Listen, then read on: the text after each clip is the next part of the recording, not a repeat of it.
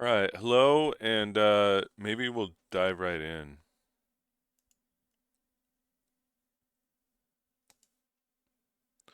So this episode's gonna be about just a bit under 6.5 hours.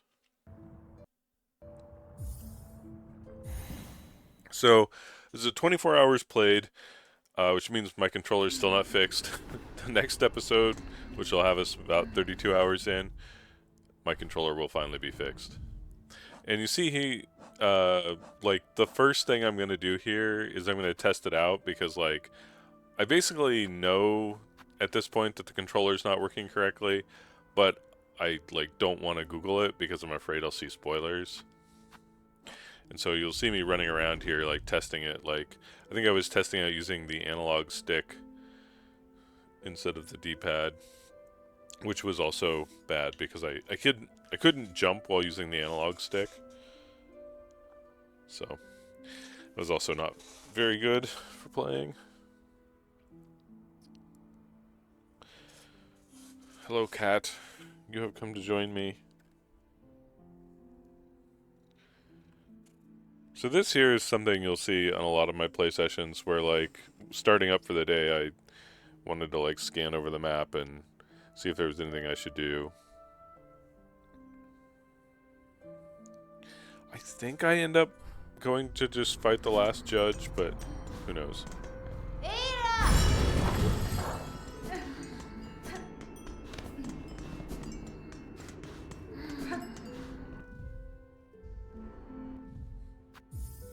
Yeah, this is me finally going in to check the controller.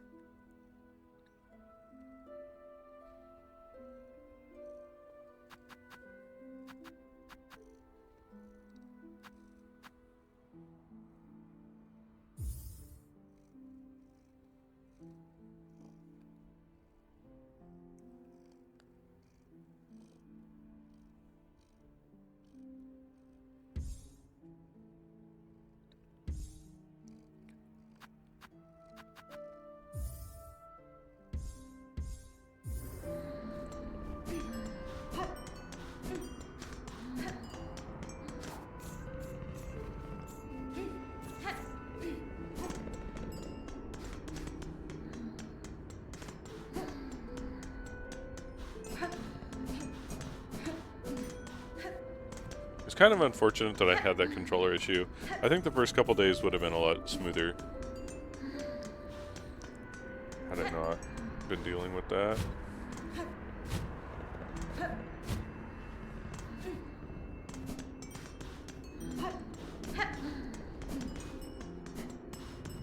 A small blemish on an otherwise really fun playthrough.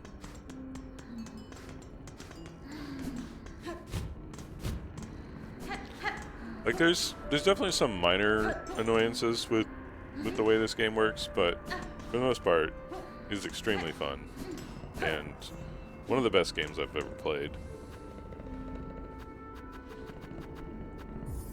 The minor annoyances are things like there's a little too many minions and boss fights, a lot of reliance on arena stuff, which is not my personal favorite.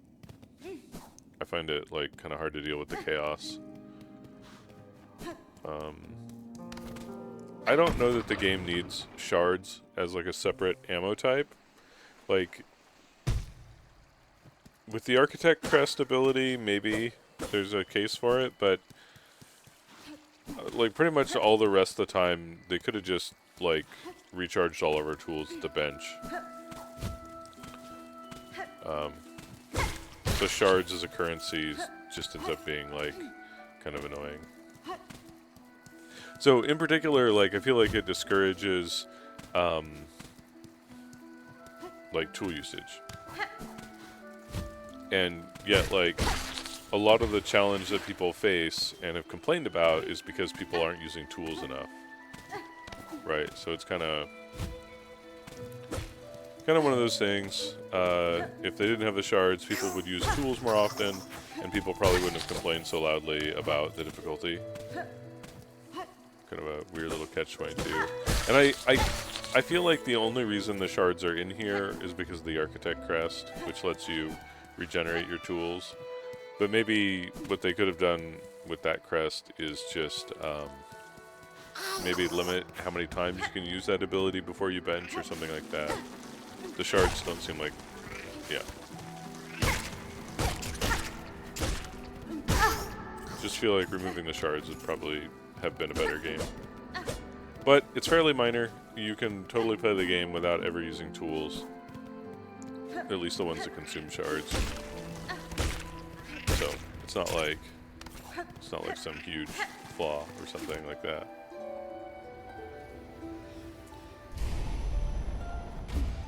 I think those are basically the two things I would pick on as like flaws in the game. It's just over-reliance on multiple opponents in encounters and the shards. I don't know. Hey, Evade Wayne. How's it going?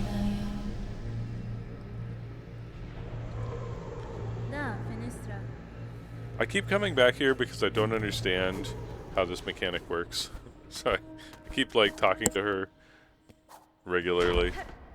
And she always just kind of has the same line, like, hey, if you ever expand your powers, come back and talk to me. And I probably have like 18 lockets on me, unused. Ah, doing pretty good.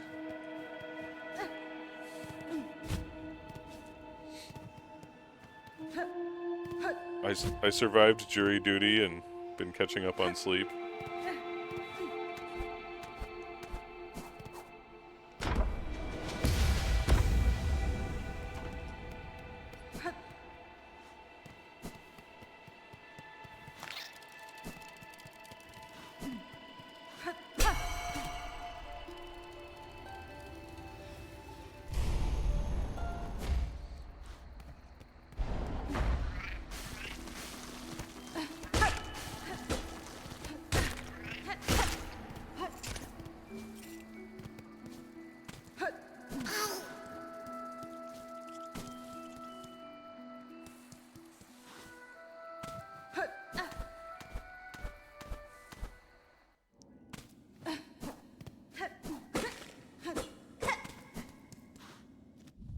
So that corpse on that rock, those are the dudes that were like carrying your cage in the intro.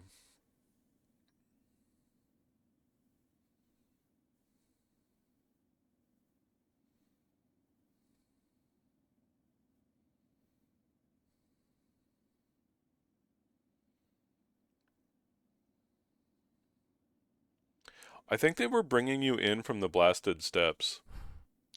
Or whatever that, like...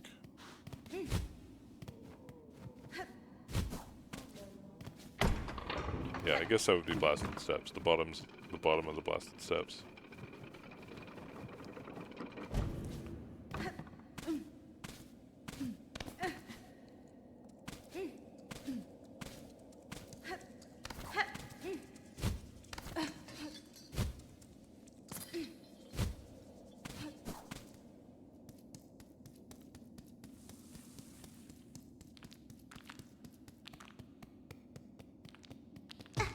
This room is too quiet now. That room is a library.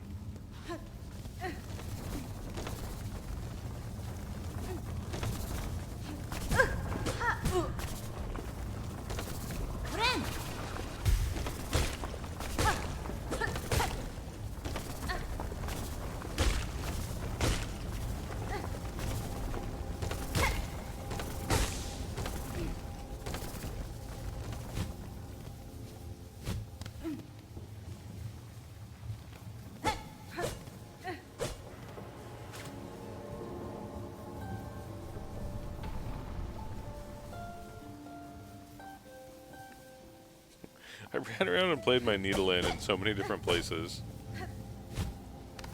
I think probably everybody does that when they play through. Does needle in do anything here? How about here?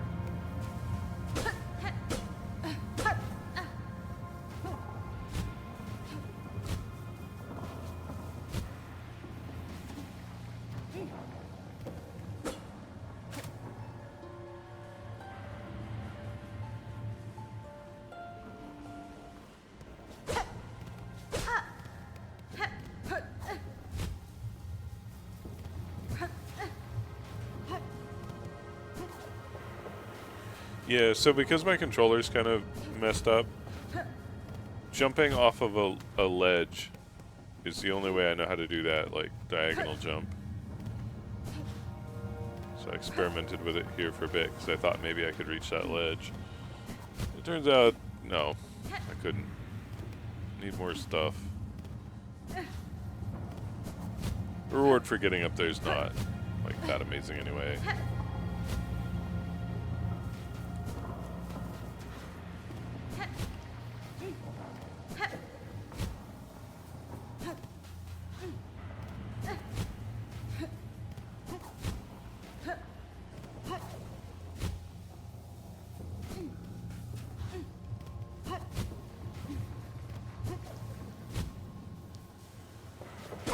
Boy, if I just had some way to like dash in the air without losing height, I could totally make it up there.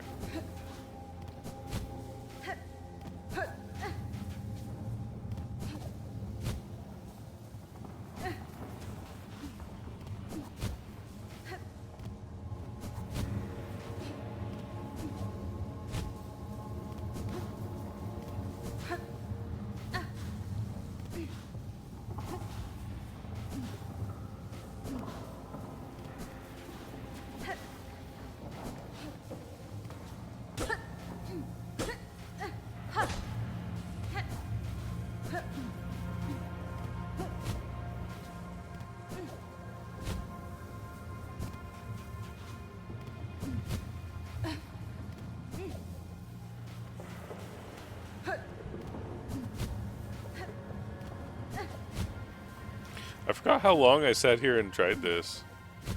I'm surprised I didn't fast forward some of this.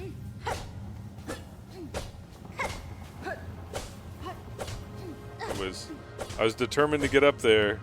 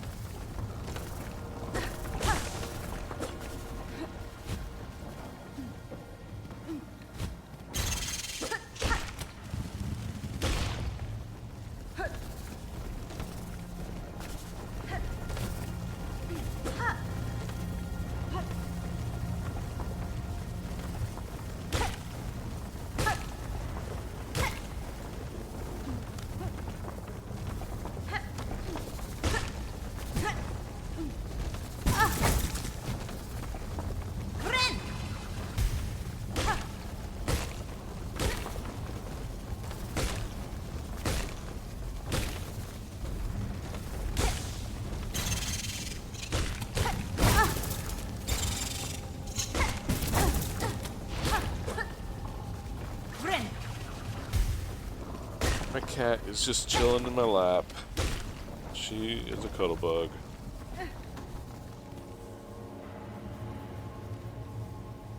Giving her head scratches. She really likes those.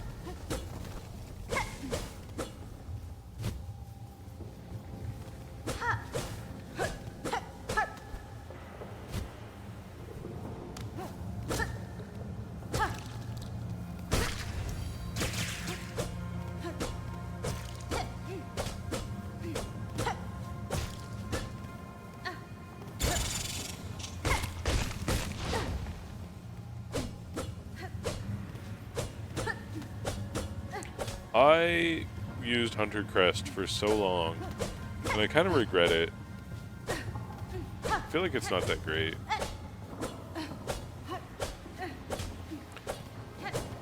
Like that last enemy that ran at me, totally could have killed it with Wanderer.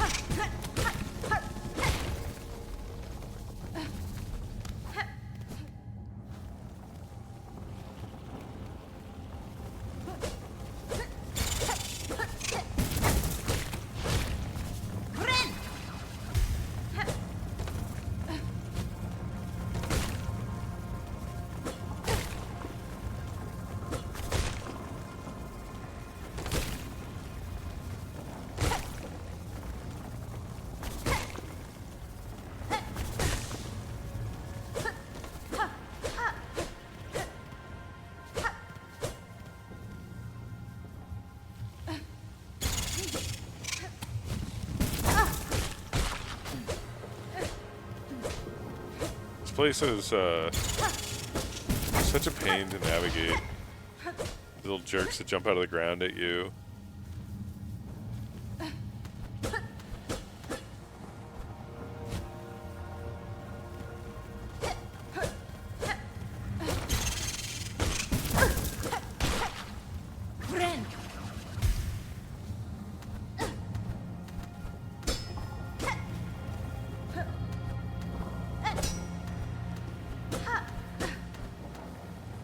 And there's kind of just like nothing down here at this point. Like, I think there was a memory locket and some stuff like that, but I've gathered that a long time ago. And I think I just like keep rechecking places every time I get an upgrade, hoping to finally find something new, and then most of the time it doesn't happen.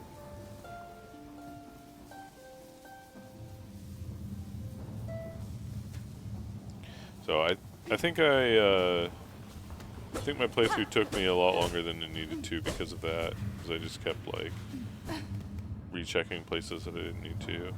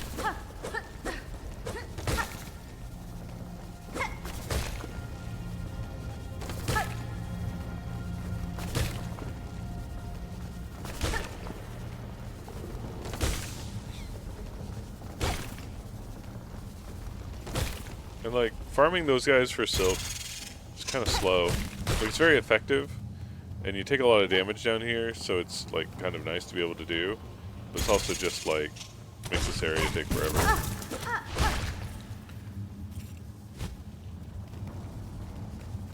Like, why am I going back over here? Like, I was just over here.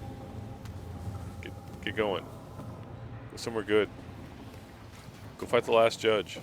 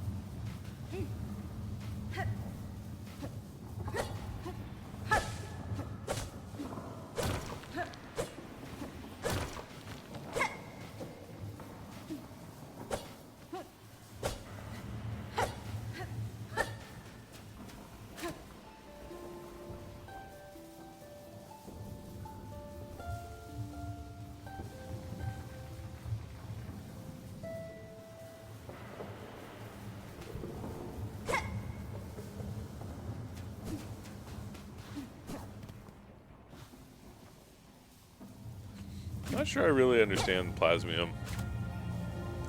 It's kind of weird. But I guess the Pale King Bandit in Hollow Nest,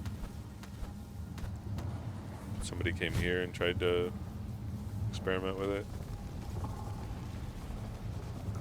It's like, it's an invasive species. It takes everything over, I guess.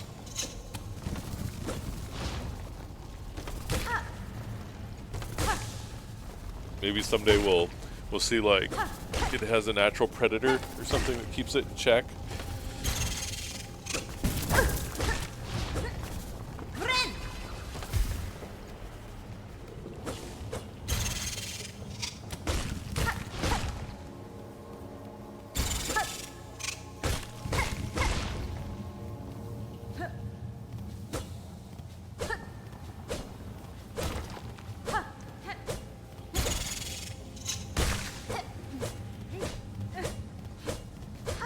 You gotta check every ceiling, you know? Could be a secret anywhere.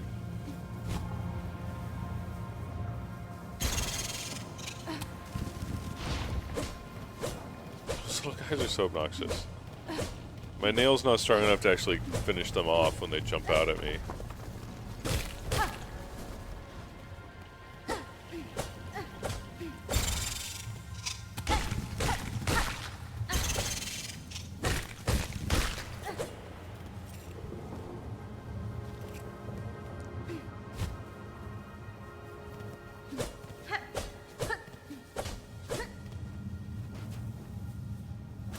Yeah, I think that guy had a memory locket.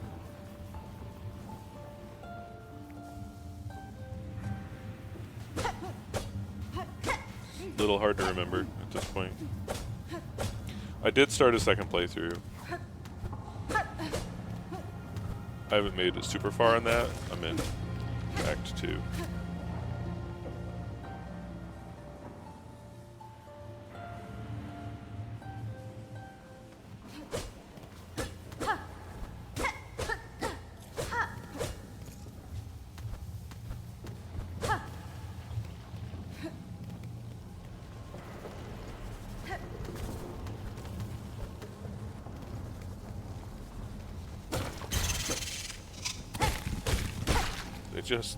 They just jump out of every wall. All the time and forever.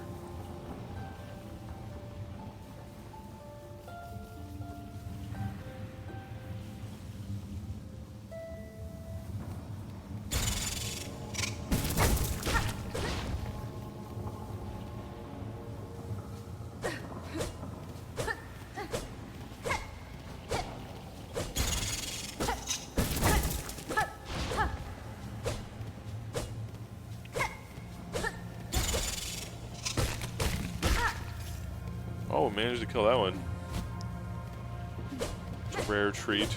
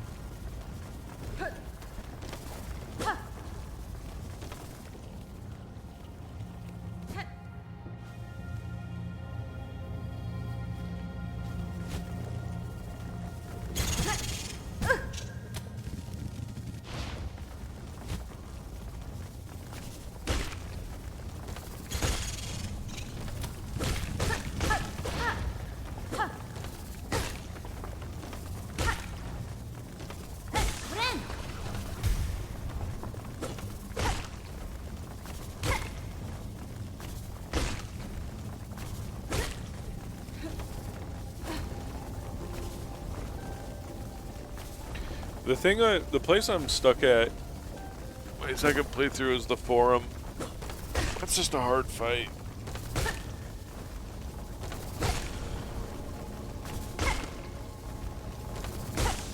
I just, maybe need to get good to get past that.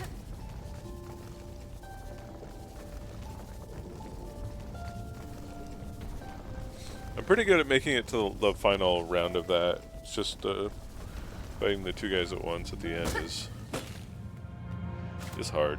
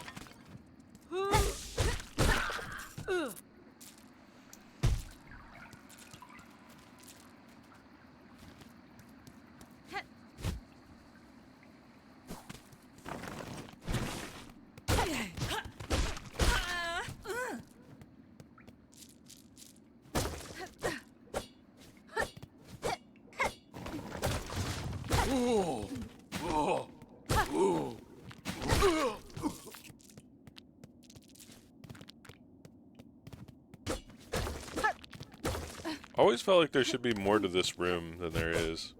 It really feels like it wants to continue off to the left to me. But it's just totally a dead end.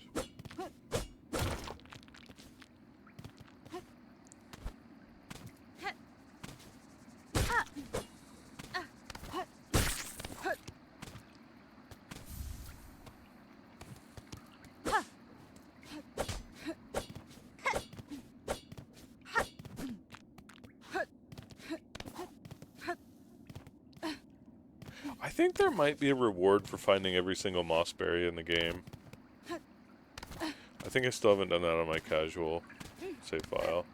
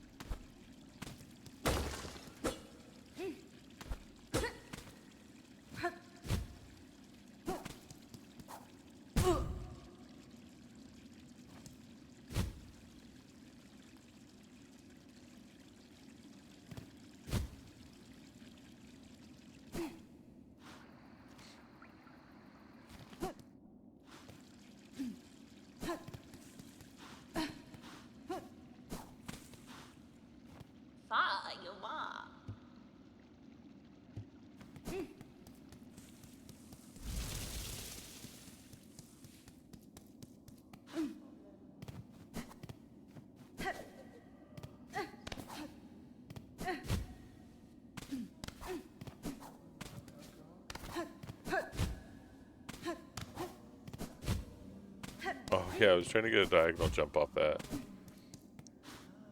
It's like, I know that movement exists, but because of my controller settings, I couldn't figure out how to do it. It was haunting me. But between days 3 and day 4, I remembered that there's like a Steam input setting, and I turned that on and it fixed it. I guess it's just some problem with using PS4 controllers to play the game. Maybe also because I'm on Linux. I blame Unity. I don't actually know if it's Unity's fault, but I blame Unity. The Linux version of Unity, like, technically works, but it seems to be kind of buggy and not amazing.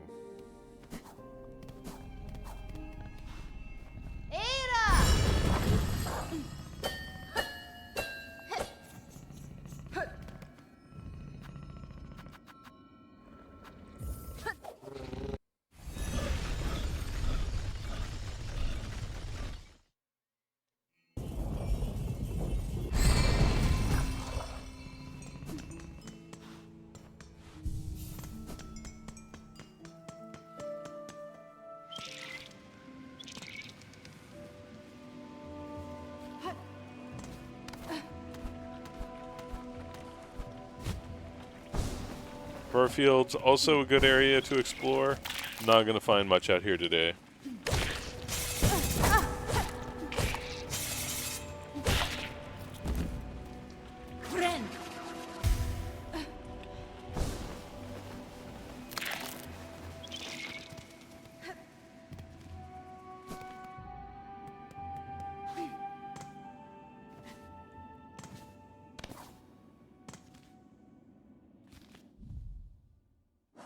My other cat has come to join me. Hello, cat.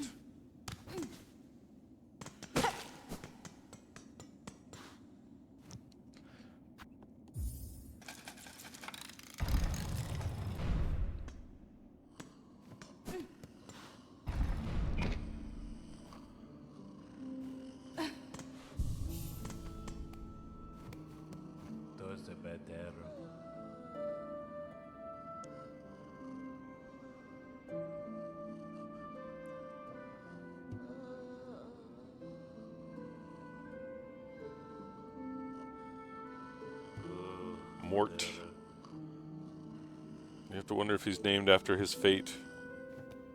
What game was it that did that? All the characters' names like rhyme with what happens to them. Was that a game or was that a TV show? I remember there being some bit of media like that. Oh, that was the is that zombie movie? I can't remember the name of it right now.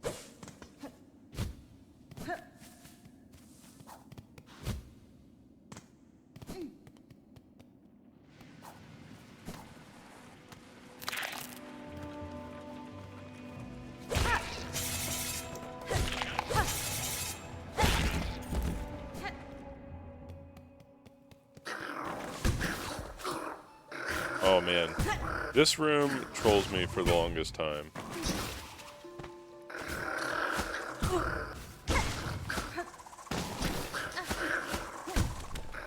By which I mean it's just, I never really understand what I'm supposed to do here.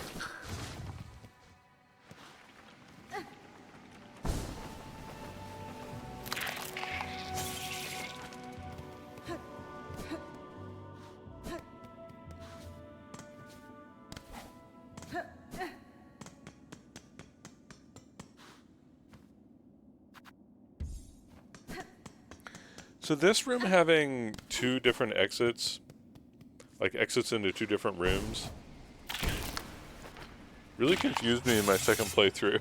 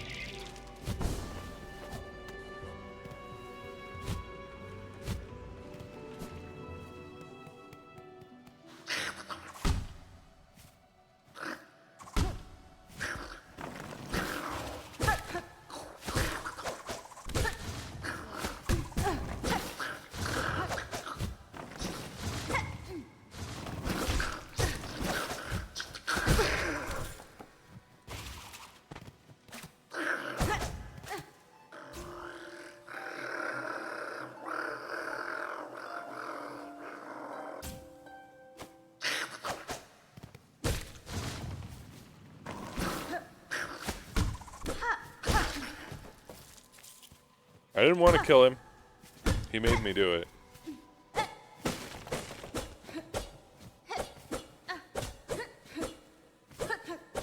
It's not my fault.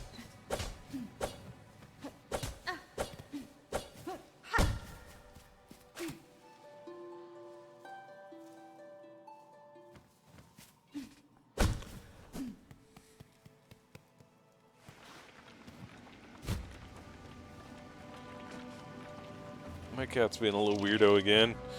She wants me to pet her, but only on this extra chair. So she has to come and be annoying until I pay attention to her. Then I have to, like, pat the chair, and then she'll jump up there.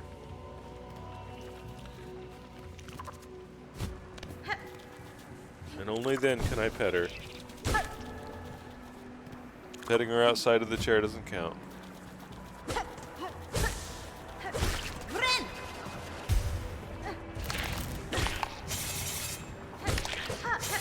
So as much as I complain about the warding bell, on my second playthrough I didn't grab it, and I kind of regretted it. So I think Act 1, the warding bell is actually good. Use the warding bell. But somewhere in Act 2 you get access to much better gear.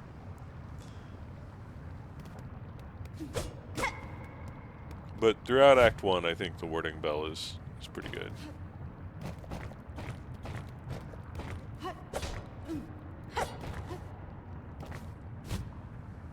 It's just like an upgrade with an expiration date on it, sort of thing. Or like if you're really collecting stuff, you get better stuff before too long.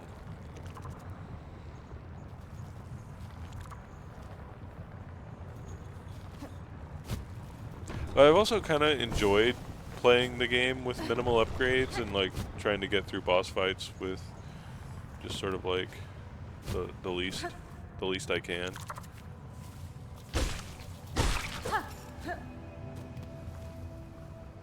But I ended up, I'm like 9, maybe 10 hours into that save file, so I can't get the 5-hour achievement anymore. I think I'm going to keep playing it for practice. There's an achievement I can get other than the speedrun one, so like I'll probably use it to unlock that. So I've like sort of like started collecting gear to make it a bit easier.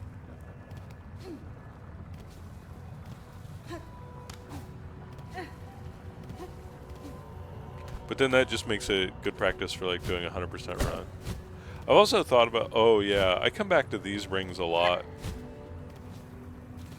I had kind of postulated to myself that there was some sort of upgrade that interacts with them, but I kept trying to interact with them anyway, just to see if I could figure out anything. Oh yeah, I have 5 memory lockets that I should be using. Oh yeah, I wondered if that ruined tool was what I needed to interact with those. But I don't have any craft metal, or I haven't found the person that can repair the tool yet. But that ruined tool is definitely not, spoilers for anybody watching, not how you interact with those. The ruined tool is pretty good though.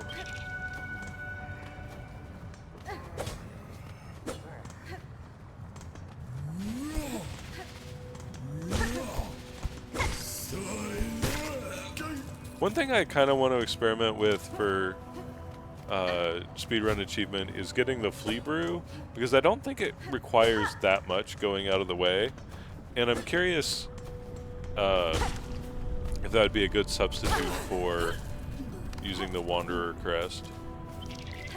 I never really experimented with flea brew in my casual. I think I used it like one time. And not even for combat.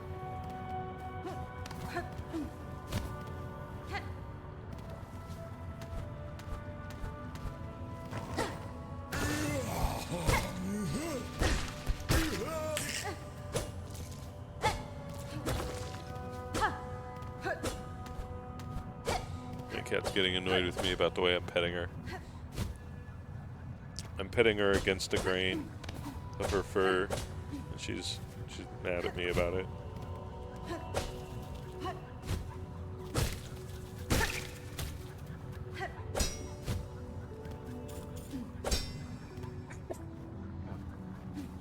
Sorry about that. Had to sneeze.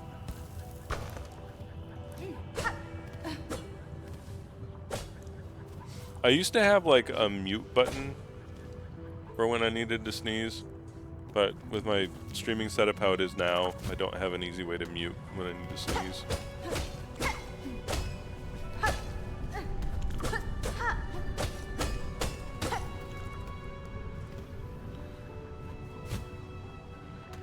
My streams are always very sneezy person.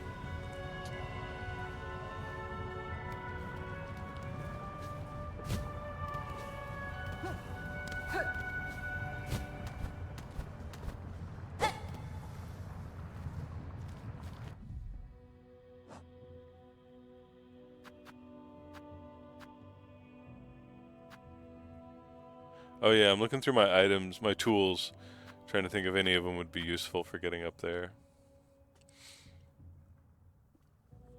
Not particularly.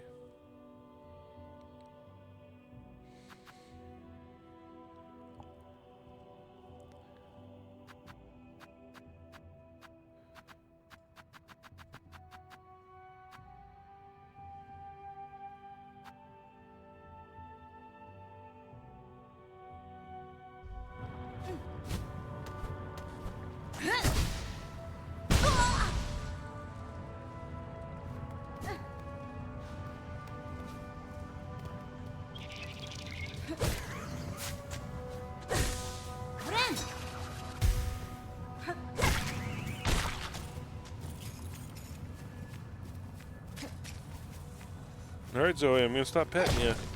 You gonna be sad about it? Her tail's going kind of crazy, like I've just about had her fill and being petted, so I don't think she'll mind if I stop.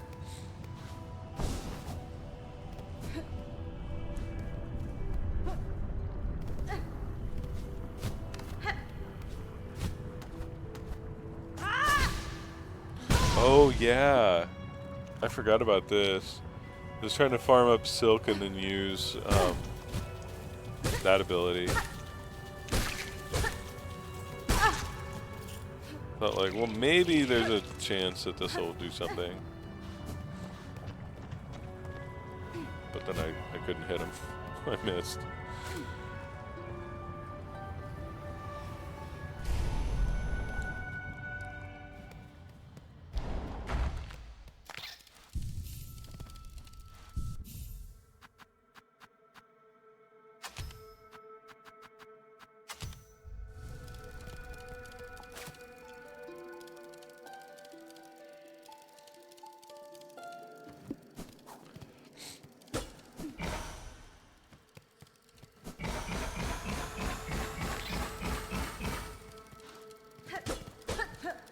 These weave nests are kind of cool. I wish they had done a little bit more with them.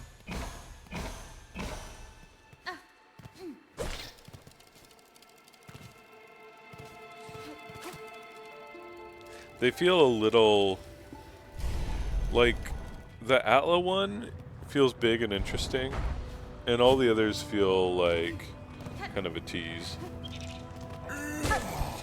And I think they even say in the game that Atla is the largest, most developed one. So like it makes sense. Apparently they're not done with this, that they're going to release more content. I was kind of skeptical of that when I first heard it, but then having played through this and gotten multiple endings, oh there we go. Yeah, that definitively told me that that doesn't work. Might try it again just to be certain, but yeah.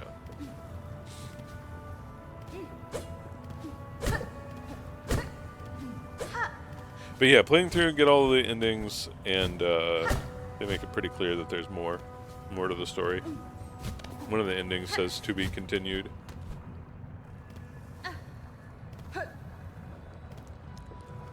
I kind of want to just keep playing this. I took a couple days off because of like when I did jury duty, I was getting up at 6:30 in the morning and I was extremely tired when I got home from it. But now that that's over, I have plans to play this like say an hour a day minimum, and maybe not like literally every day, but like I want to play this like 5 to 10 hours a week, even if I'm not like, even if I've beaten everything. I just want to like get good at the game. I don't know if I'm going to do all the achievements. The like Steelheart, where you have to play through the 100% game in Steel Soul mode, that just seems so difficult.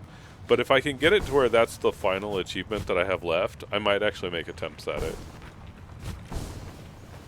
I would love to get good at this game. It's such a beautiful game, and it'd be nice to be good at it for like when more challenging content comes out, because I'm sure they'll do like Hollow Knight and they'll release something at the level of Pantheon in terms of difficulty.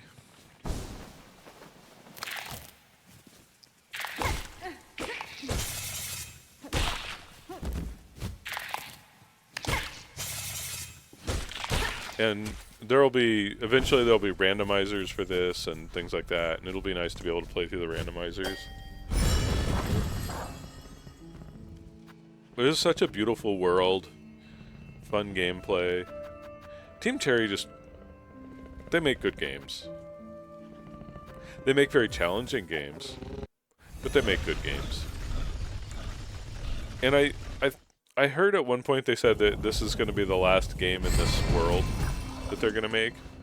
Who knows what other stuff they'll make, what other genres and whatnot. But they must have spent like so long, because before the original Hollow Knight, they made some game called like Hungry Knight. So like they've been working on, you know, I don't know how long Hollow Knight was in development, but like let's say it was in development for 5 years. So that you've got like the 5 years that was in development, the 6 or 7 years that this was in development, and then like they're still working on this. So that's already over a decade though. 5 plus 6 would be 11, right? So and plus however long they worked on Hungry Knight, you know, maybe that was like a year or two or something. So like, have they been working on this world for close to 20 years? Maybe. And by the time they finish the DLCs and stuff for this game, yes. So I can understand them wanting to take a break and work on a different world.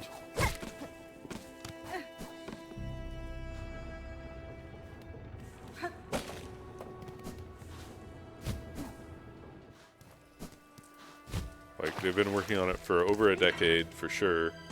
Possibly longer.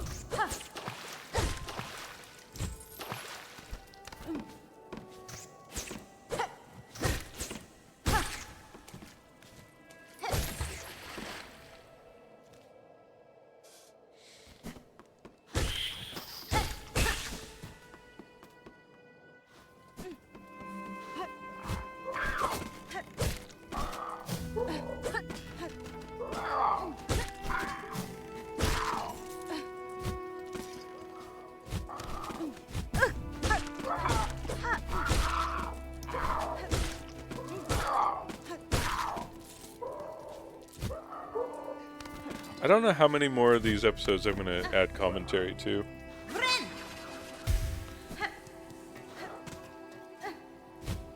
It's kind of a time-consuming process to like rewatch them, and I could be using that time to practice and get good at harder modes of the game.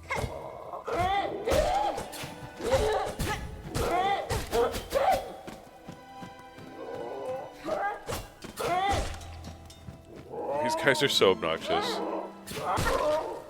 Their movement patterns, I don't know.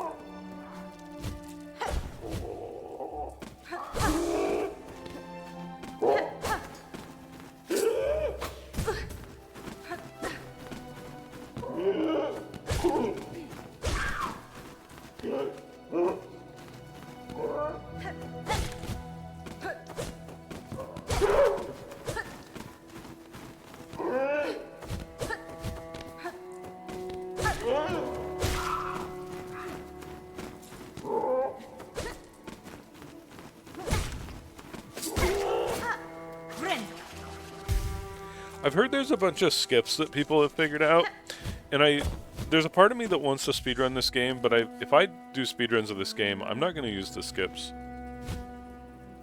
I'm going to want to do all the boss fights and practice everything. So there's definitely a part of me that is interested. I think I'm a bit more interested in 100% than any percent. Like, I want to do the any percent to get the achievement, but even there I'm thinking about using the 100% route. Because I think the 100% route, if you follow it, you get to a point where you can do the first ending in less than 5 hours. Quite significantly less, I believe. I haven't actually watched any of the runs. I've just seen little bits and pieces of people talking about them. So the last time I checked speedrun.com, they weren't accepting times yet. Like, they wanted to give people a chance to like play the game and have fun. And I don't really know outside of that where to find runs. Like, maybe on there's probably some Discord server somewhere where people are discussing routes and stuff. I don't know. So there's no route posted on SRC, and I don't know which Discord I would join, and I don't kind of hate joining Discords just for like one thing, which is what it would be. Like, I would join the Discord, find out the route, and then leave the Discord.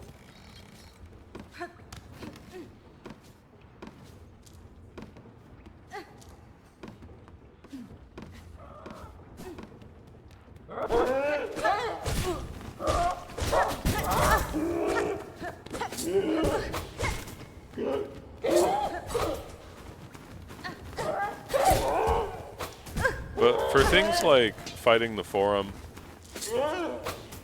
man, I always head bonk stuff. Nail's not long enough. But for stuff like doing the forum fight, it's definitely nice to go get like all the pale oils you can and fully upgrade your nail. Get certain tools, like going to Center's Road and getting attacks. And then maybe also getting like the purple polyps in Shellwood so that you can poison your attacks. A few things like that.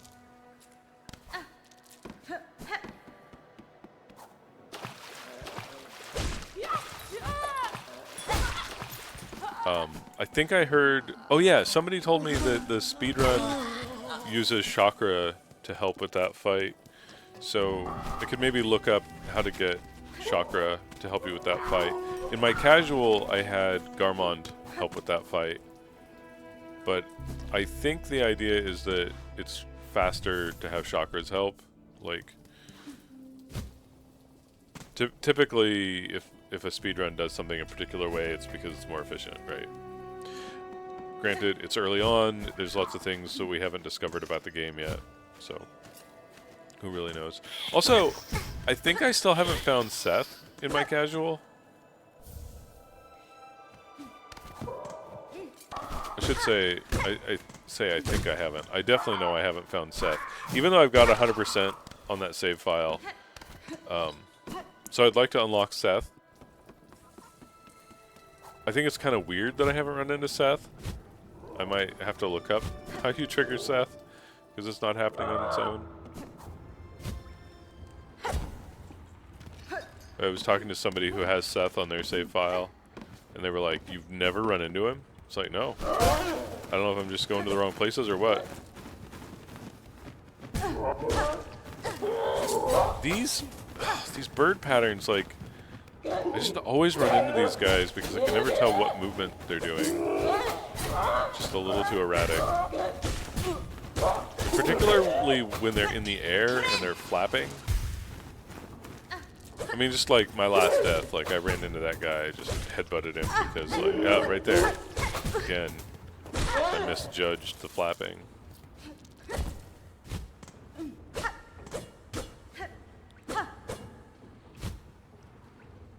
So, like, I skipped this fight in my casual.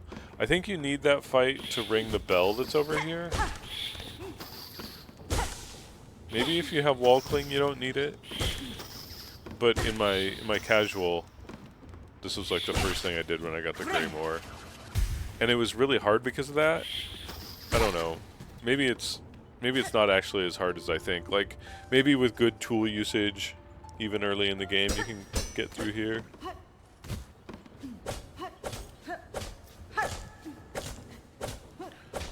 But there's a bunch of early game fights that I did kind of geared up that slowed me down too much trying to get the speedrun achievement. So because I backdoored the Citadel, I mean, I would have had the same problem if I had gone through the last judge. But like you, to get into Act 2, you either have to fight Phantom or Last Judge. Maybe there's a third or fourth option that I don't know about, but I know about those two options for sure. And when I fought Phantom, I was very late game in my casual, and didn't really have to learn anything about the fight because I just like demolished Phantom. But playing through it and fighting Phantom with 5 masks and 1 nail upgrade and nothing else, it took me so many attempts because it was like just learning the nuances of the timing, because Phantom is a fun fight, but it's like the timing windows are pretty tight, just like they are on like a fight like Lace or Widow. Basically, all the fights against like Weavers seem to have pretty tight tolerances.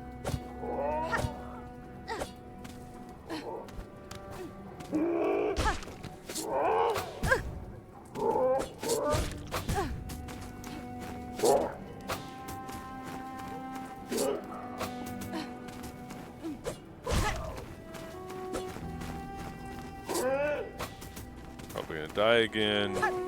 Bumping into this guy.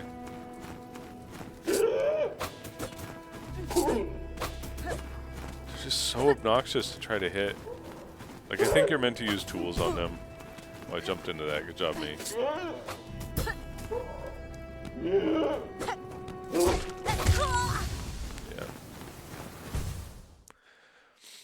If I had been using Wanderer, I probably could have parried that projectile, but I hadn't recovered from my previous swing.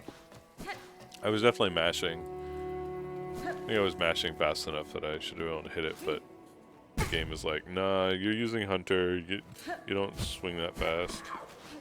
It's like, alright, fine game, you're right.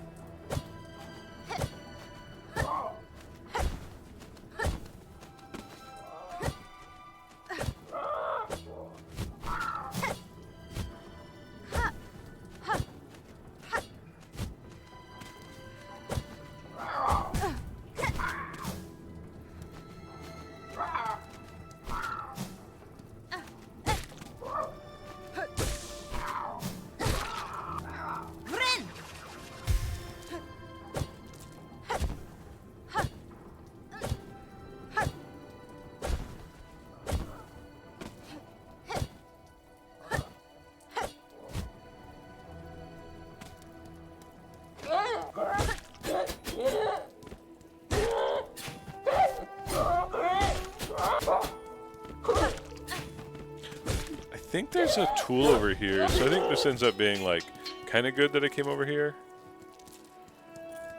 It is a tool. Oh no, I guess I already have it. So never mind. Already been over here.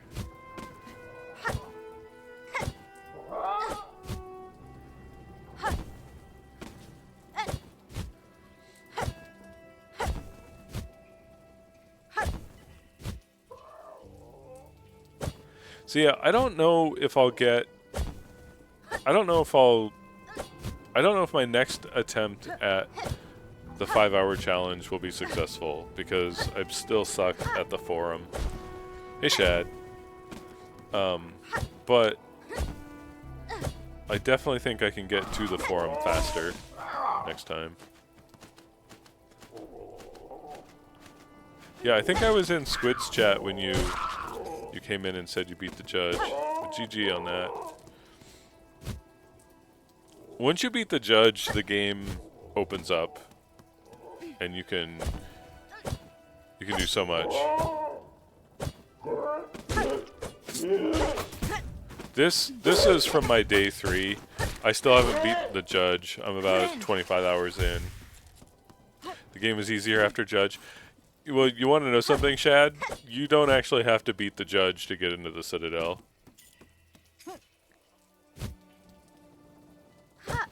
But congrats on beating the judge.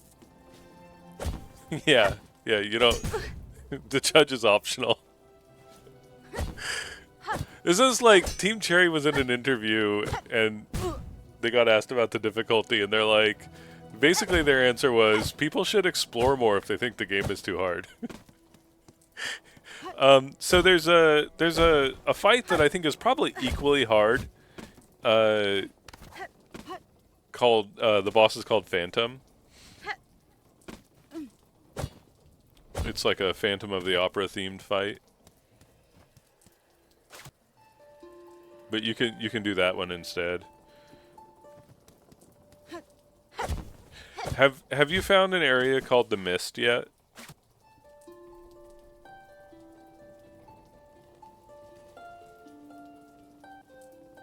Yeah, so if you explore around, you'll probably eventually find an area called the Mist. You have to go through the Mist to get to Phantom, and then the reward for beating Phantom is a backdoor into the Citadel. Interestingly enough, Colette found that way into the Citadel on her casual.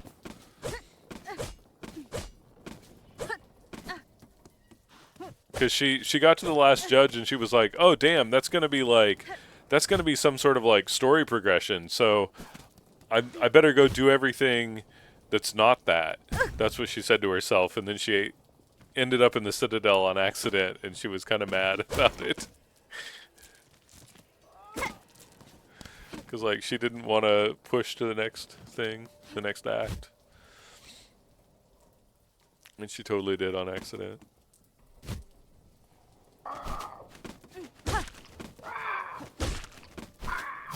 But I don't think you lose anything by triggering Act 2. I think it's the game content's purely additive at that point. And like honestly, once you can start getting upgrades from the Citadel, the game really opens up, and you can really make the game a lot less difficult. You've been all over. Have you found an area called Sinner's Road? It's a pretty challenging area. So if you explore starting in Sinner's Road, if you just go everywhere you can from Sinner's Road, you'll find it.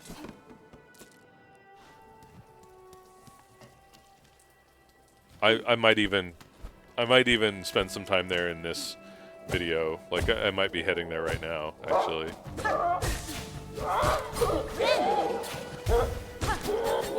I do eventually beat the last judge in this episode, I believe. But similar to Colette's playthrough, like, I realized it was like progression, and so I was like putting it off because I wanted to see what else was like findable.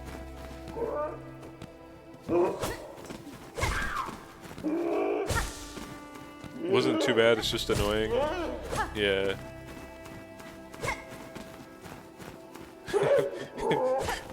Have you been to Bilewater?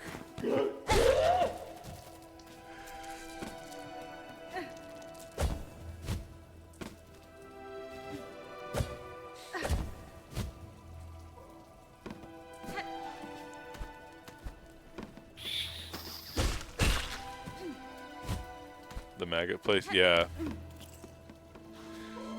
Water is like the worst zone in the game. Like, I kind of understand it now, because I spent so long there. But I got there, like, basically, like, as soon as I beat Widow and got Wall Cling, I went to Bilewater and, like, explored as much of it as I could. And, like, it's just...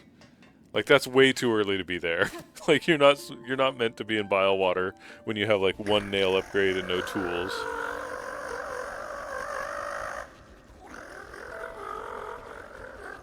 What the hell kind of bug is Styx?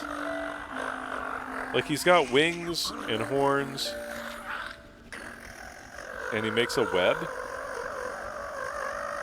Is he like a silkworm or something? Like, what is he?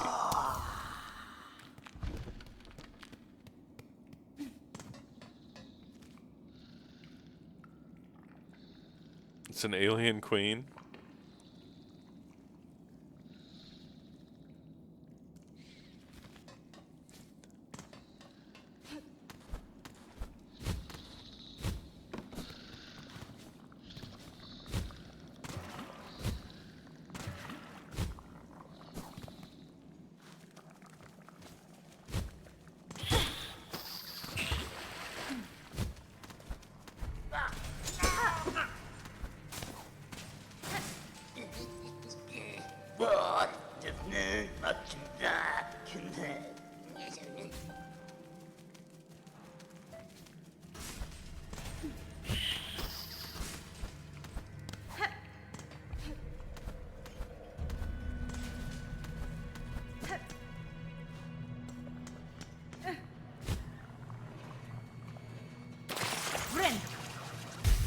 I don't know why I missed that ledge grab there. The game's really, like, it seems kind of picky about ledge grabs, in my experience. Like, I almost wish ledge grab wasn't in the game, if that makes sense. Because of the number of times I've accidentally grabbed ledges and it's messed me up, caused me to die. Or the times that, like, I just couldn't grab a ledge even though I thought I could. I might also do this. I have like 50 hours of footage. I'm doing okay, battery. Yeah, I have mixed feelings about this battery because, like, I don't have a good setup for doing other stuff while it's happening. Yeah, I saw that. You got there in half the time it took me. I have 100 hours of footage, so I was thinking, we'll see how much more commentary I feel like adding to these. But I think once I get to my 100% victory, I'll just upload the rest of the footage without commentary. Because 100 hours is just... Like, I edited down the parts where, like, I'm just learning boss fights and I'm, like, just throwing myself... Like, waking up at the bench, throwing myself at the boss. I sped up those to, like, 10x, but... And not edit it. Yeah, like, I don't know. I guess, like, if I brought a laptop in and, like, could do something else, maybe I'd be more open to that, but... It's a lot to sit through when what I want to be doing is playing the game. I want to be attempting the 5-hour achievement and stuff like that.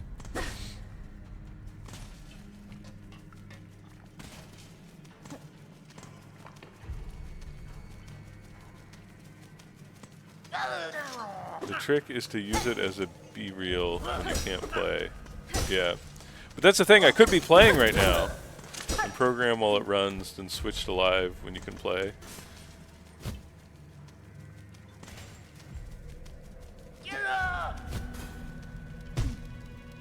Good way to miss the door there, and then the guy's in your way, and you have 1 health, so you can't take a hit. There's no way I'm gonna miss this, right?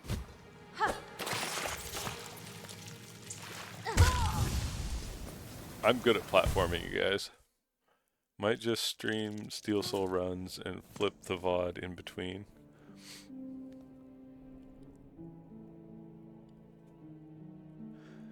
Yeah, I'm not ready for Steel Soul. I'm It's weird. I'm more worried about traveling between bosses than I am fighting the bosses for Steel Soul.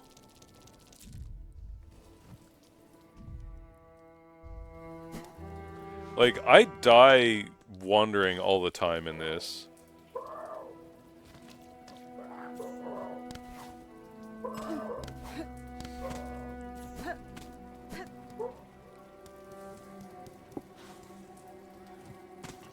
Granted, there's definitely some bosses I'm not good at yet.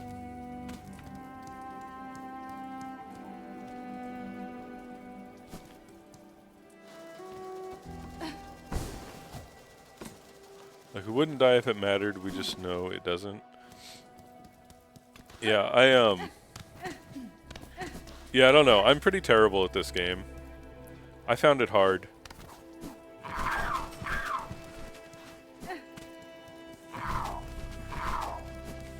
And like, I have made a second save file, and I've made it as far as the forum, which I can't seem to beat.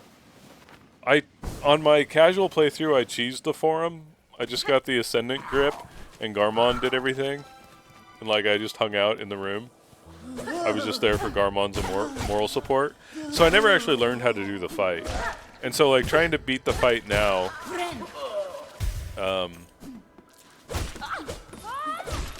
forum is hard. I feel like the forum might be the hardest thing in the game.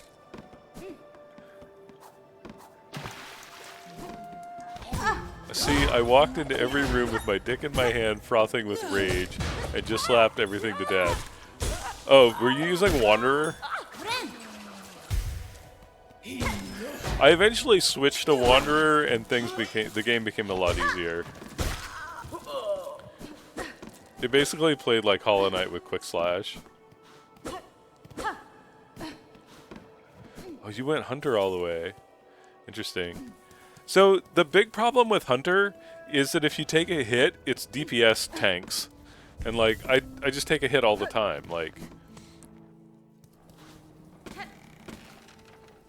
I'm never not tanking a hit.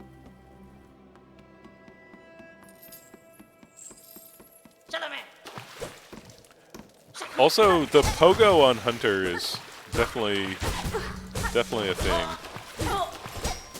The straight down pogo is much easier for my brain, just because of how familiar I am with Hollow Knight, right?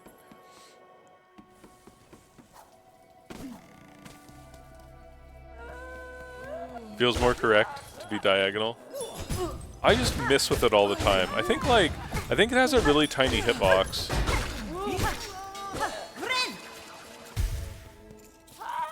Hornet's moveset is just better. I could see that. She has a lot of really cool moves.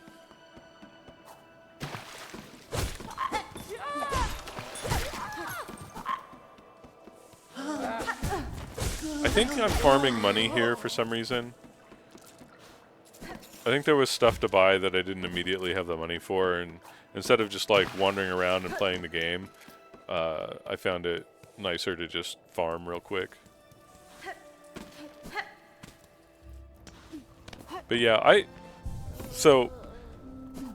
imagine we're on the same page about this. I think this game is like an 11 out of 10. The only things I can think of to complain about this game is like, I don't know that shards need to exist. Like, I think if you just got all your tools back on every bench, that would have been fine. And maybe for Architect Crest, like, maybe you can only restock yourself like 3 times per bench or something. But just like, get rid of shards. I think they discourage people experimenting with tools, and you were clearly meant to use tools to smooth out the difficulty. And then the other thing I would critique is that, like, there's probably too many fights that are, like, arenas, where, like, you know, like, Grohl having, like, stuff you gotta fight through every time and stuff like that. Like, for me personally, like, arenas just feel like chaos that I can't seem to manage. So I don't really like arena fights very much. Like, the ones with multiple combatants. Even when they're weak. It's kind of meh to me.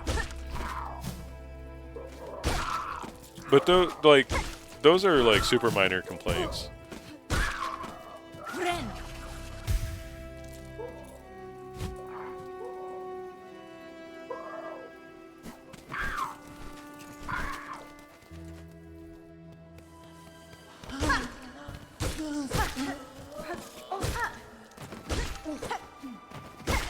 The only other problem I really had with the game was, I think, Linux specific, where like, I fix it between day 3 and day 4, and this is day 3, so I still have the problem when this was recorded, and that's that I can't use the D-pad and the dash button at the same time, and if I use the analog stick, I can't use the jump button at the same time as the analog stick. And so, like, that really limited some of my movement options. And I think some of the early game was harder than it was supposed to be because of that. But I eventually figured out that I could set it to Steam input. And then the other thing that would happen is sometimes I'd be playing and my controller would, like, disconnect. So that's one reason why I'm not super looking forward to, like, Steel Soul stuff, is because there's going to be times when my controller disconnects and I lose the Steel Soul run because of it.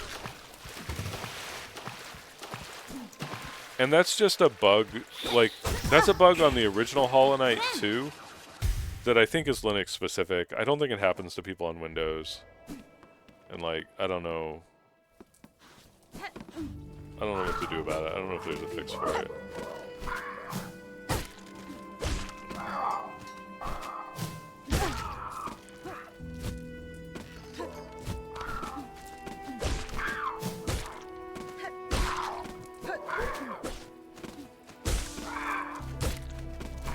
It always feels awful when it happens, though. You're just playing along, and like the game will stutter for a second, and then, like, if you were holding a D-pad, if you were holding the D-pad, the Hornet will just keep walking in that direction. But if you weren't pressing anything right when it went out, then like you won't be able to press anything afterwards either. And sometimes it'll fix itself, but then like the trigger buttons won't work. So then you pretty much always have to save and quit. Like, completely close the game to fix it. Oh yeah, I think it just happened right there, actually. There was that audio hiccup. Maybe not.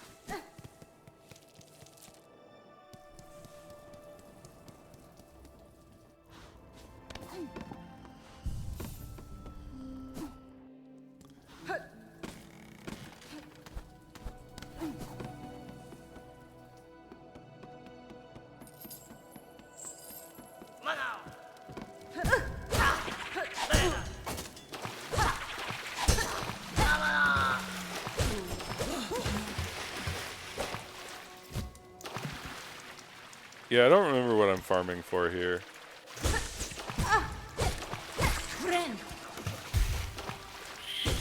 But I'm definitely on some sort of rosary grind here. That's why I keep this little loop here I found to be pretty profitable. Once you get access to the Citadel, I think the Citadel has better farms. And I've seen some people, there's a spot down in Bone Bottom right next to a bench. There's like 2 dudes you can kill and then bench. I've seen some people say that's a better spot. But this worked pretty well for me.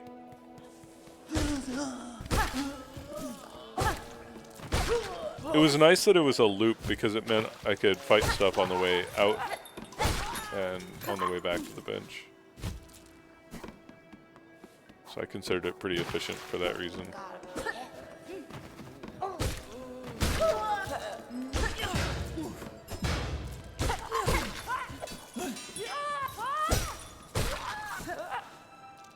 Also, the magnetic brooch, I've heard some people say that it's like the worst item, the worst tool, but I totally disagree.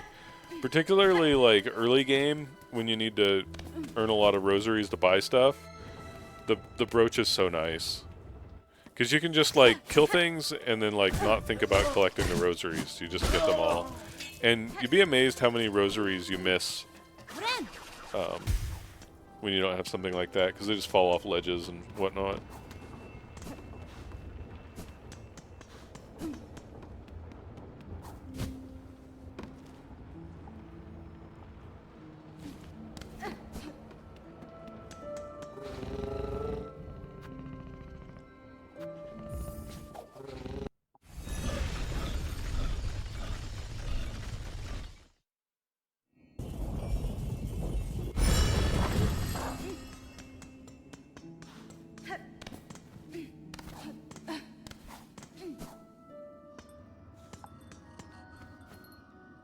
essa massa.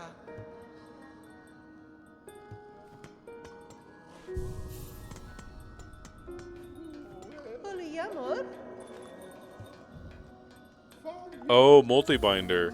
So, I've heard a bunch of people say they don't like multi-binder, but, lost audio for a meeting for a sec, but I can hear you now. Oh, yeah, no worries. I've heard several people say they didn't like multi-binder. Once I bought multi-binder, I basically never took it off.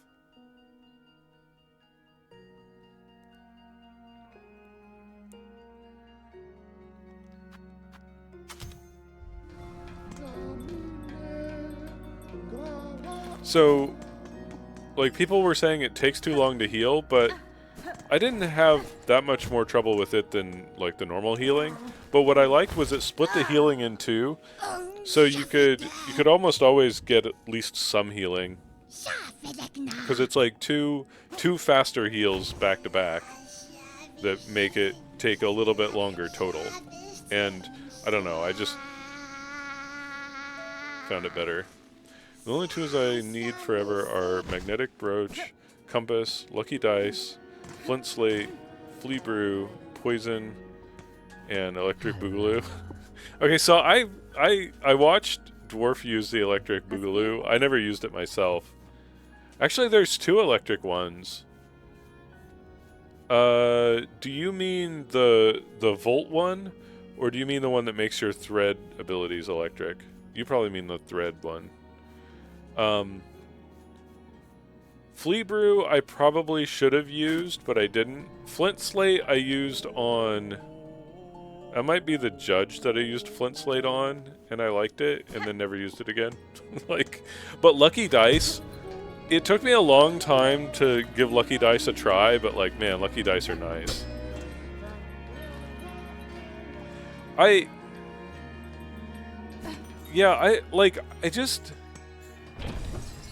don't really like consumables.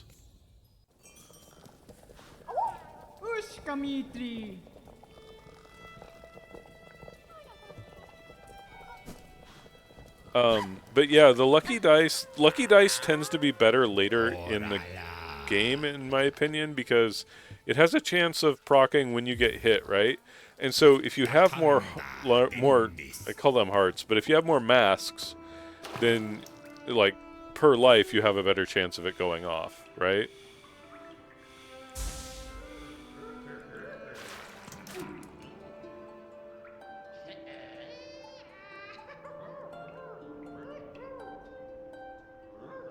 Like, if you have a hit that'll do 3 masks, it's good too. Because it just saved you 3 masks. Yeah. Yeah. So, Lucky Dice is one of those things that, like, it is good, but it's not as good until late in the game. Late in the percentage.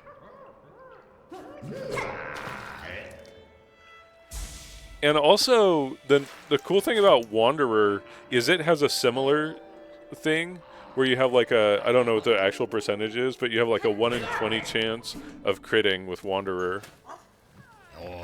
You hadn't gone to Ava all game? Oh man, so you're missing out on the free tool slots. I like the final Ava upgrade. That thing is really nice.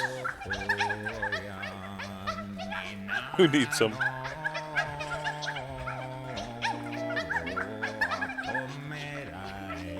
I was missing out on Pale Oil for a really long time.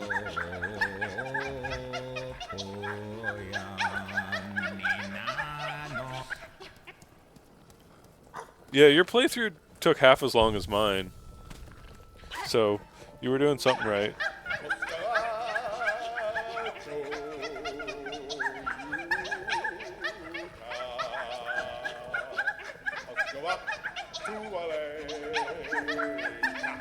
But yeah, I think if I had used like Flea Brew and Flint Slate more, and Wanderer, I think I would have struggled less. There was some fights that just took, like Lace 2 just took me forever. I've seen like Squid beat Lace 2 on like the 3rd try or something. I only used the Brew and Slate if a fight was going well. Oh yeah, I love Lace.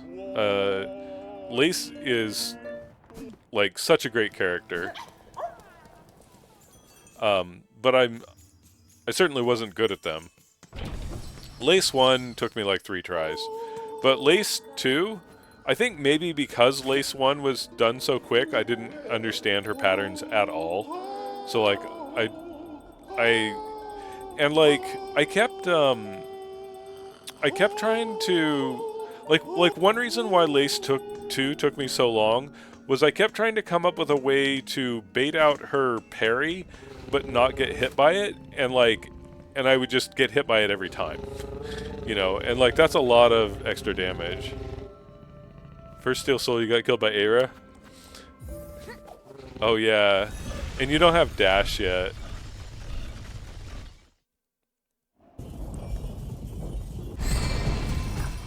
You can have double jump at Lace too if so. I got all the way through Mount Faye. There's this one particular room where like you've gone up the tram line and then you drop down and there's those guys that turn into spikes when you get too close. I got all the way through that room and I got all the way to the exit on the right of the room, and you're supposed to like use the harpoon hookshot thingy, and then you're supposed to jump back to the left and grab onto the wall. I looked at that wall and I was like, oh, that's spikes. I don't want to grab that. Shit, I guess I need double jump. I guess I'll come back here later. I walked all the way back home and left Mount Faye. And then I came back like 30 hours later and was like, wait, that's just a wall. And like, I was facepalming so hard it hurt.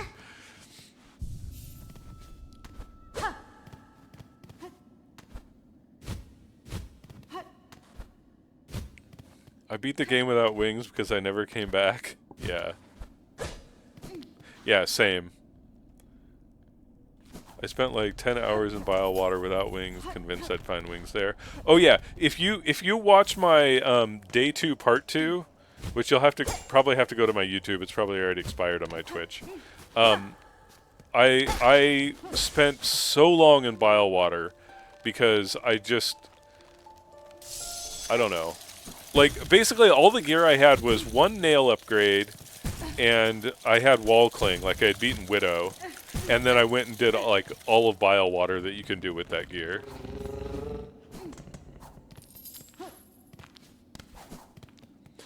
Yeah.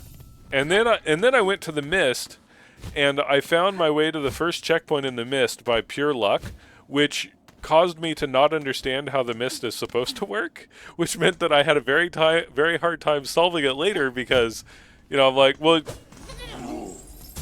yeah, I don't want to, I'm trying not to be too spoilery because I know, like, Shad's listening and Shad hasn't found the mist yet.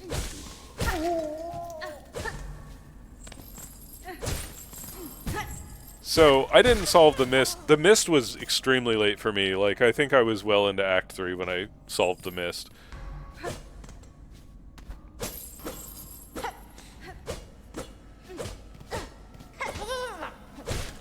Yeah, like when I finally solved the puzzle, it was the kind of thing where like I woke up one morning and I was like, "Oh, that's what you do," and then just did it.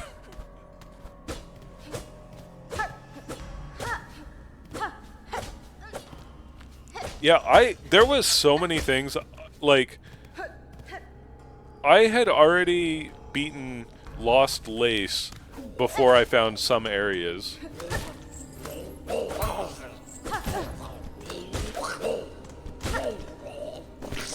Still can't quite tell what's required for true end.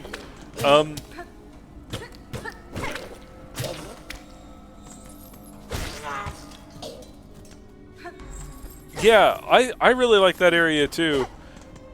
Did you have any trouble with the Pale Stag? Do you even remember fighting the Pale Stag? The community rates that as one of the easiest bosses in the game.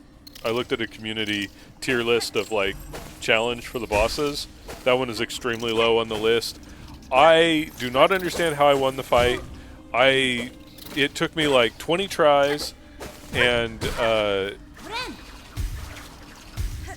yeah, like I could not figure out how to dodge its attacks. Like, I couldn't figure out how to tell which ones were going to be moving fast and which ones are going to be moving slow, which I felt like I needed that information to know how to dodge. Took me one try and didn't know it was a mini-boss. Yeah, that thing was actually quite difficult for me. Like, I don't understand the trick to that one.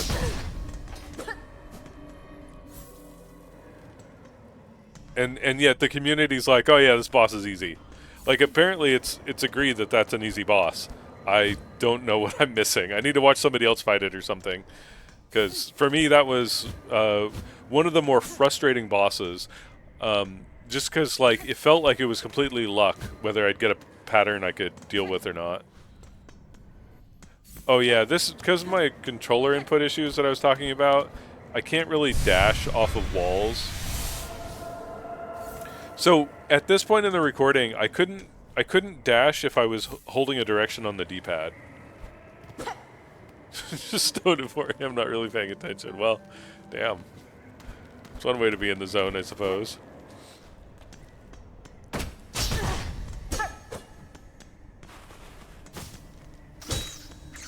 can turn the volume down. All right. Well, it's fun to get to discuss the game.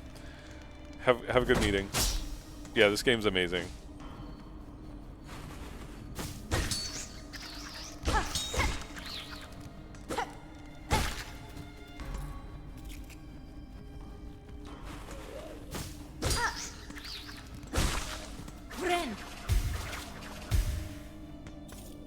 Peak D-Gen at 9 a.m. I was not legally allowed to drive a car when I beat it. Oh.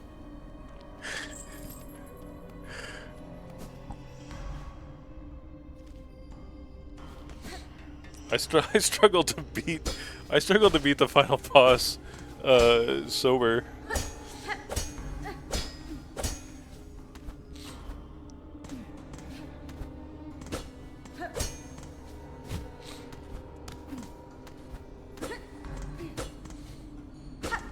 I think my playthrough was probably similar to Colette's. I think we struggled on similar bosses.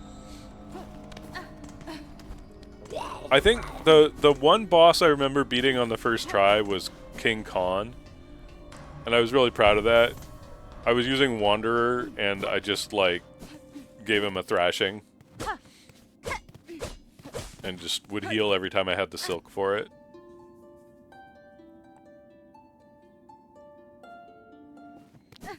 Yeah, this game's an 11 out of 10. It's a fantastic game.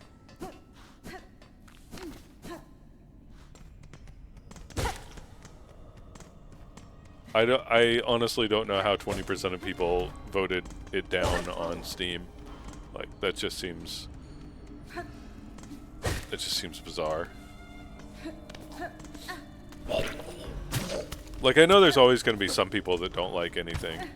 Pick a thing and there's always people that don't like it, but I was really shocked that it was 20%. That seems way too high. I get that it's different than Hollow Knight and the complexity of enemies is higher than HK earlier, but I think that there's a bunch of babies that have modded in easiness into Hollow Knight for too long. Too many community mods make the game dumb easy. I think it poisoned their minds and they're whiny babies. Yeah, maybe. Did people not remember that Hollow Knight was hard?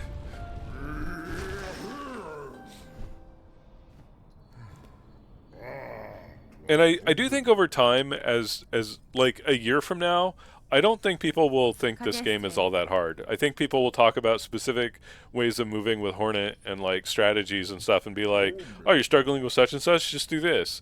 And it'll just sort of be obvious to people that this game's not that hard.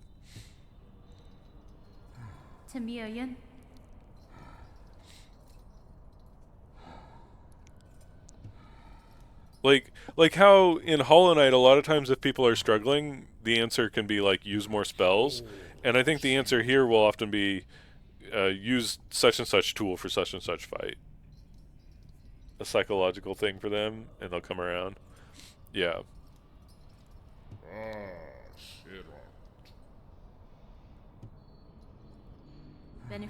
It just reminds me of people saying Dark Souls is hard.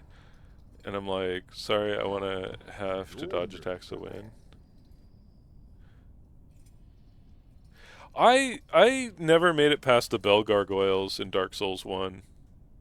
I need to, like, beating a FromSoft game is on my to-do list. I don't even really care which one. Sekiro, Dark Souls, Elden Ring. I don't care. I want to beat one of them.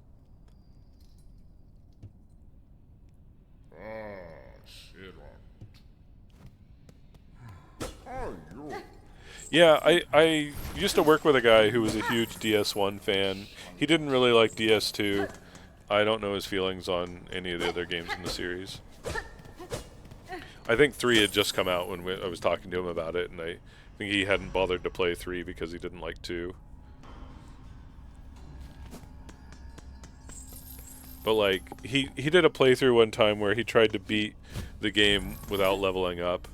And I think he said like there was a particular boss that like you kinda can't beat without leveling up. Like there's probably people that have done it, but for the most parts it's just kind of really painful. Some sort of boss that uses a lot of poison mechanic. And he said other than that, you can basically beat the game at level 1.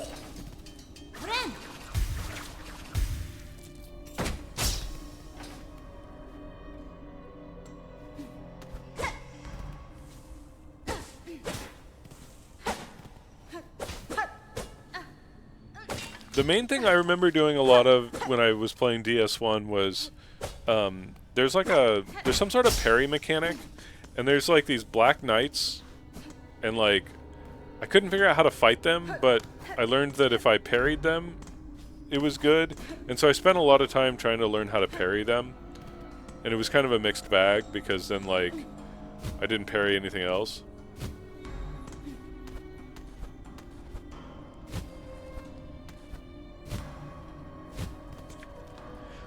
But I remember, like, on the bell gargoyles, I think I got to the point where, like, 2 or 3 of them were fighting me at the same time, and I was, like, I'm not good at dealing with multiple opponents in a fight. I couldn't keep track of where they were and when they were attacking, and I got kind of bored with the run back. Because, like, I guess that was my experience with DS1, is there's a lot of running back that I didn't enjoy.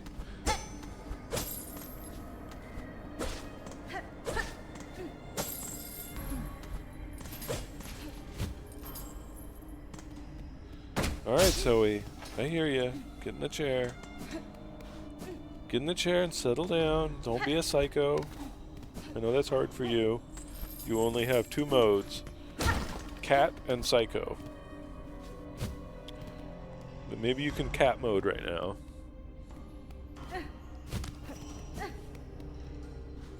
Especially if you're on a route. Yeah, I mean, and like... Maybe I would be more tolerant of it now, but yeah. Like I think I was talking about this a couple streams ago. Like now that I've played the Hollow Knight games, which are like inspired by Souls games, like that's one of their inspirations. Maybe I would understand the Souls formula a bit better now, and maybe those games would click with me more. But I also remember reaching a point in Sekiro where, like, they told me I was supposed to use some particular maneuver to kill these guys. Like it was very well explained to you in-game that, like, there's a particular maneuver you're supposed to use, but I couldn't figure out the timing. Like, I spent, like, 30 minutes trying to figure out how to use this ability, like, you know, like, they give you, like, a creature that you're supposed to fight as, like, the tutorial enemy for the ability. And, like, I don't think I got it once in 30 minutes. And so, like, I kind of gave up on it. Because it's like, okay, I spent 30 minutes and, like, it's not clicking. Like, I feel like this is probably supposed to take you, like, 3 tries and it's supposed to click. And so for various reasons, I didn't keep practicing that. And I went some other way in the game and ended up finding some secret path around needing to do that. And that was probably to my detriment because then I ended up like somewhere else, hadn't learned how to use the ability, you know, just kind of like screwed for later. I don't know. But then I ended up running into a bunch of wrist pain and put the game down. And I've never picked it back up. But if I got back into Sekiro, the first thing I would want to do is figure out how to use that ability that I couldn't figure out how to use. Even if it means like looking up like a YouTube video or something. Which I think I did at the time. I think I did look up guides on how to use it. And like they didn't help me any more than like the in-game resources. Like the videos just basically ended up being somebody successfully doing it, but like I couldn't see what their inputs were. Like they weren't using an input viewer, so it's just like, yeah, I get that that's what I'm supposed to be doing. What the fuck's the timing? Like, why doesn't it work?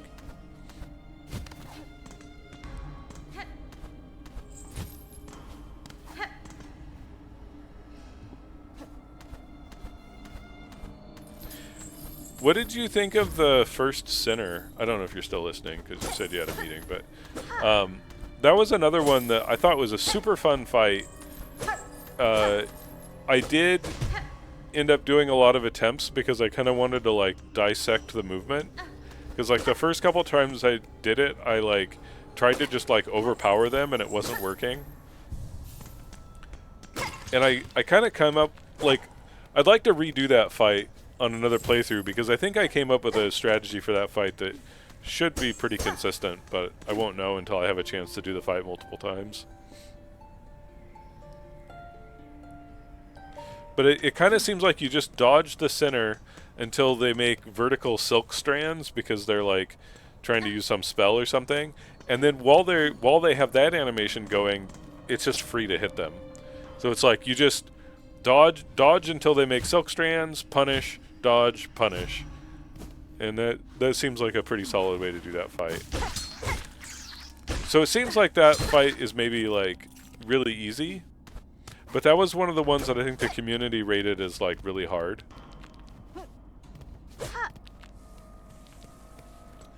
But like that was the kind of fight that like the stuff I tried initially, I got my ass handed to me. Like I think my first fight against Sinner, I don't think I landed a single hit. You know? And then like, but by the time I beat that fight, I think I won only taking like 3 hits the whole fight.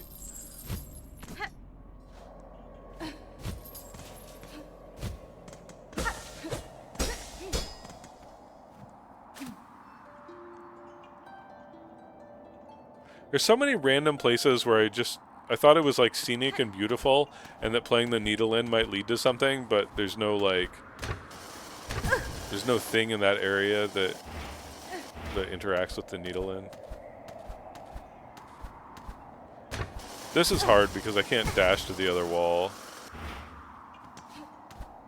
Like I can, but it requires me to like jump, then let off the D-pad, then dash, and it's just like a quick little bit of inputs that are hard to get right. Hard to do consistently.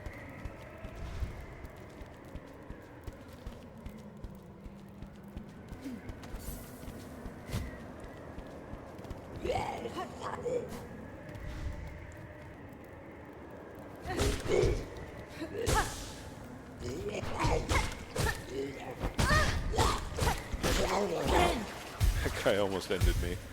Basically saved by the iframes.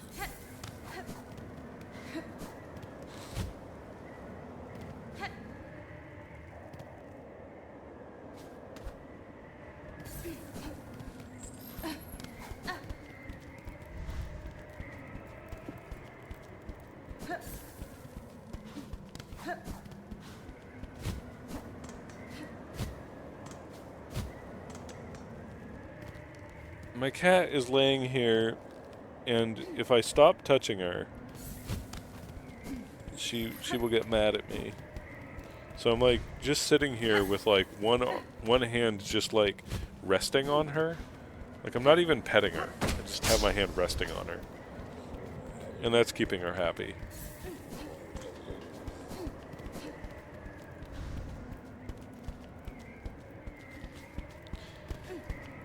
Kitty, what do you do when I'm not here? How do you survive and get through life?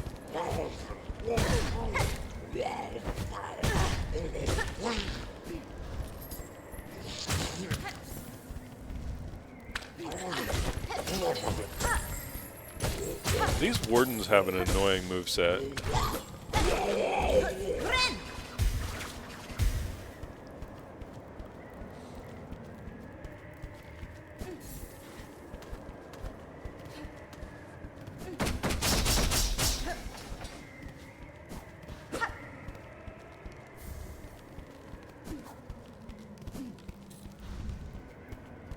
Alright.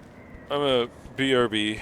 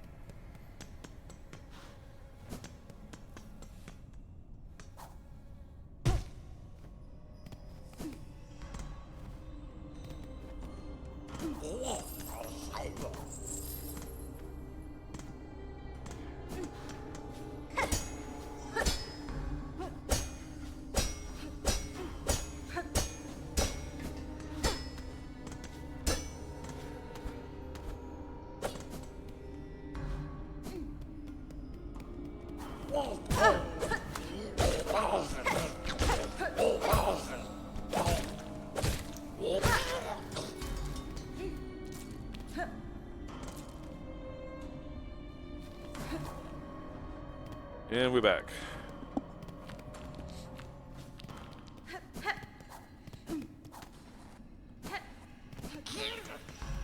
I don't think any of this exploration was leading to anything.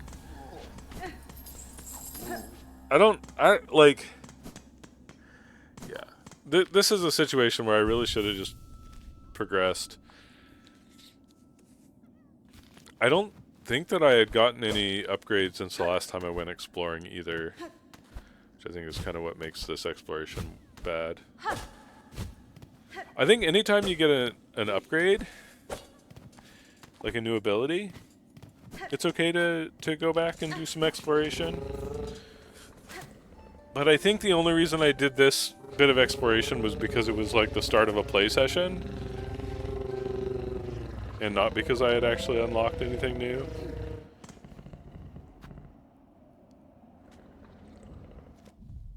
So it was just kind of...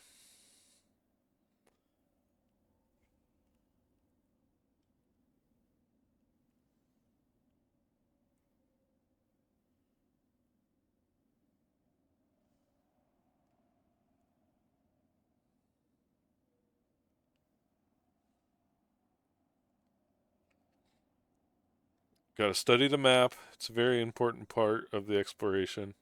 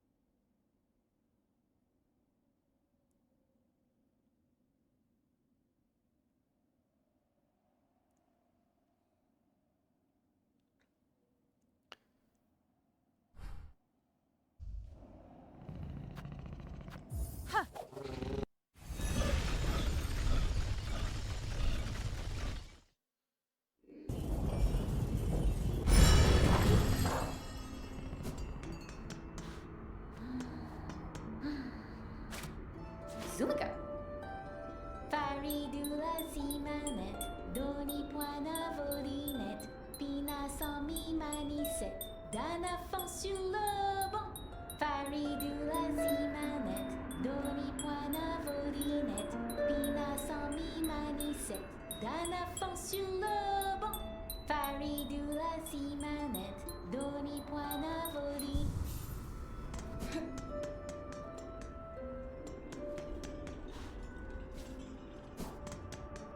I kind of hated Blasted Steps when I first found it.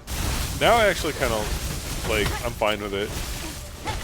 But it took me a lot of wandering around this zone to get comfortable with it. And I think before you get Harpoon, it's still kind of brutal in some ways. When you're just, like, waiting for your float to do its floaty thing and then the wind comes. That can be a little annoying. Because, like, in general, I don't really like the mechanic in video games where, like, you're pushing against some force. Like, I've complained about that with lots of other games. And it's unfortunate because a lot of my favorite games use the mechanic. Like, I don't know why that's the case. But, like, the Mega Man series uses it. Like, Mega Man 2 has, like, the Fat Boy fans that are just obnoxious.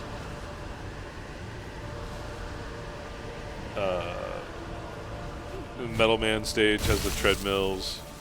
Super Metroid has its treadmills. Like, there's lots of games that use, like, the trope of, like, there's a force that you're pushing back against and so you move slowly. I'm just not a huge fan of it. And here we are. Silksong, amazing game. It does it too. So, like, why do I always end up liking games that do it?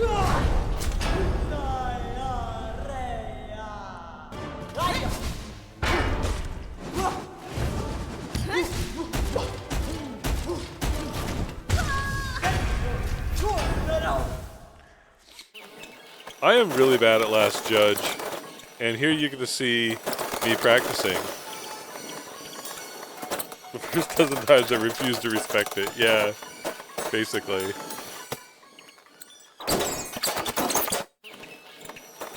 Like, how long was that attempt? That was like, basically I died instantly.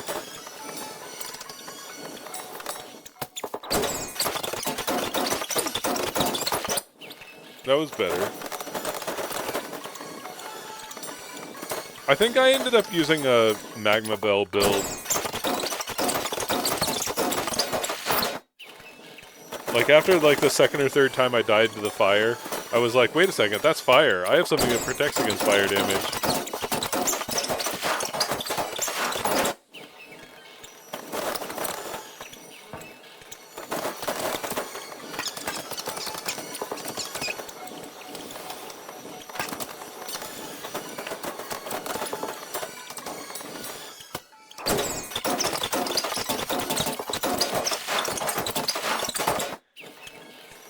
The attack that I still don't have a good answer to in this fight is the one where it throws the bell thing that it has and then drags it back towards it. I don't really have a good answer for that one. Also, this judge has no gavel. Not sure they're a real judge.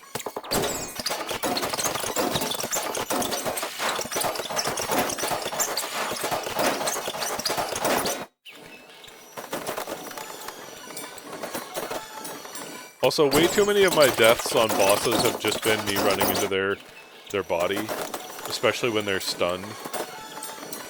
Like, they actually, one of the patches has reduced that.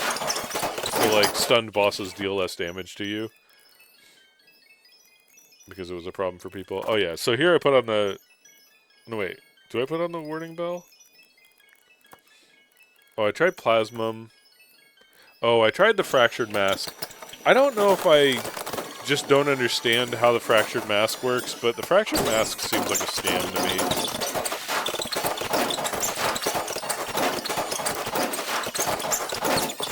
Oh, and I do have the Magma Bell here.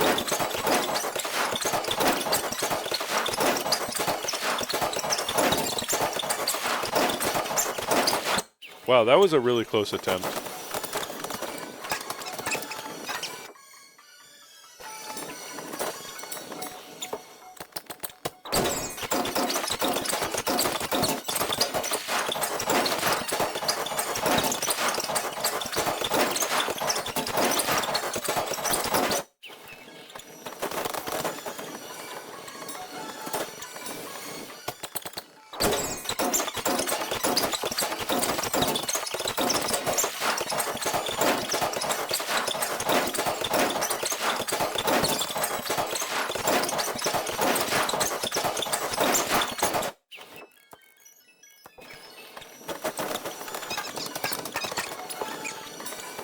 I guess I equipped Flea Brew. I guess I did use it.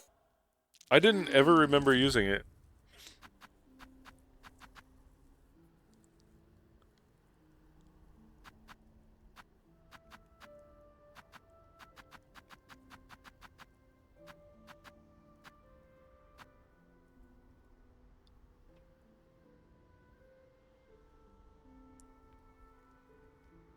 Druid's Eye, I don't know. Druid's Eye feels too much like planning to fail.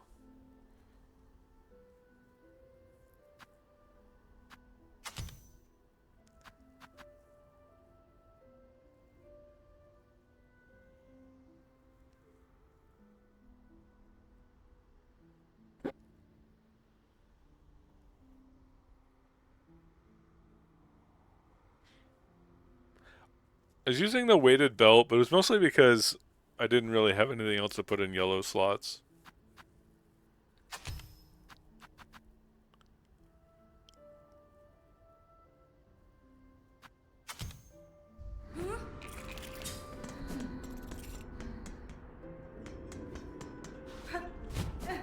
Yeah, I couldn't just run and jump across those yet.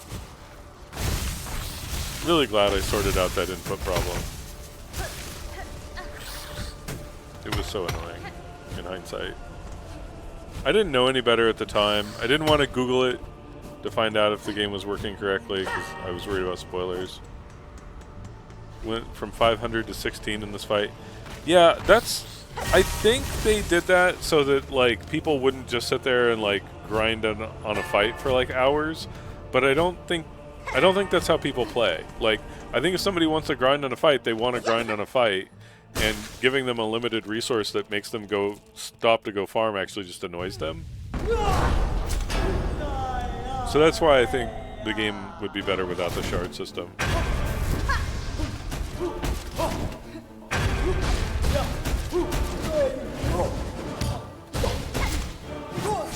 That attack. I don't have a good answer to that attack once the heat starts.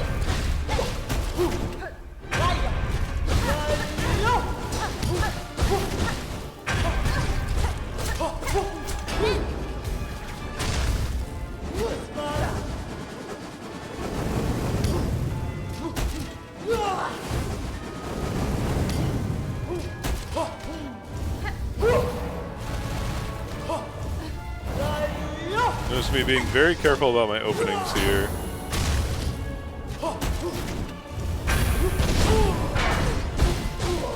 Running into it, taking 2 damage from its stunned corpse.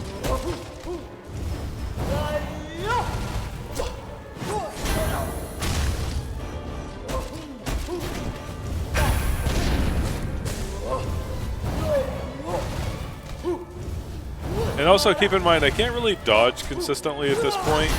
Like, I have to carefully release the D-pad before I can dodge. And it's just difficult muscle memory to get down.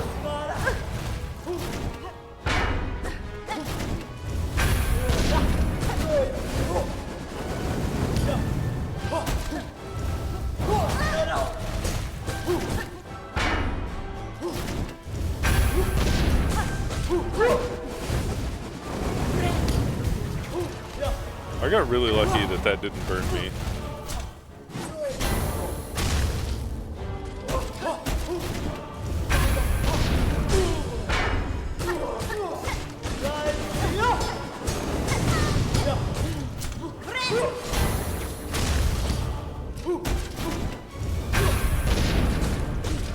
But Magma Bell plus Multi-Binder really did a lot of work for me in this fight, with like letting me heal extra and reduce how much damage I was taking.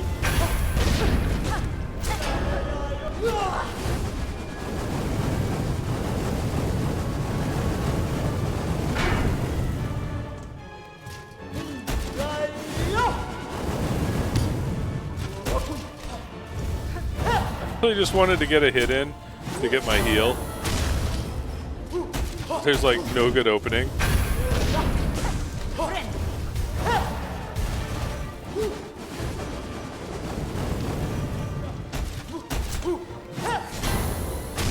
That attack there is so hard for me.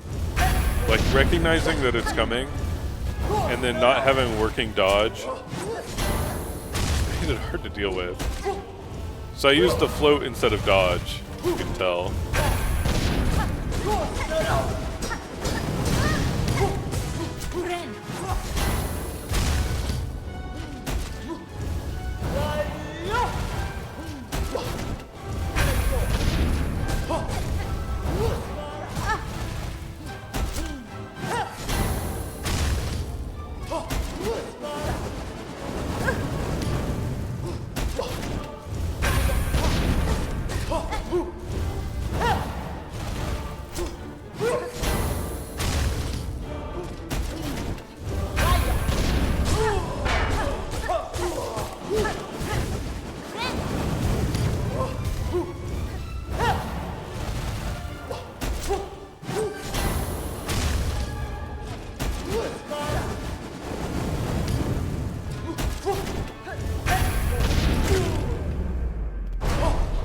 Easy.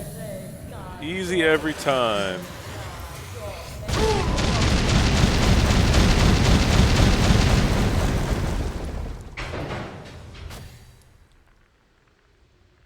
Really fun fight.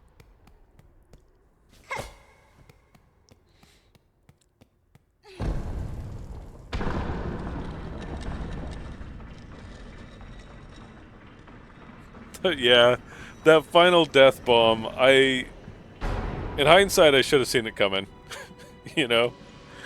But I think I was, like, so happy that I won that I was, like, putting the controller down sort of situation.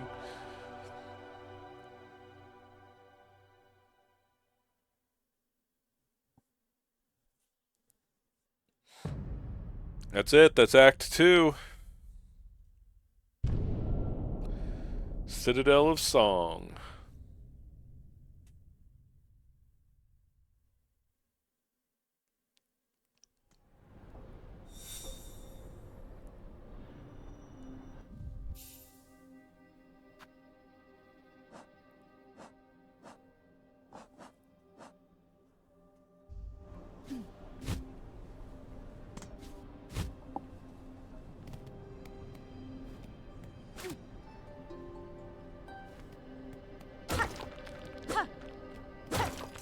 I was waiting for something to just, like, jump out and attack me here.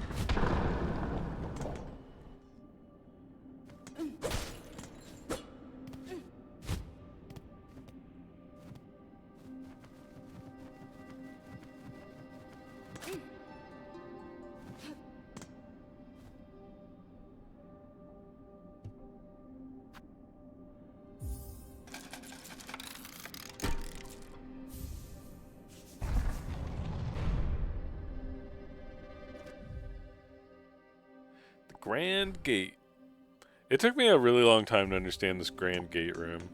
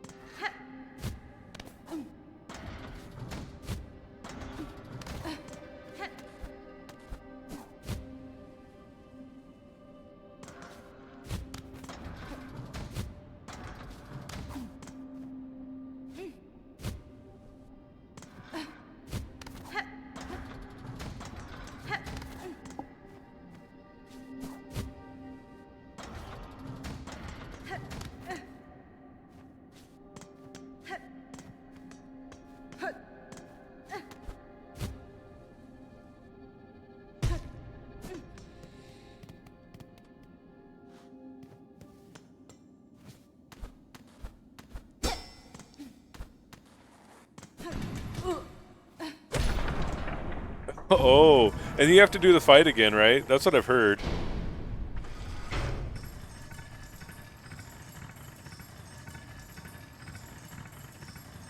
Stood right there, yeah. This elevator is so funny.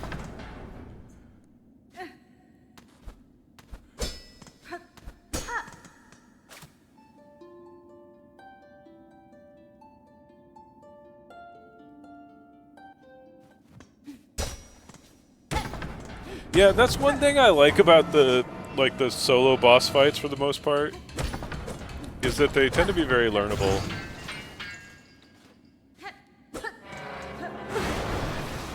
The boss fights where there's just like a ton of combatants, I feel like they're much harder to learn.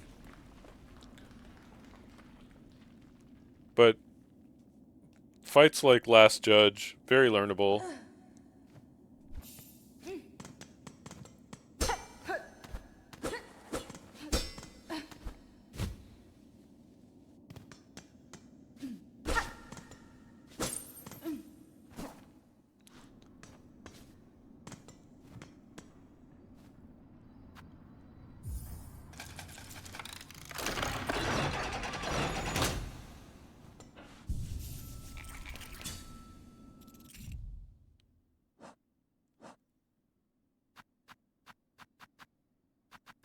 I probably should have just left Flint Slate on. Like, whatever I used to beat that boss would have been a good loadout to use on other things. Oh, here I didn't realize that it was still just another bench. So I wasted 15 rosaries on it. Was like, well, damn. I really should have recognized that that was exactly the same as the other one.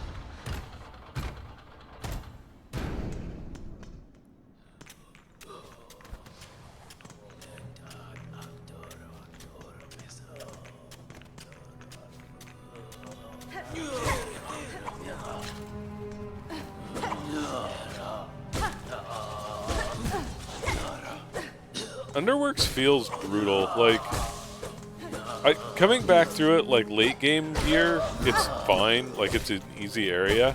But when you first get here, it's, I don't know. It felt challenging. But I think didn't they nerf environmental damage throughout the game? I don't know if they only did it in Cogworks or if they did it everywhere. But I know, like, at launch, which this here I'm playing, there's no patches have been released yet. This is the launch version. A lot of environmental damage is 2 points at this point. Which is kind of brutal.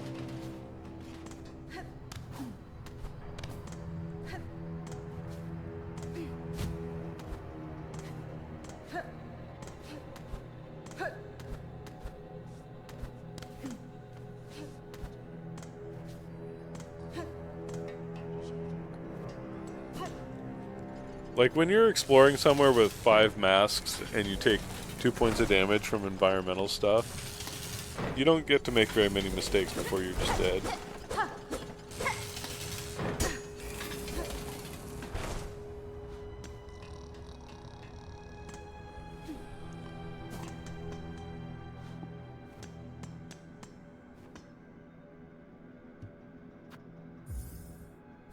Really glad I went back and grabbed that map.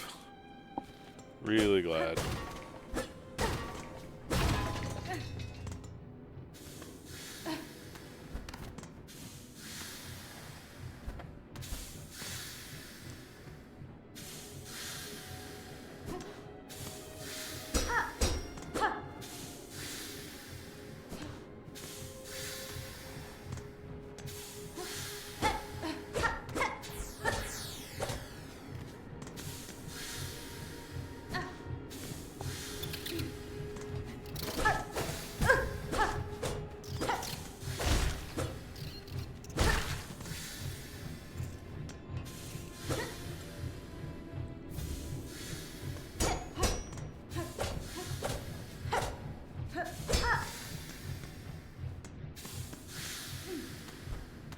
Battery, have you looked at Colette's casual?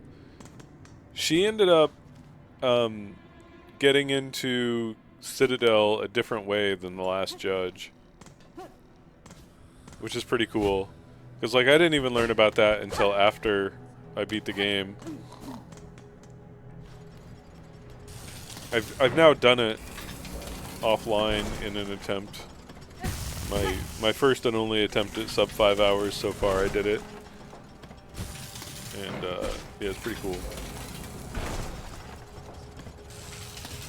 I think the speedrun might do it too. Like I think it might actually be a fast thing too. Although it took me a very long time because one of the bosses I had never fought with low gear, so I didn't actually know how the fight worked.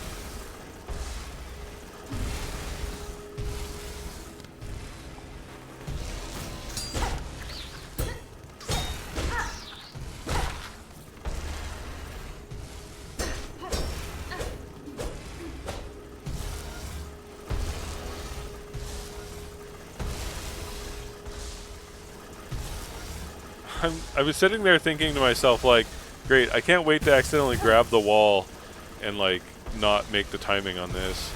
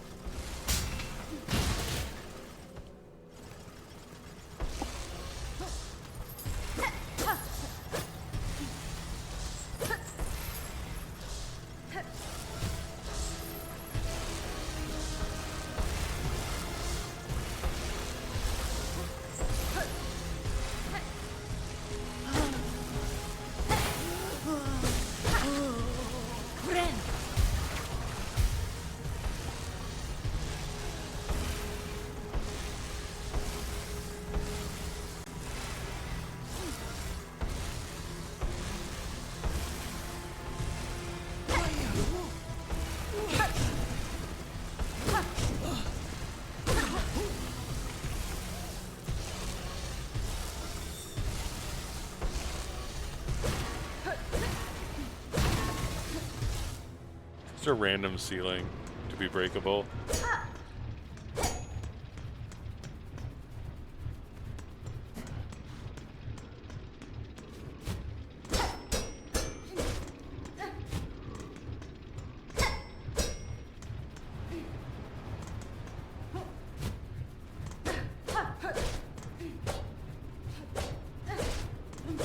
That little dead end there has always felt like it should be something.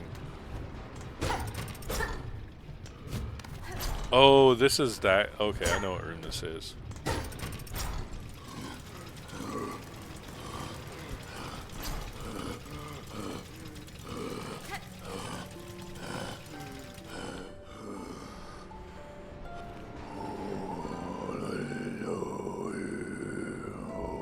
I really thought this was going to turn into a boss fight. Instead, he's just a big friendly bug. Magina Fora.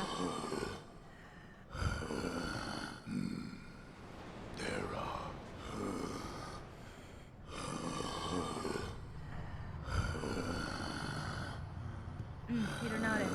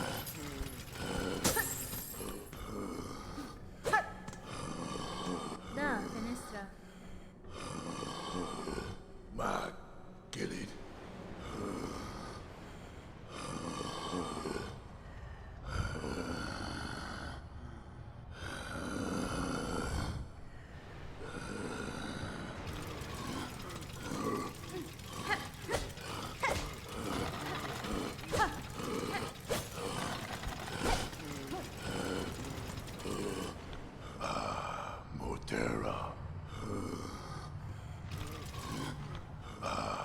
Moterra.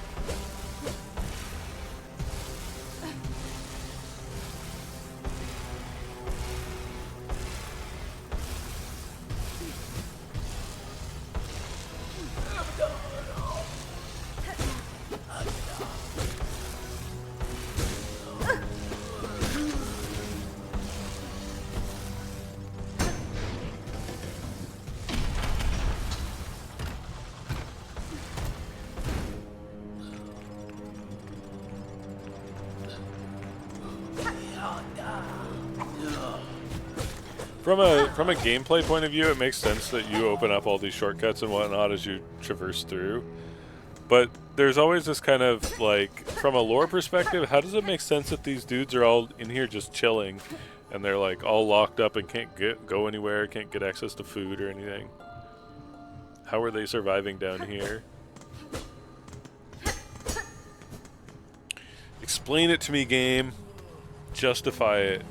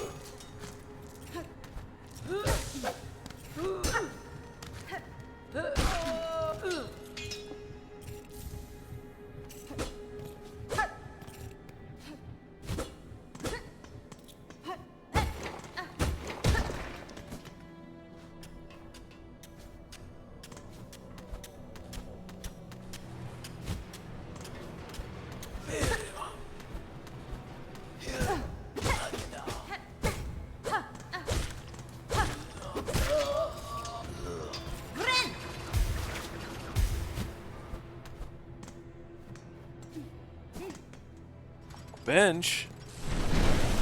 And then I was like, damn. Okay, they're gonna make me earn the bench.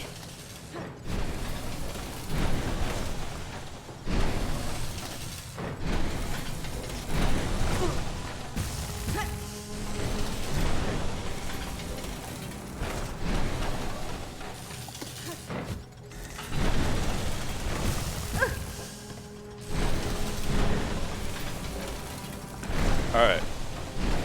It's almost lunchtime here, and I'm super hungry, so I'm gonna BRB while I get food.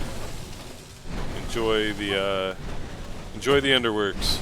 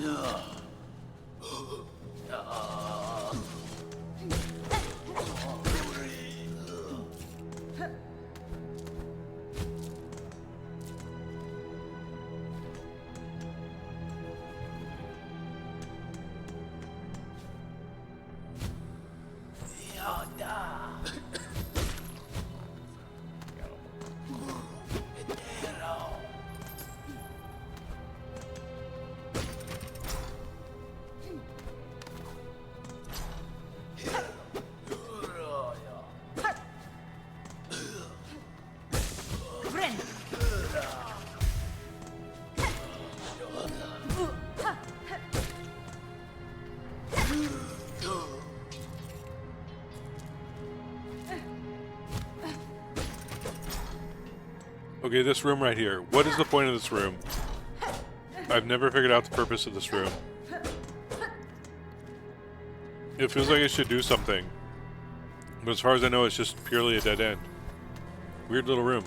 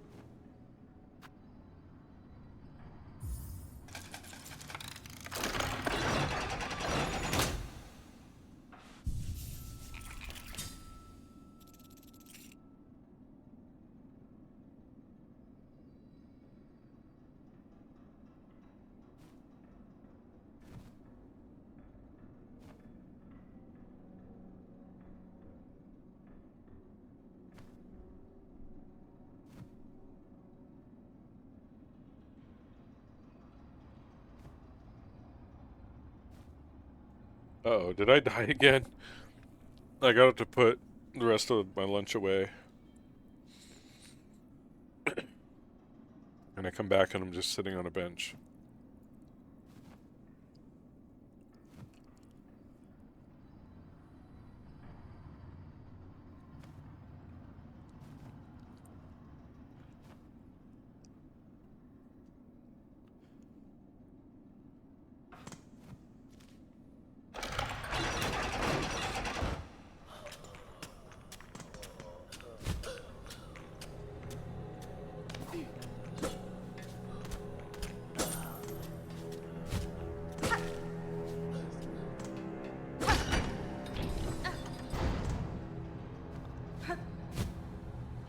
Cat, what are you doing?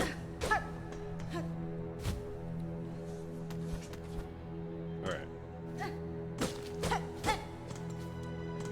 Cat is bored and naughty. She's gonna get herself in trouble. Kicking her out of the room for now.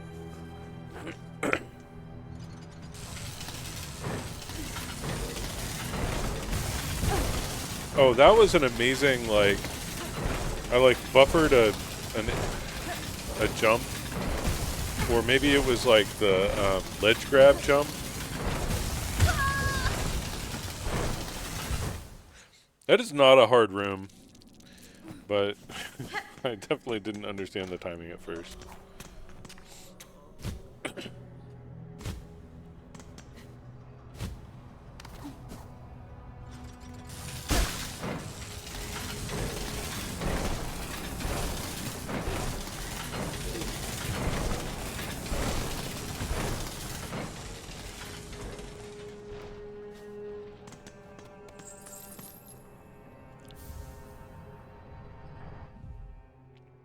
A tool I basically never used. And a tool that attacks straight down just doesn't seem all that valuable to me.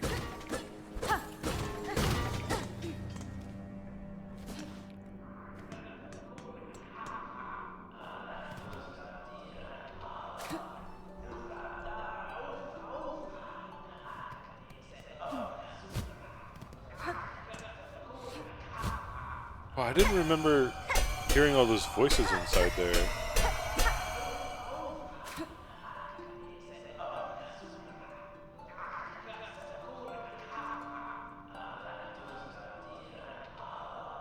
Is that just in Act 2?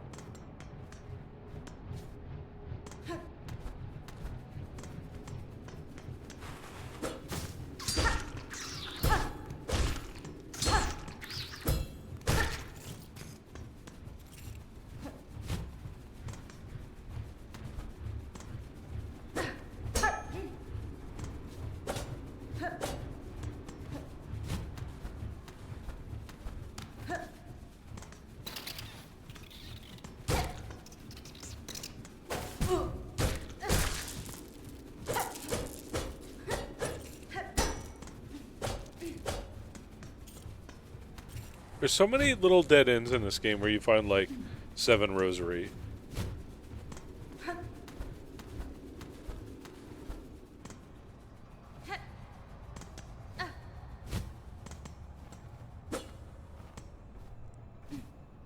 Like, I guess it's better than the dead end being empty.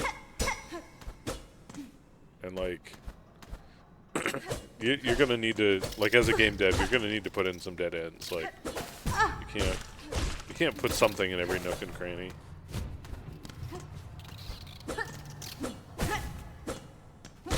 Friend.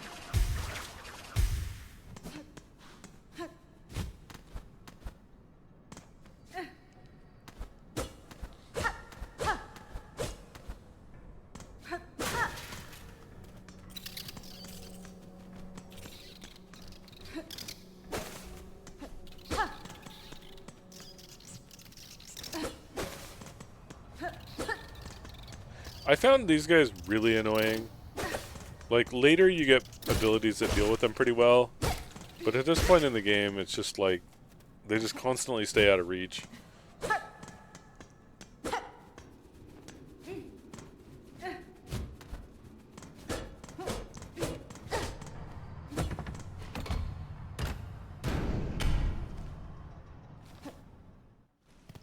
Yo, city! We finally got into the proper citadel.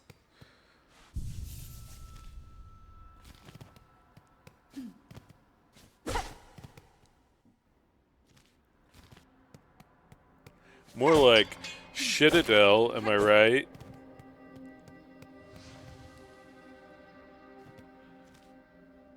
The choral chambers.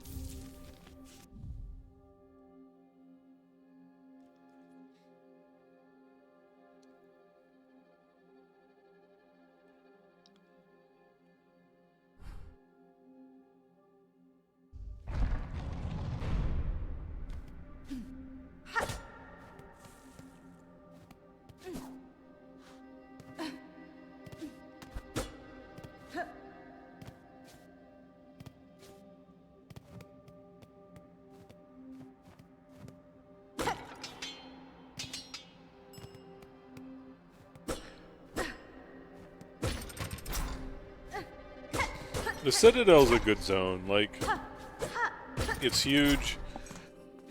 It's got like interesting stuff going on. The visuals are great.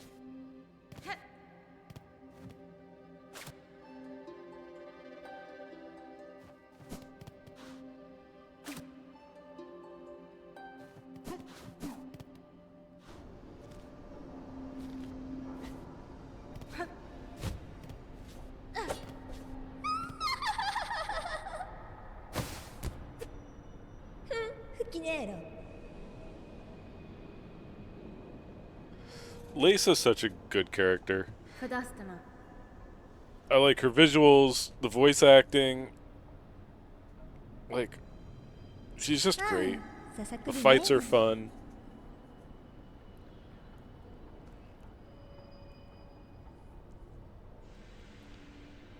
Buenera.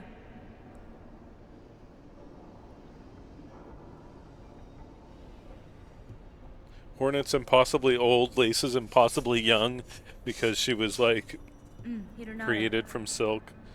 Like, Lisa's eyes are white, Hornet's are black. Like, they're just totally dual to each other in like every way.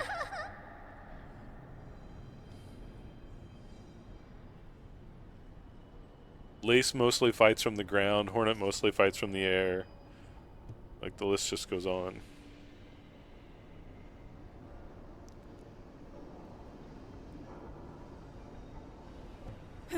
Vienta! Vienta!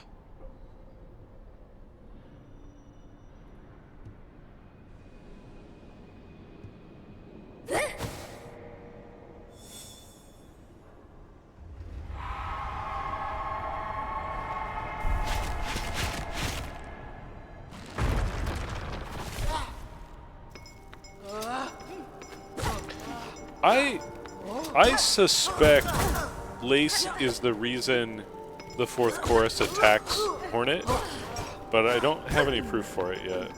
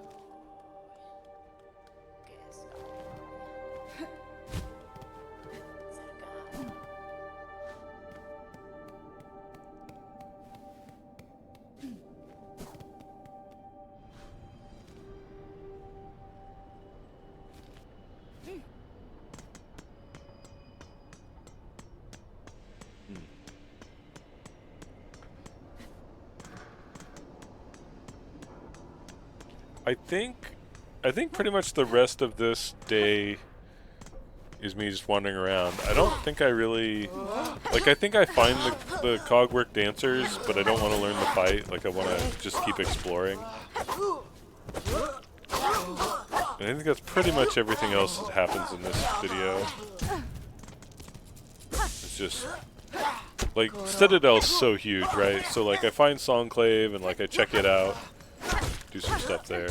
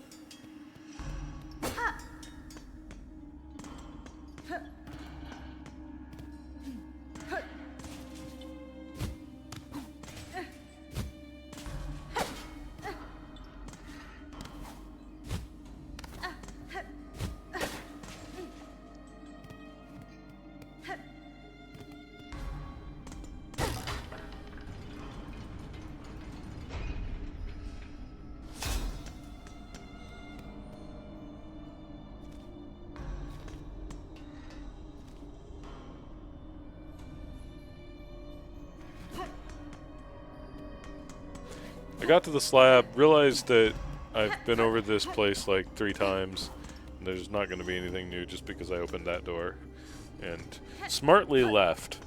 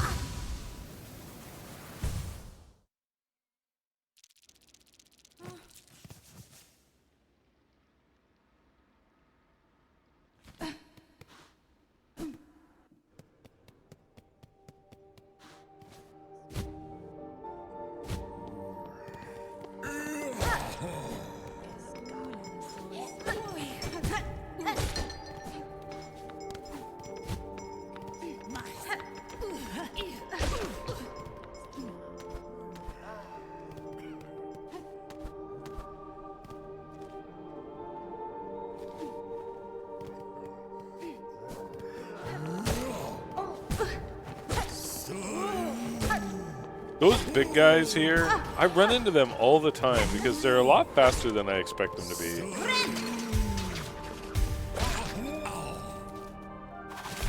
I always think I can outmaneuver them and then, like, bump.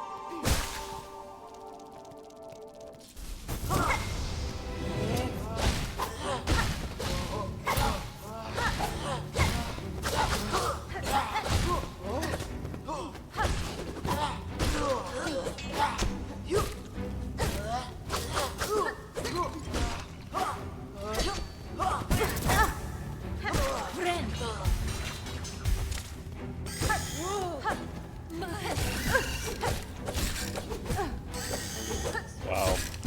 How many times can I like body slam into things in one fight, you know? Guess we'll find out.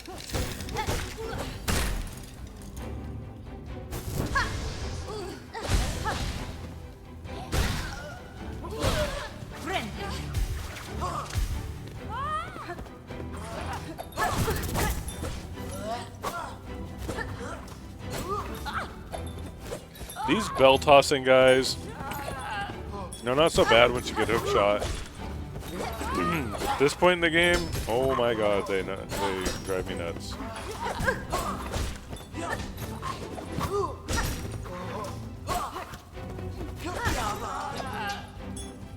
You basically have to wait for them to attack to hit them.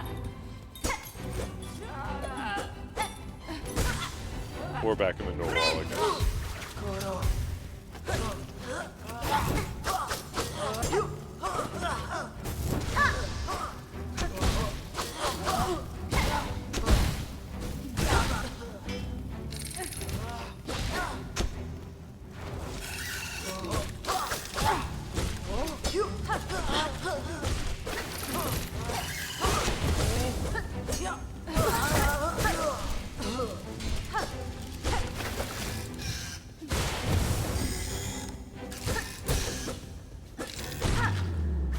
Wow, I didn't remember how close that fight was. Like, I basically parried that guy or I would have been dead.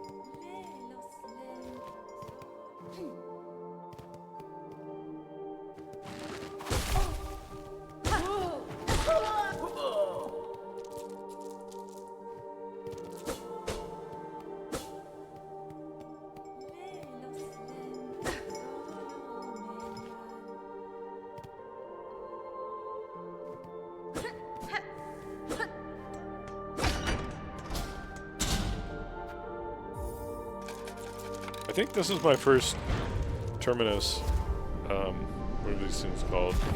Venti tube.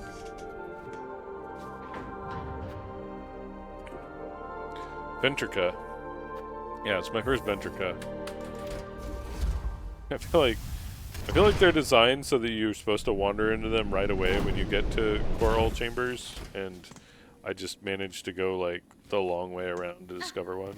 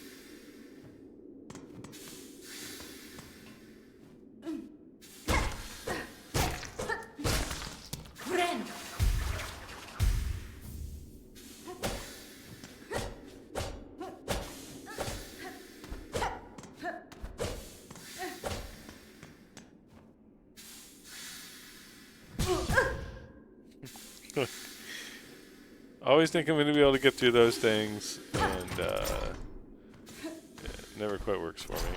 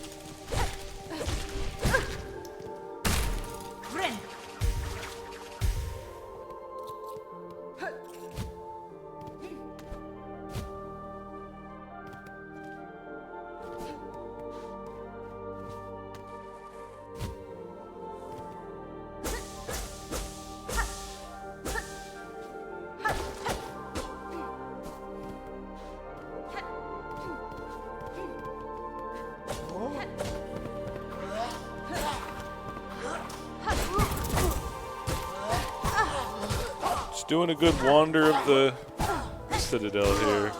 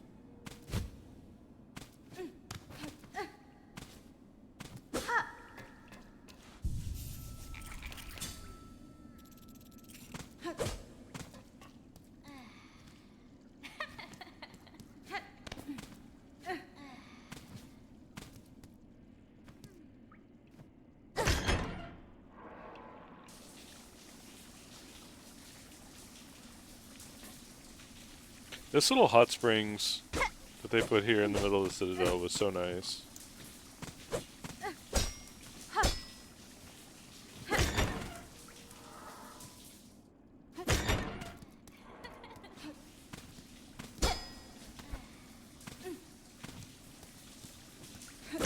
Although the laughing had me wondering if Lace was here. Like it's not actually her laugh, so like I didn't really think it was gonna be Lace, but it was definitely like, what is this laughter?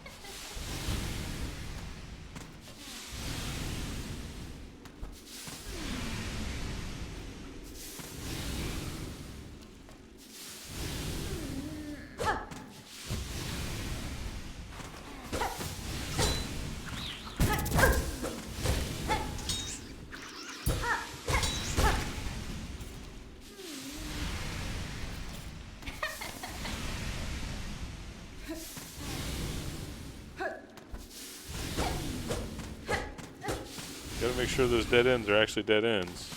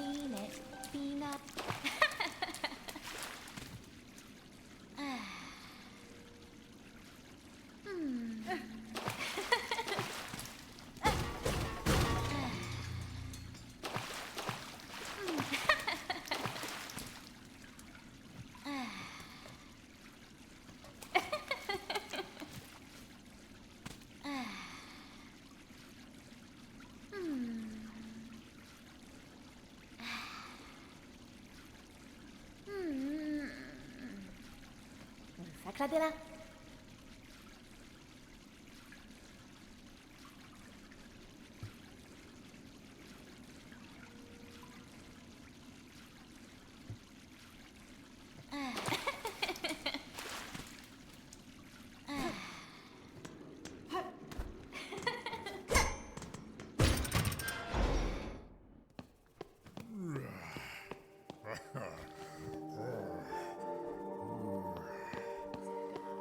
That's a nice little shortcut to have opened up.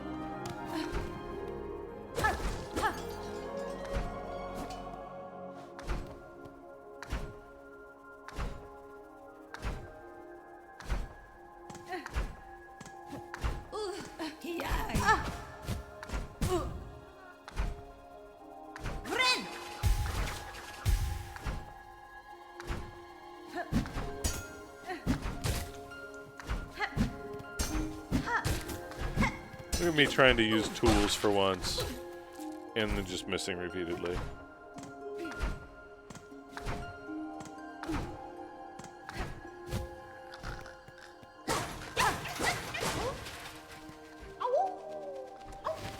Oh.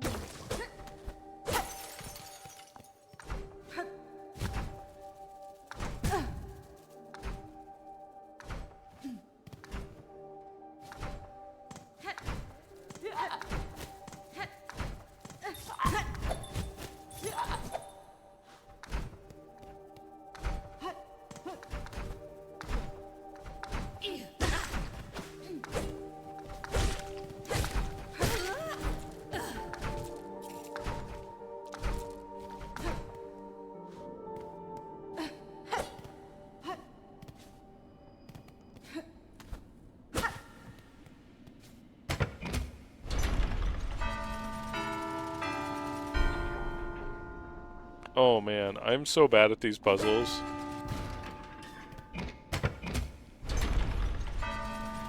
None of them are particularly hard, so I do solve all of them, but I feel like they take me way more tries than they probably took other people.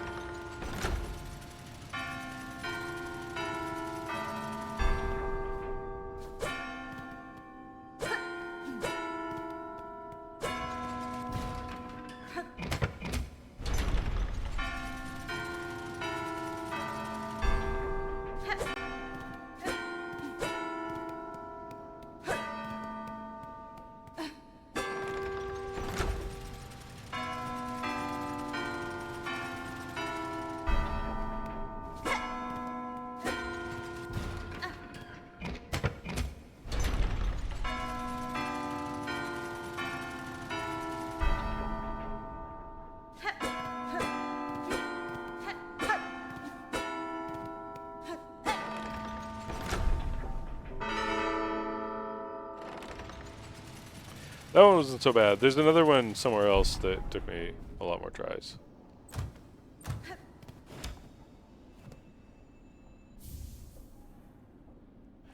I don't really understand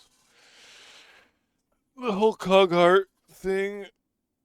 Like, I know you get all of them, and then you wake up the Sentinel, and you can even fight the Sentinel and win. But I keep feeling like there's more to it that I haven't discovered.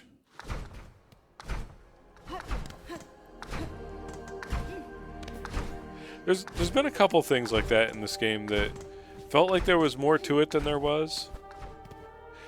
And I don't know, maybe they're going to add more to them in the DLC, maybe they figured what they had was good enough. I don't know.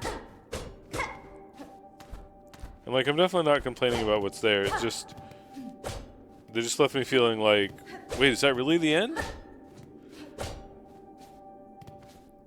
Like the devs kind of even left themselves a hook to add more later or something.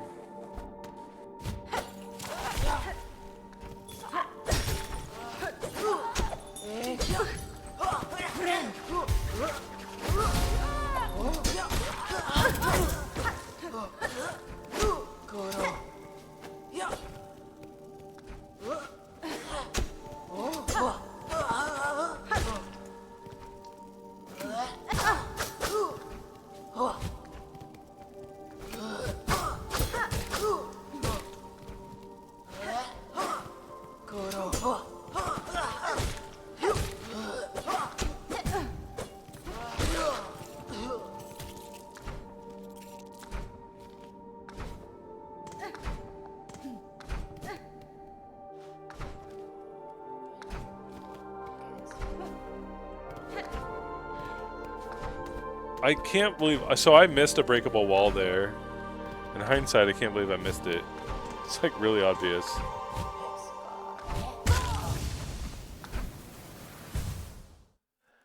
Like jumping down. I was so careful there. I was like hopping. I was like looking down. And I jumped down right as that guy's jumping up. Like, I don't even know. I don't know how I timed it so poorly.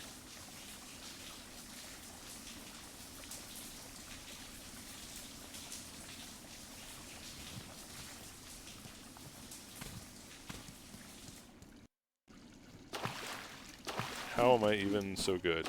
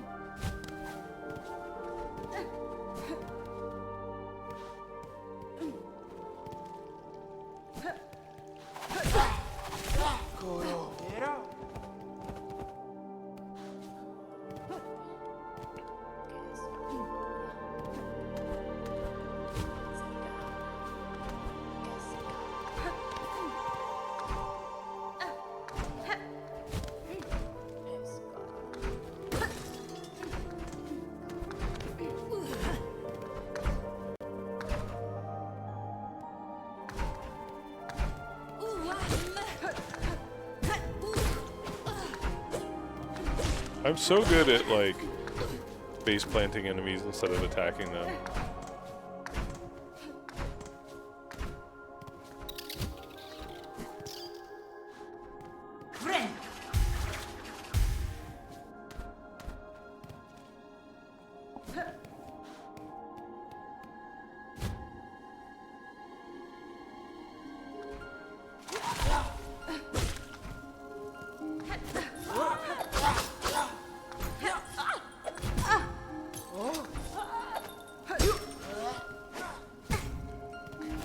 This duo here is, like, super obnoxious to fight.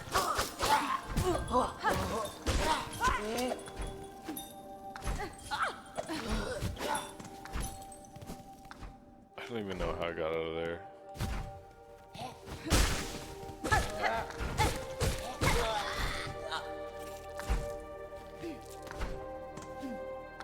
Did I find the wall this time? Wow. I walked past that wall so many times.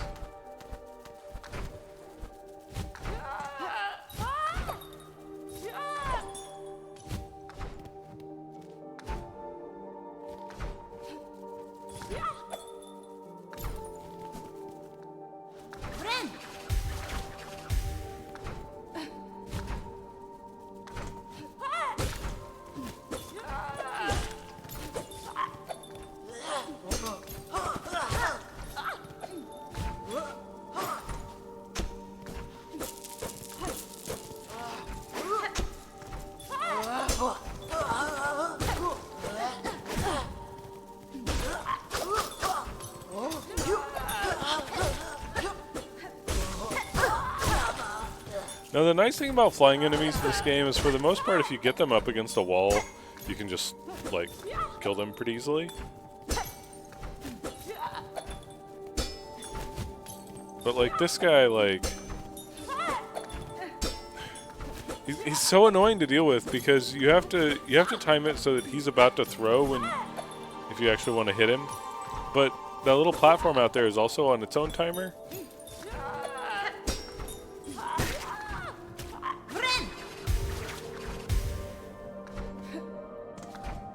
So you basically can't use it to attack that other guy. I don't know. Those guys just annoy me.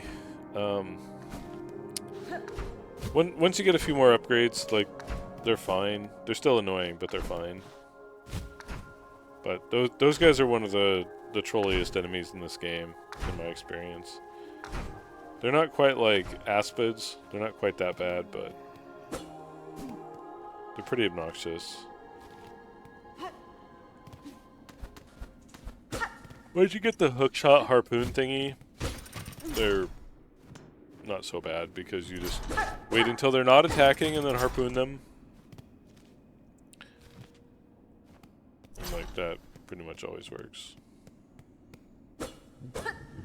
It's not a very fast way to kill them, because like the damage you deal that way is not very good.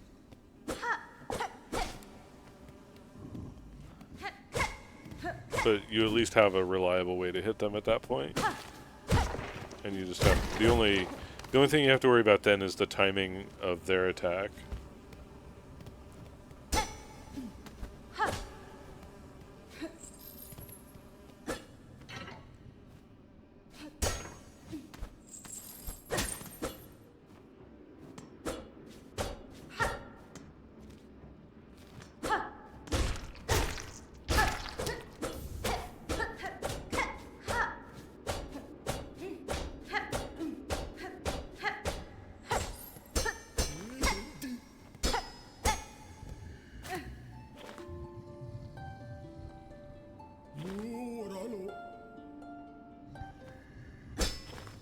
Need me that pale oil.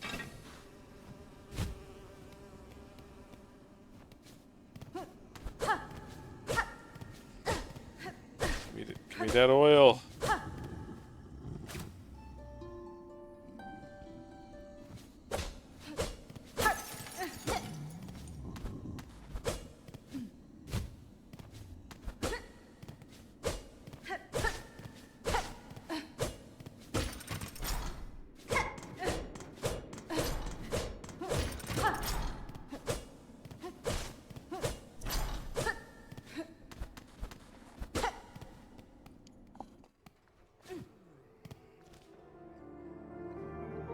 I like that this sign has a ham at the top to show that it was like the kitchen, the dining area.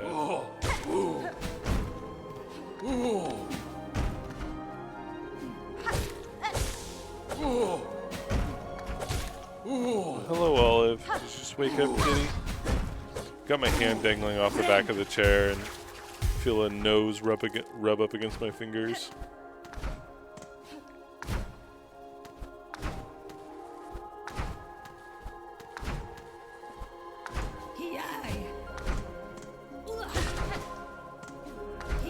Another breakable wall there that I didn't notice.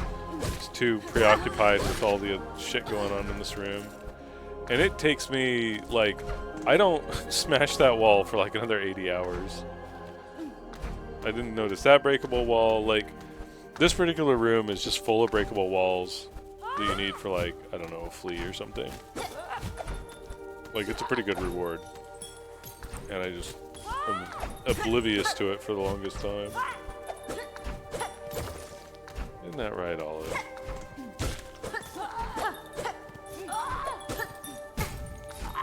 You're just such a happy little kitty cat.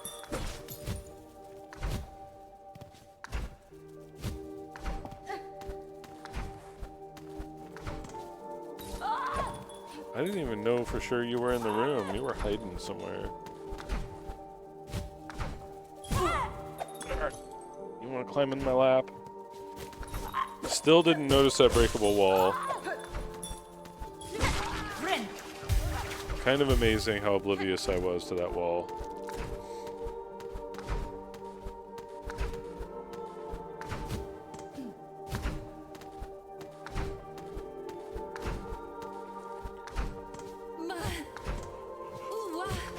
Ooh, wow.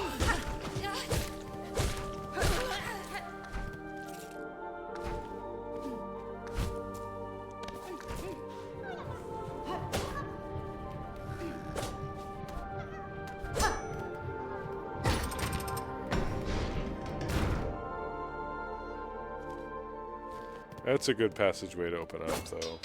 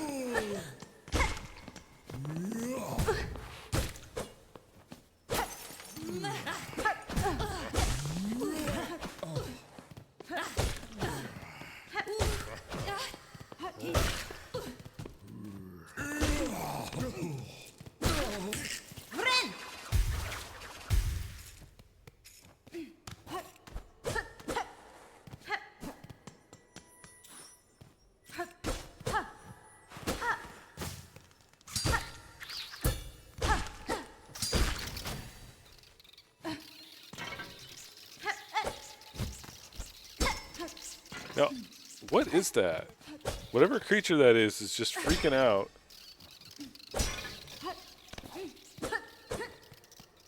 Is it stuck in the wall? I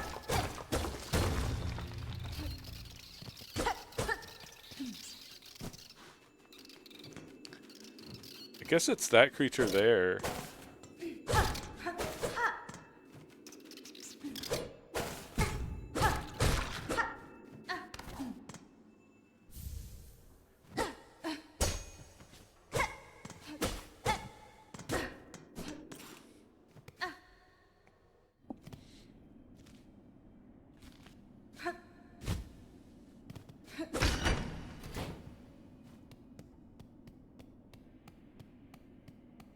This dining room area is kind of cool. Also, hum sound upper part. Yeah, it was going kind of bonkers. I was convinced for the longest time that this was going to be a fight.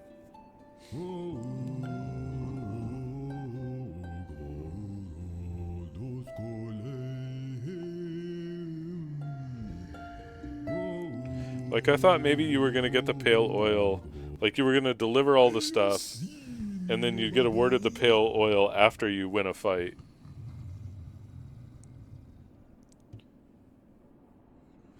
Like, that felt like a very, like, Team Cherry thing to do.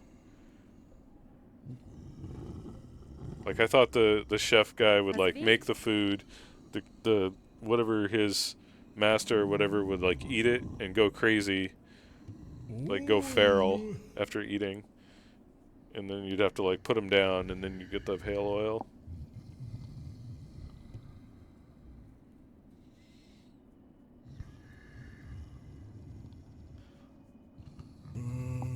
Faladen.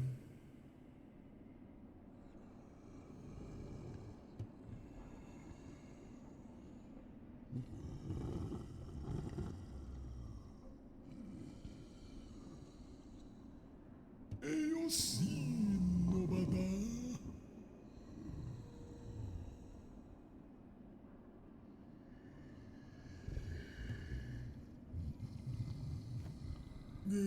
Goro.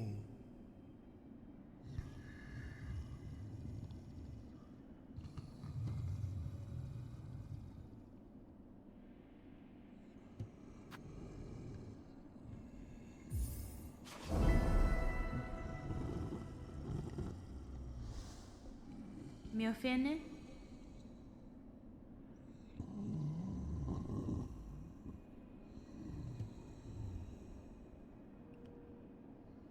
Una.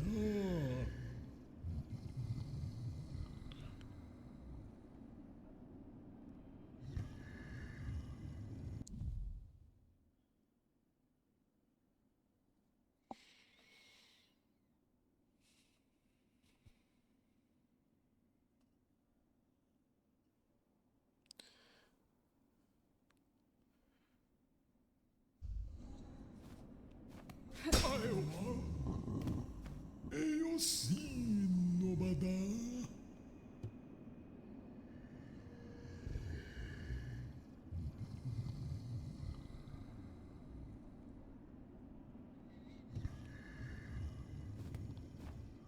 Eyosin no bada.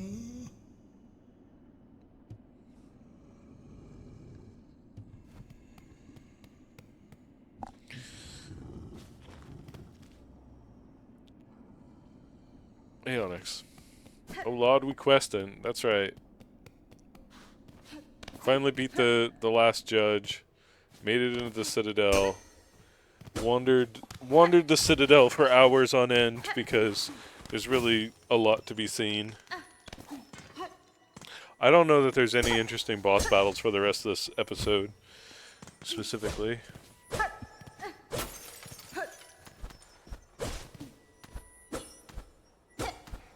Yummy pickled muck maggot. Oh, then I'm out. Yeah. Sorry. Shouldn't have told you.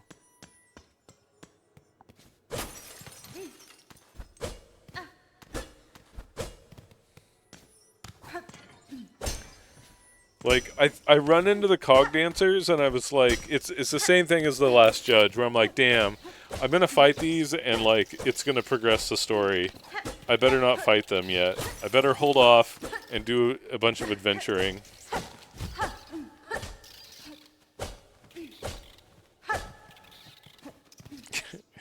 I came so close to that secret there so many times and just walked away. Takes me a long time to find that. I don't really know, but these guys are kind of obnoxious. Like, once you have a really strong nail, they're fine. But I found them, like, kind of annoying to fight.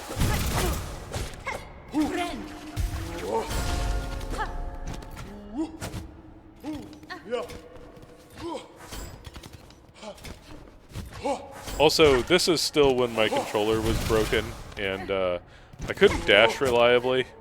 Which, if you can dash, they're much easier to fight.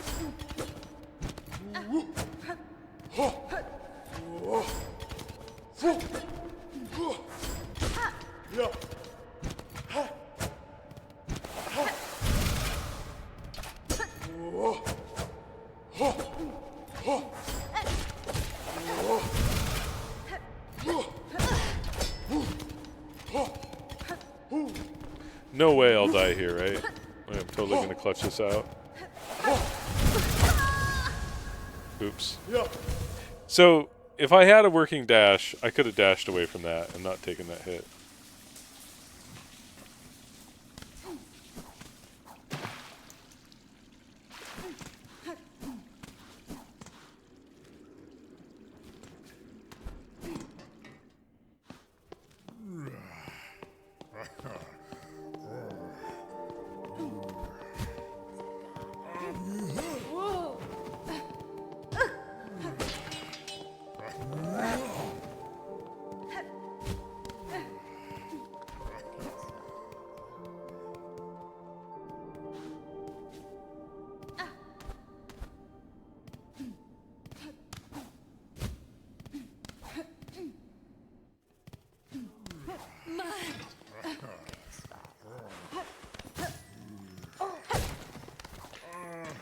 These were good farm enemies. 55 rosaries with Grindel's bonus drop tool.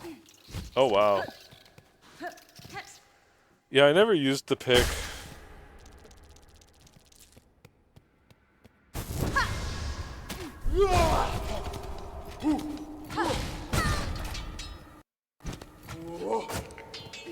So, I'm pretty sure when the audio cuts out like that, it's my controller resetting.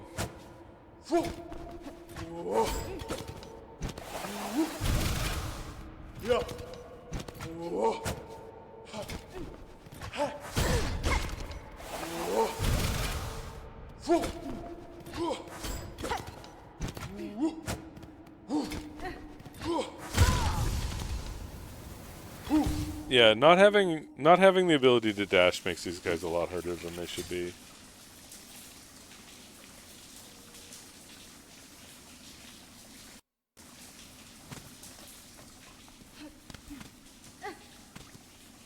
I don't know if you heard the audio cut out there again. I think I was unplugging and replugging my controller. Yeah, I decided to restart the game so that my controller will work again.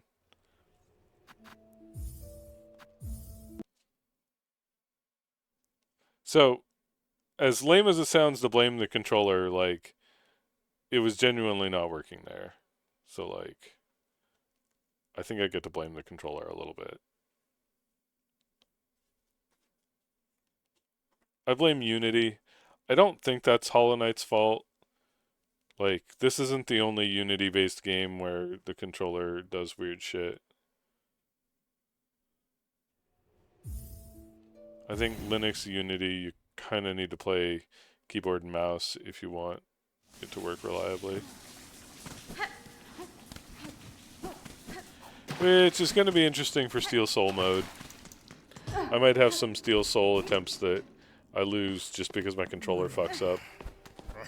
Which is, I don't know, I'm not looking forward to that.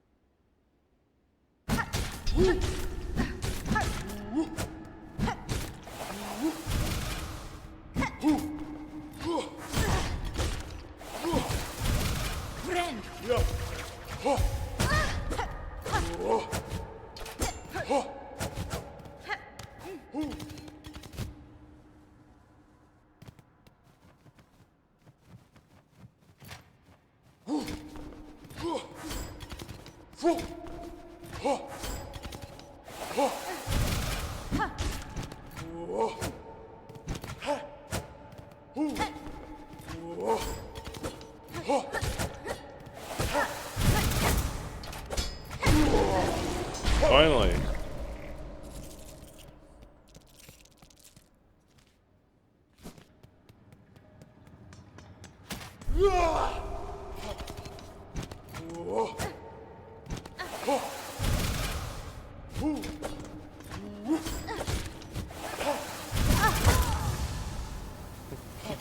No dash. No dash is hard mode.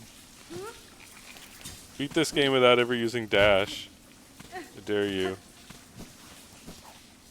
Doesn't the 80% speedrun do something dumb like that? Like they skip dash?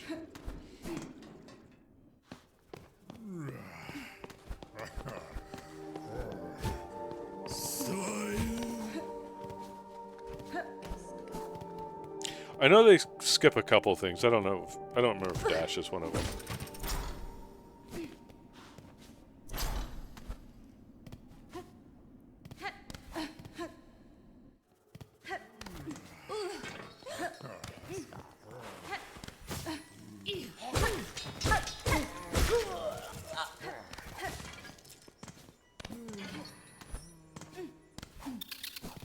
Walking past that mask shard every time is painful.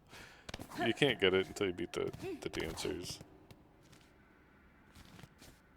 Which, of course, I don't know that at this point.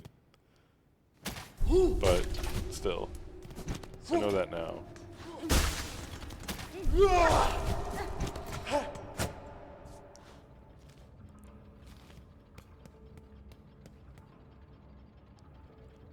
Oh look, an arena. Didn't really want to go in there, but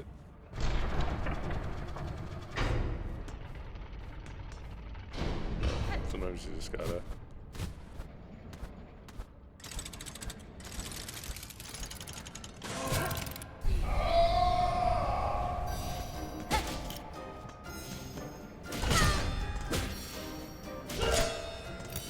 Hello, Olive. Just come back and visit me.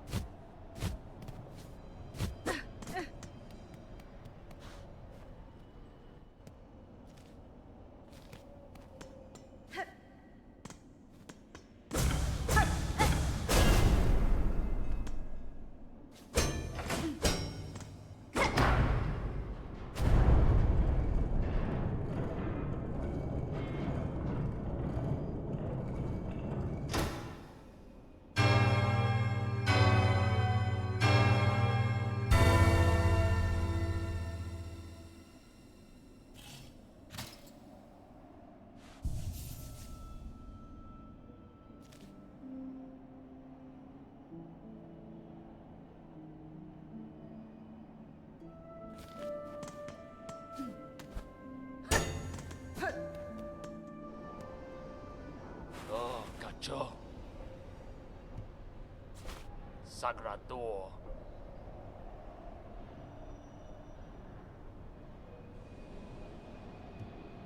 Oh. Gafama. That's fine.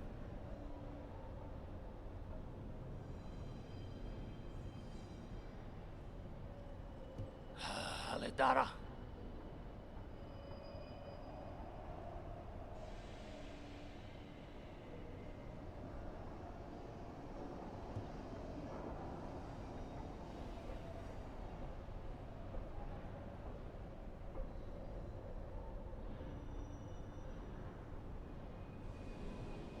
Oh, cacho.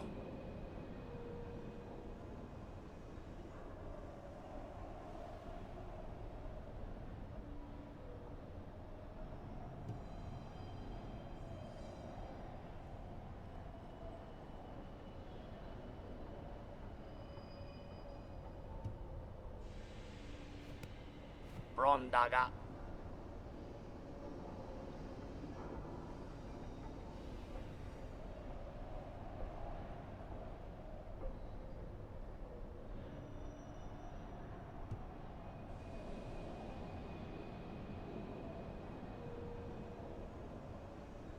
Pasvin?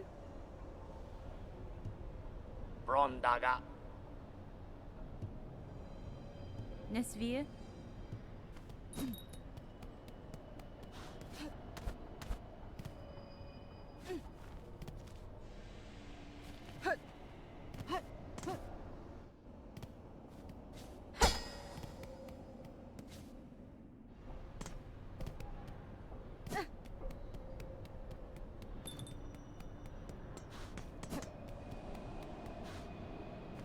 Oh, cacho. That's fine.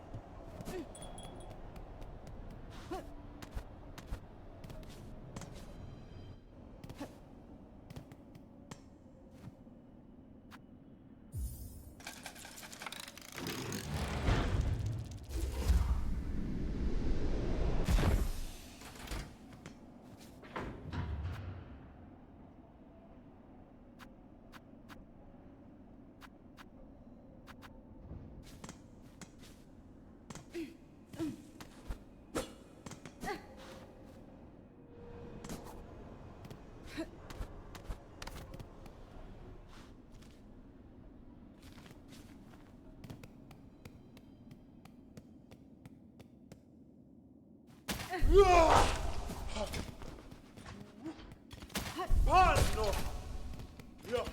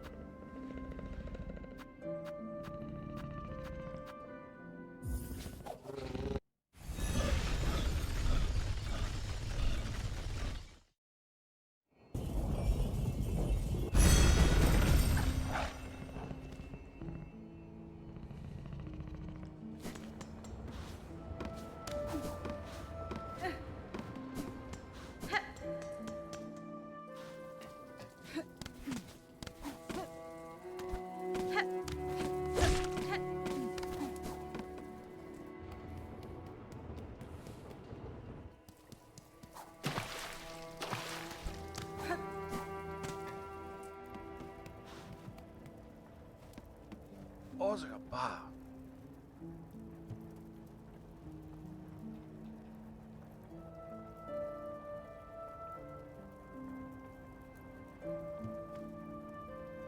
Osaka ba.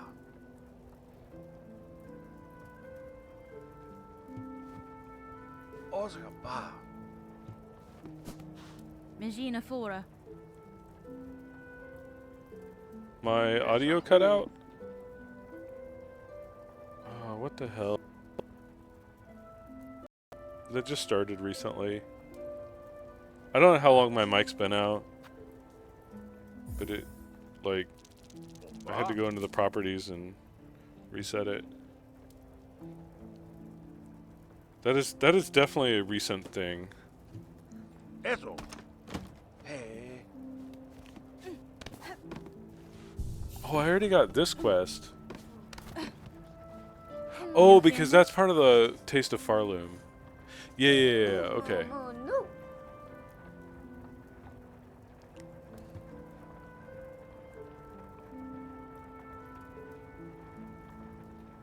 Mushka.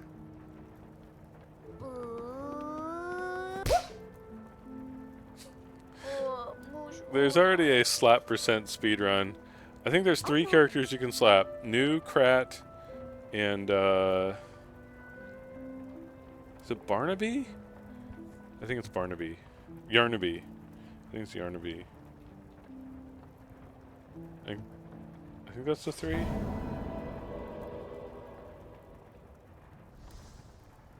Musha nushla. Hironare.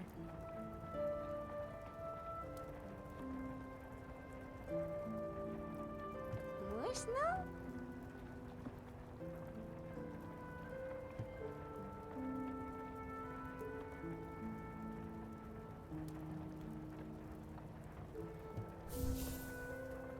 Ulamu. Oh, so that's a pretty good one. News quest is pretty good because you expand your pouch.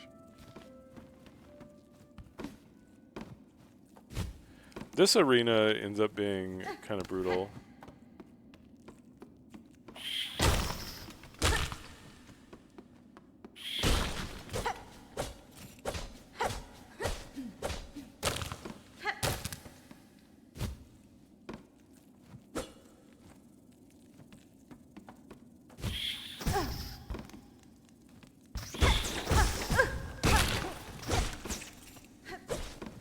Ren!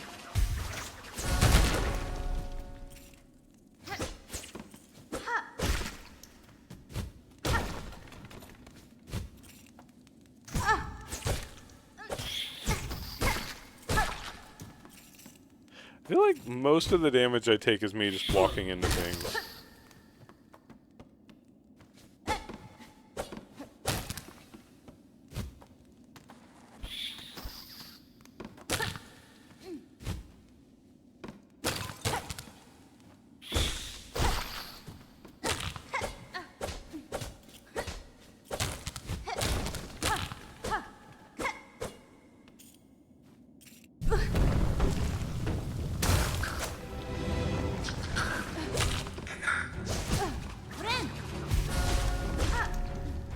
Really time to heal.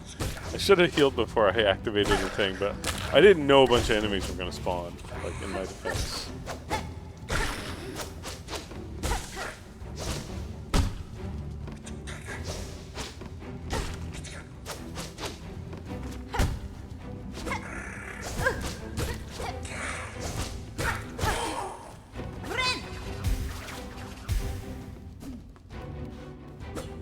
I like the ants carrying the corpse away.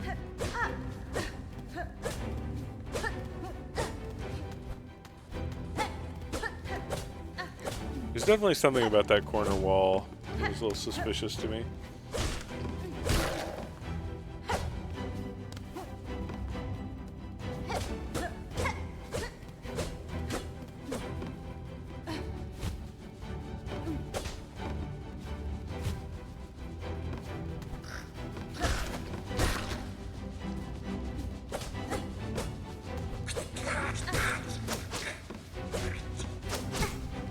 These flying spear guys are so obnoxious. Definitely not a fan of them. I don't really get their patterns.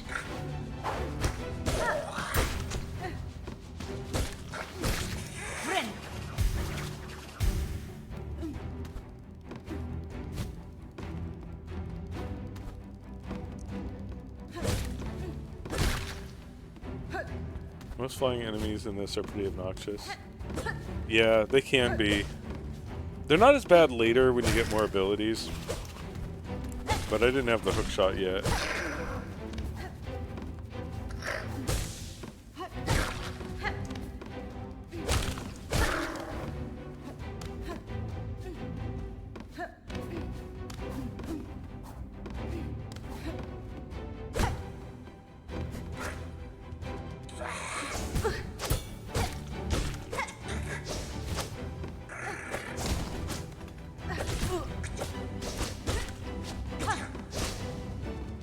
Fighting that guy on the platforms is pretty bad.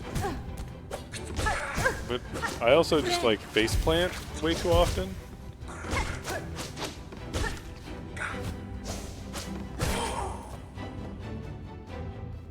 I'm like, okay, there's more to this, right?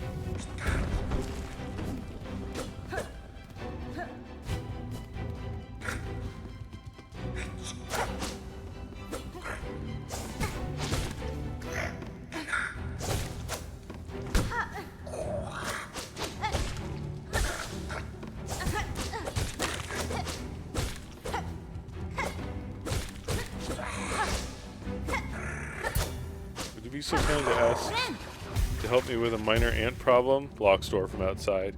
Hey, he didn't mention there were ants. He just said go retrieve it. Oh, didn't he? No, it's really funny to read the dialogue afterwards because she calls him out on it. She says something like, "Oh, and I guess it slipped your mind that you have an ant problem?"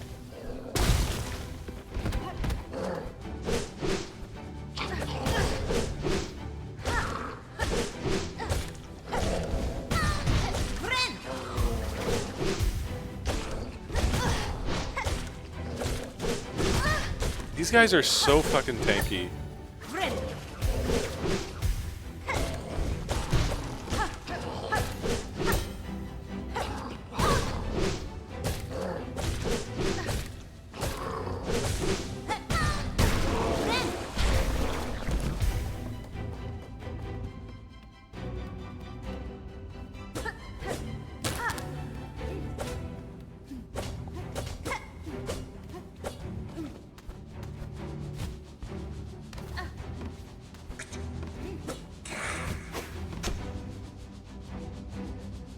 Yeah, I like the little ants carrying everything off. It's a nice touch.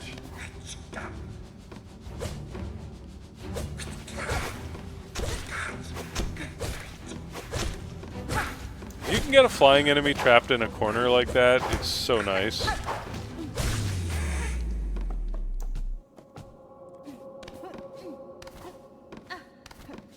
It's just like, let me out of here. But I didn't hear the door open, so I went back down.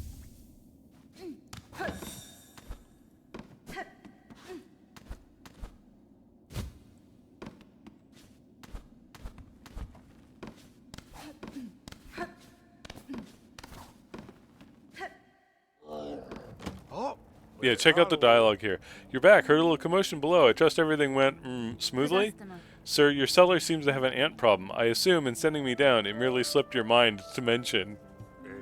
what's the house? Oh, yeah, well, yes. Well, with your weapon and talent and what, I'm sure they didn't pose a problem, ahem. Itamona.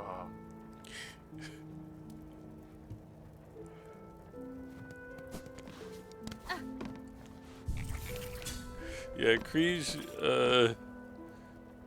he, exploited Hornet there, I think. A little bit.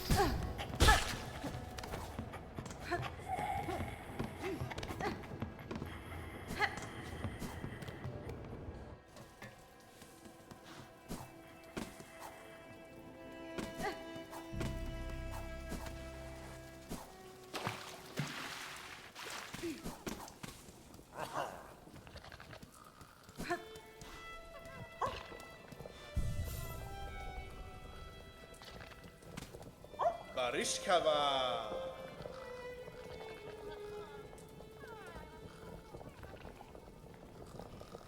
Cadestre.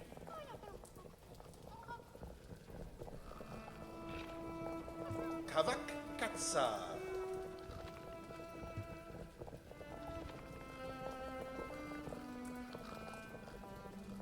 Humta Osh. Haravost. Will the fleet caravans still move if you don't travel with them? I always traveled with them because I figured I would see a cutscene or something that I wouldn't otherwise see.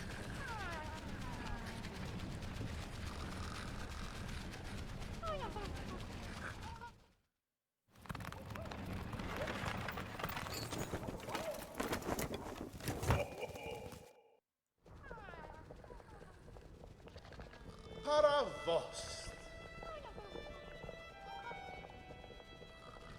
Tamiyoyan.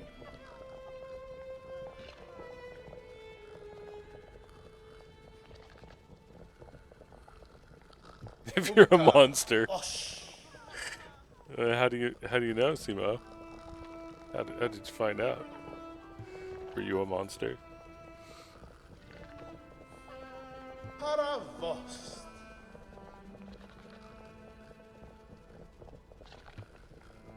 I'm tested at some point.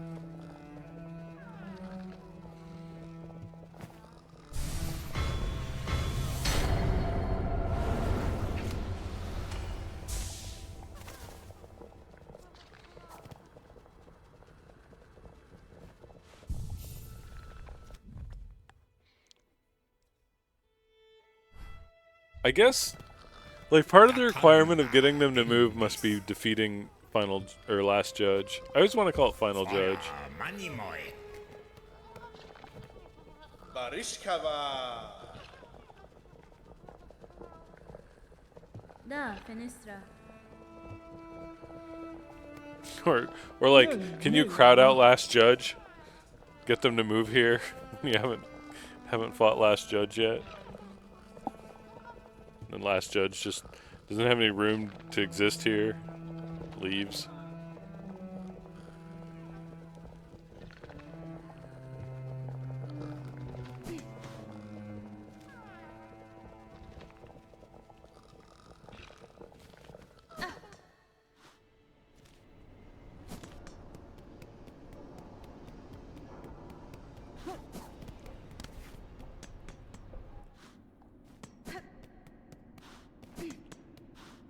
They just leave, but you still have to sit through black screen too. Interesting. Yeah, I guess that makes sense because there needs to be like a load, probably to like unload the fact that they were there, like basically to like switch out which version of the room you're standing in. Otherwise, what would the alternative be? Like they send you to a bench somewhere else. Send you like to the Bellhart bench.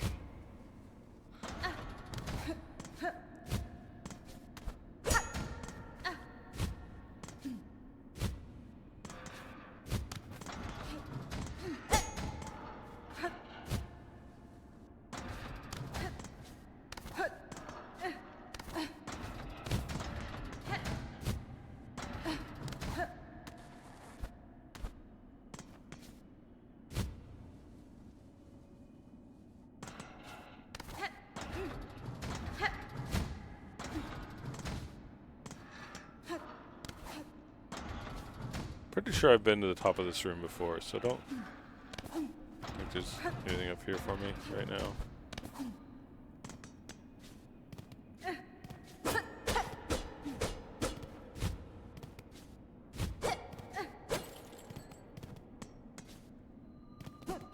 Nope, it was actually my first time up there.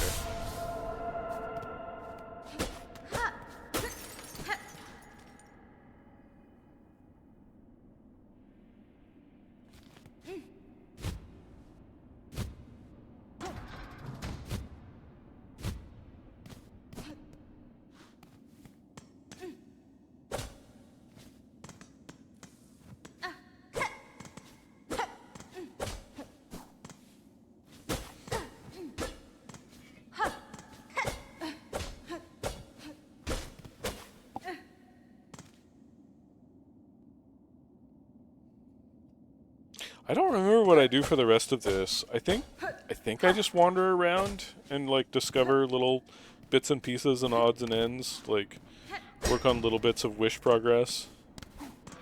But I'm pretty sure I'm pretty sure it's day 4 when I beat the dancers and do that stuff. Might actually be... Actually, I put the dancers off for so long, it's probably not even day 4. It's probably like day 5 or 6.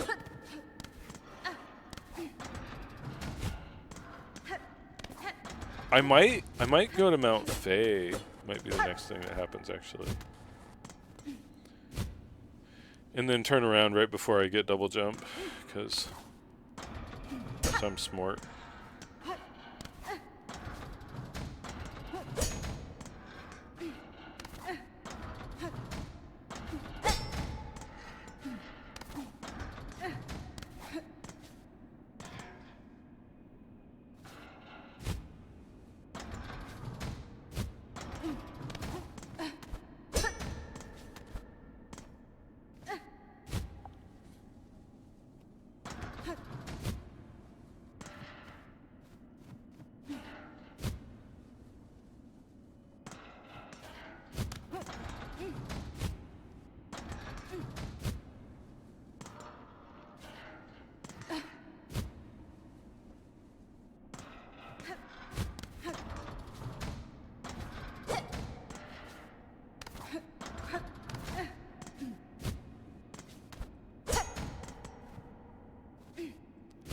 Oh yeah, I was kind of wishing you could hit the up end to switch them. Like, I get why you can't. Like, it makes sense that you had to hit the downside to make them switch, but there's definitely some parts of this puzzle that would be a lot faster, easier, if you didn't have to do it that way.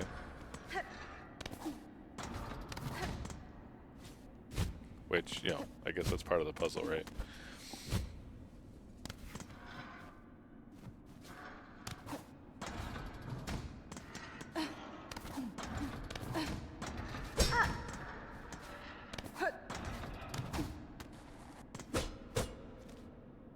One of those has a hole in it. Why? Do you have to break it? Oh, yeah. Okay. That's why I couldn't find it earlier. That one being a breakable wall is a little bit weird because I knew from this side of it that it was that it connected. So it's almost like it shouldn't be breakable. Like it should just already be open.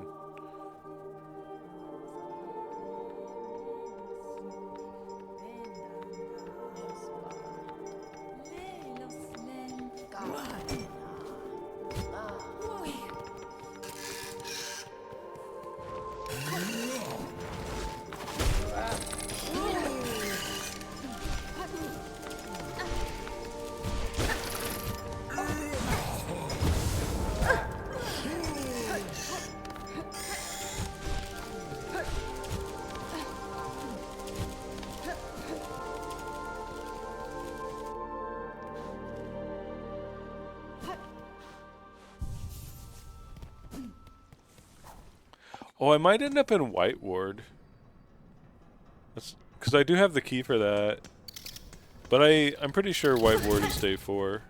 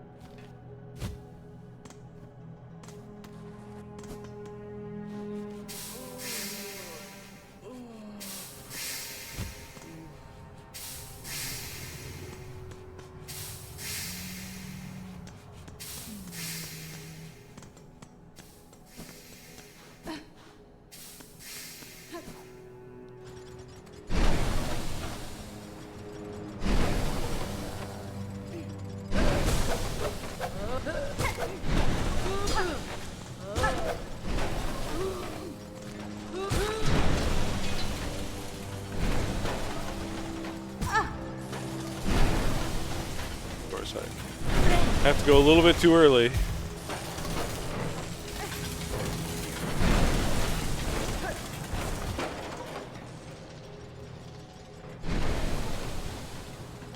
This stupid bench up here. Toll benches are so dumb. Hollow Knight has them too.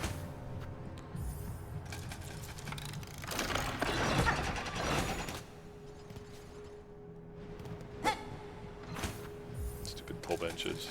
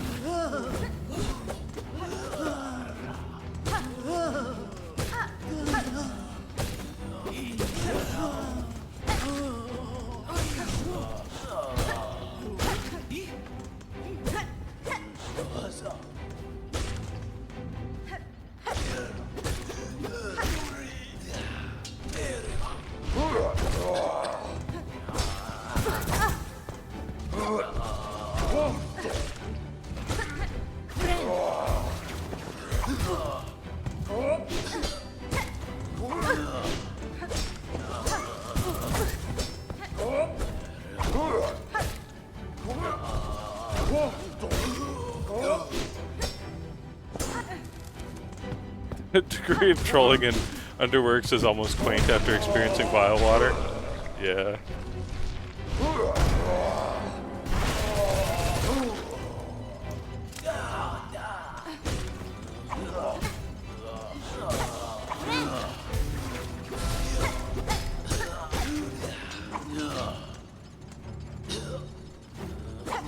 Yeah, there's one of the benches in Bile Water that had a tablet, a lore tablet, that I feel like really explained why Bile Water is so awful. they just hate you in Bile Water. Underworks, they're just defending this shitty place. Bile Water, they actually just want you dead.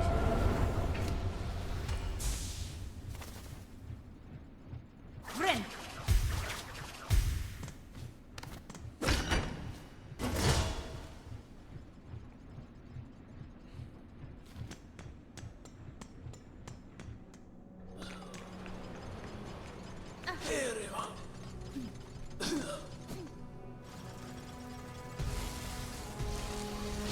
Big bench dumps you into maggots, real bench hidden. Yeah.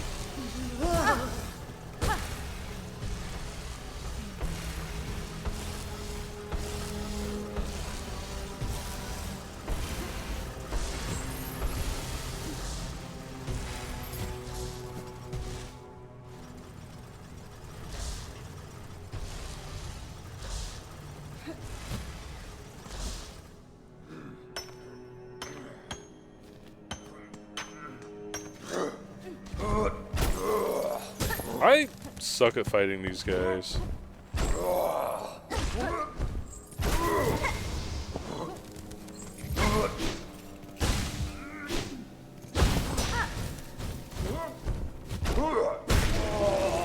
I think that use of tool was very good on my part.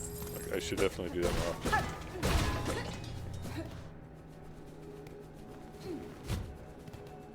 Is there anything good over here? What is this? A shard bundle. Like, there's like not even a reason to go do this room. like on a replay, like this is skippable. I don't think they're like nothing over here counts as a percentage, right? So I guess like if you need kill credit on those guys, those big guys, maybe that makes it worth it.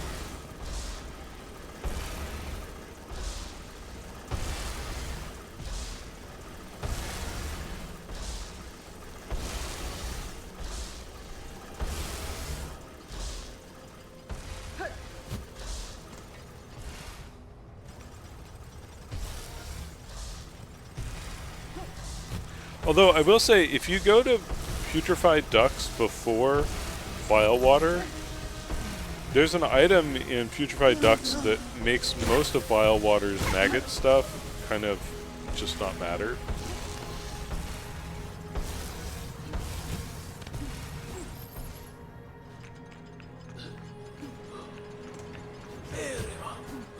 Yeah, I mean, I got that so late. Like, I had already spent hours exploring Bile Water, every inch of it, and had done all the interesting stuff to be done in Bile Water by the time I got that item. So for me, it was like, wow, thanks, I guess.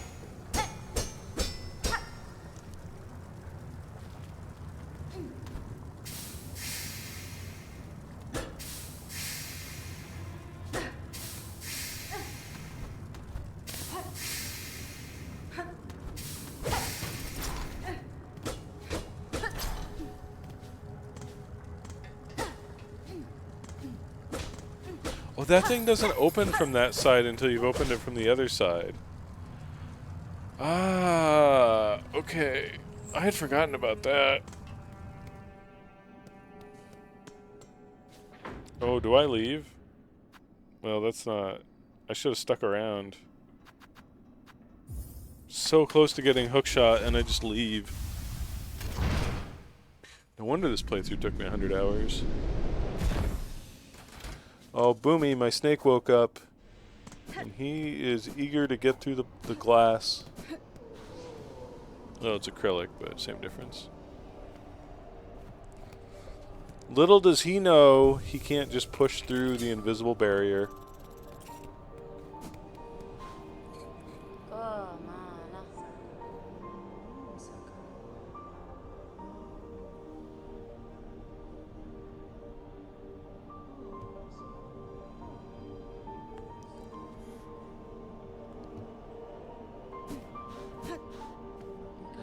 Gafama.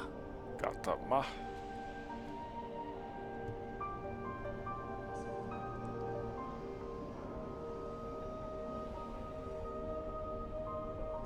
Yanara. Yanara.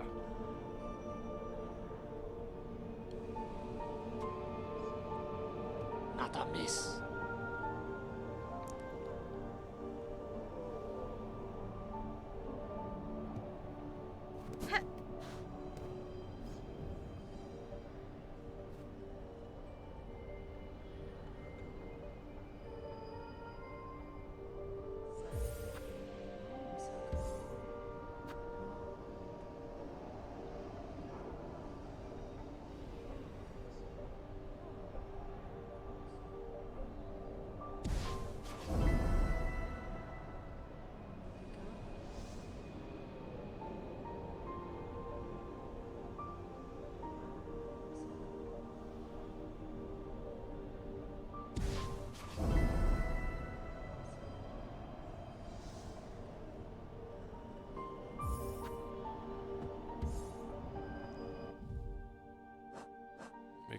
Make me break my rosaries.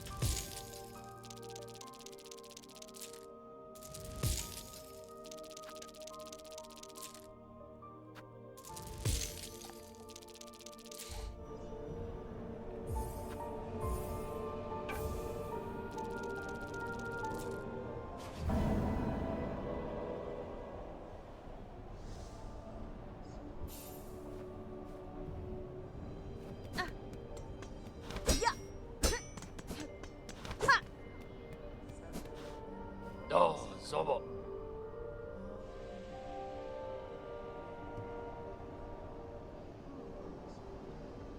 Benny Frank. Hello, battery. Welcome back. Gevig Gero. We beat the last judge.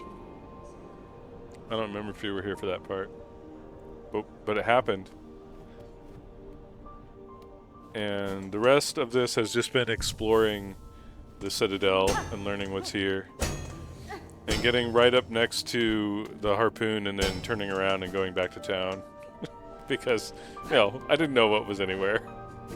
I didn't realize how close I was to such an important upgrade. I'll just head back to town now. We'll finish Underworks later. Probably not anything important down there anyway, right?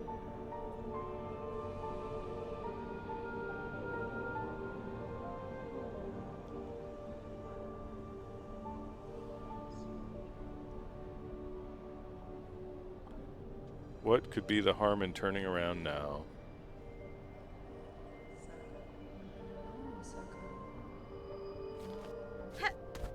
There's so many loops in level design in this game. Pressing forward always felt right to me.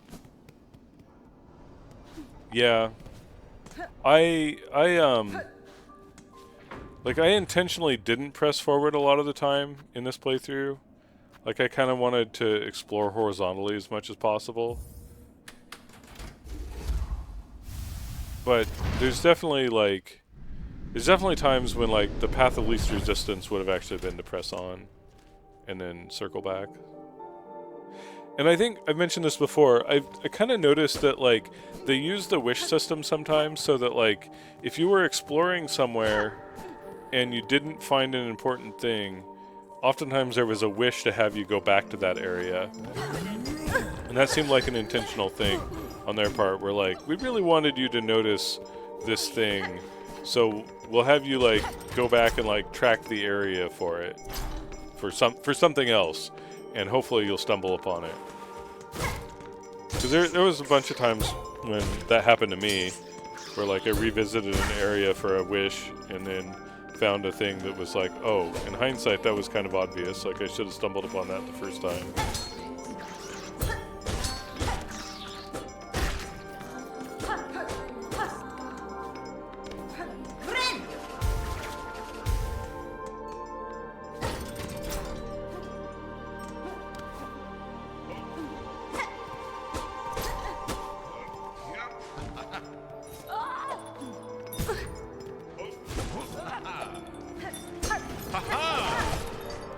Sensible! I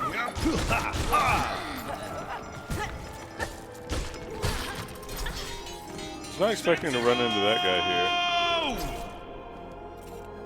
Guinea.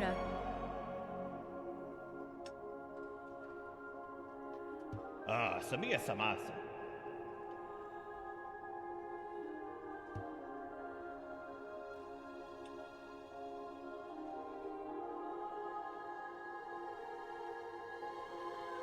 Mascara dore.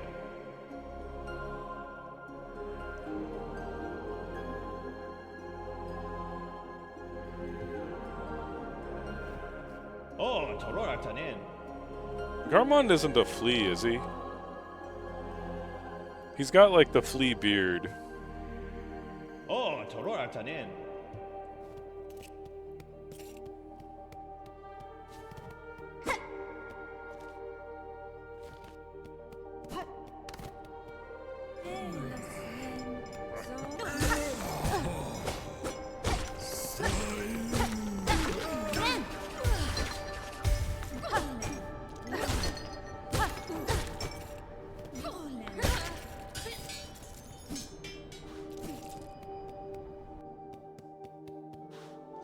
Ah, here we are. Yeah. I'd probably spend a good chunk of time here.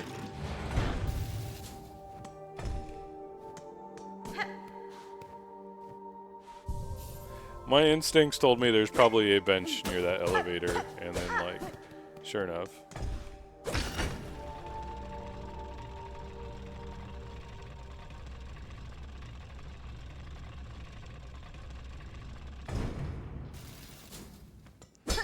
Found it very suspicious that side of the elevator did not open. Definitely wanted to know what secret the game was keeping from me over there.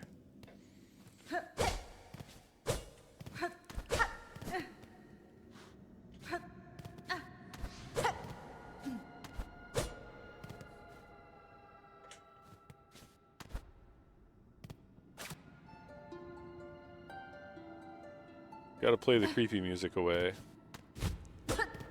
Yeah, I've since 100%ed this.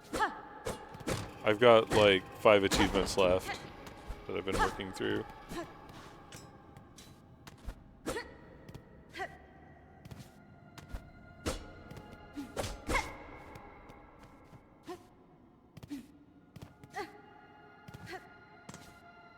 One left that you're lazy about is the hardest Steel Soul one.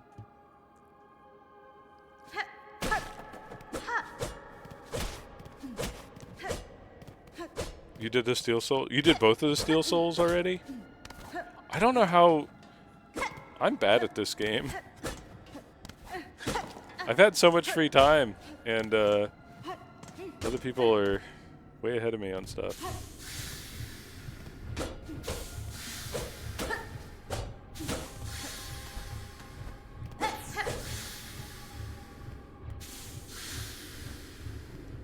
Did the common cheating method of save and quit? Yeah, when I get the Steel Soul, I'm gonna try not to save and quit. I did save and quit on Hollow Knight Steel Soul, and I regretted it and immediately did a second playthrough, a second Steel Soul that didn't do save and quit.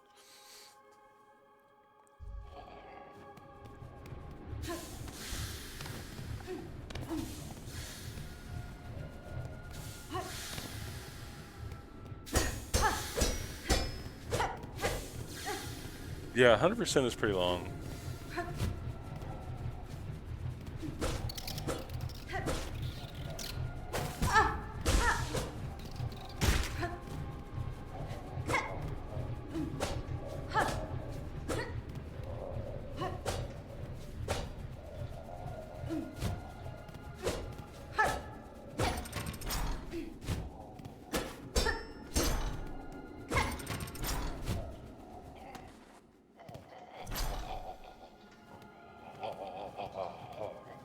I don't know how I feel about the self-closing doors. Like, I think it's totally reasonable that they have them, but sometimes they're annoying. Like, when you open them, and then you're like, oh, I should check this other thing over here, and then they close, and you have to open them again. I find that kind of annoying. But, like, I get them as a way to, like, force you to go around.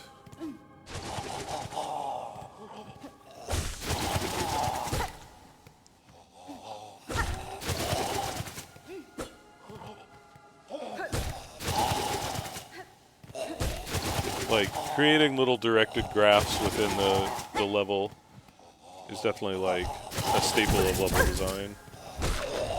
So like I get them from that point of view.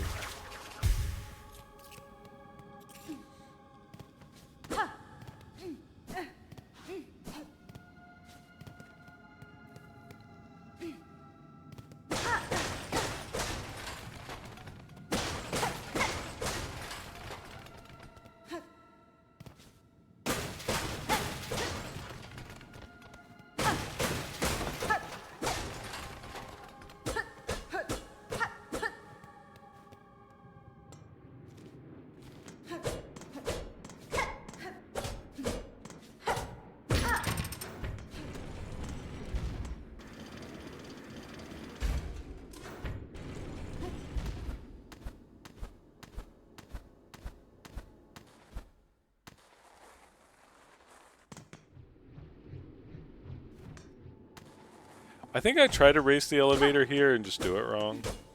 Or maybe I don't bother. Either way, I was definitely very suspicious of the elevator at this point. With good reason. Team Cherry likes to hide things under elevators.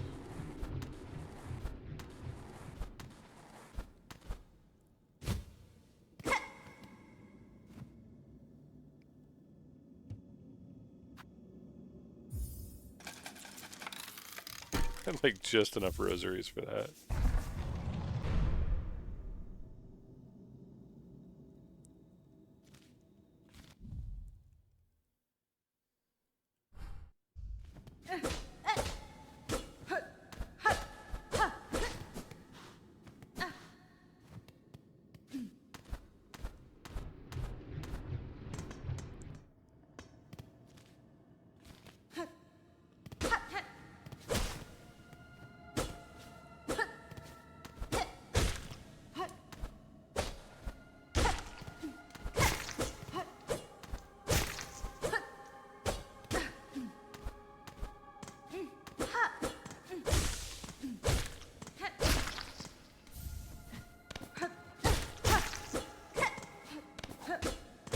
But yeah, I'd like to keep playing this game.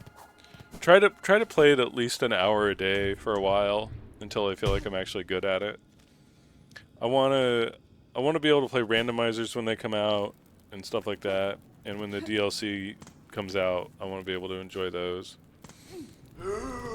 And I feel like I'm still really bad at huge parts of this.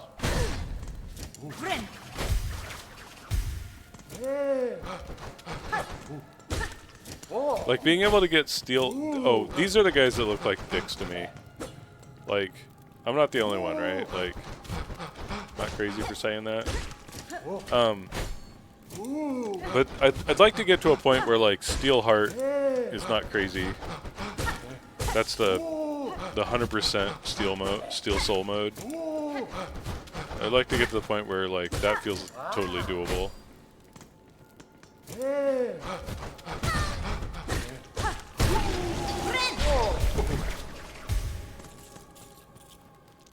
Like having the map memorized, know what order to get the upgrades in order to make fights safe, and being able to have a reasonable chance of getting through fights on the first try.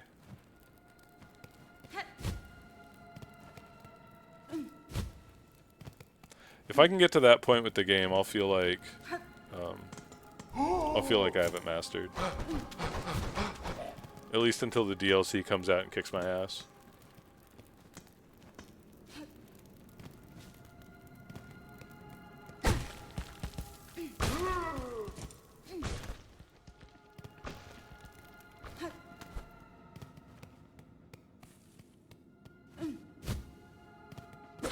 So there is something good over here, or do you have to wait for the quest to send you back down here? Oh, the injector band.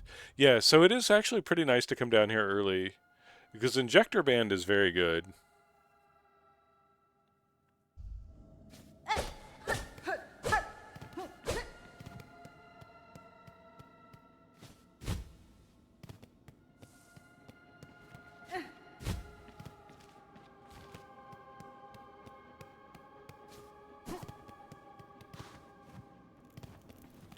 But I think you have to do Sherma's quest to get the other key, right? Oh. Yeah.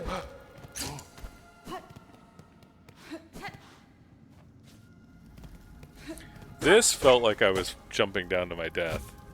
I was like, oh, this is bad. But then it wasn't actually that bad.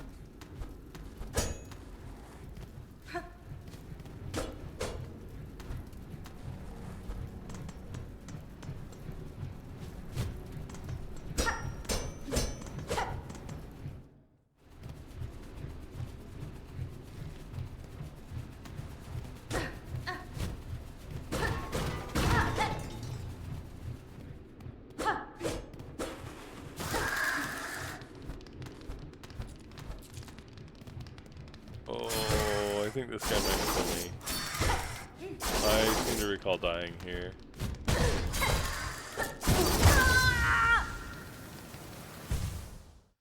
Yeah, things that deal 2 points of damage are just nasty. I think their attack can be parried if you're using well, it can probably be parried with anything if it can be parried, but I feel like with Wanderer it becomes actually pretty like reasonable to parry stuff like that.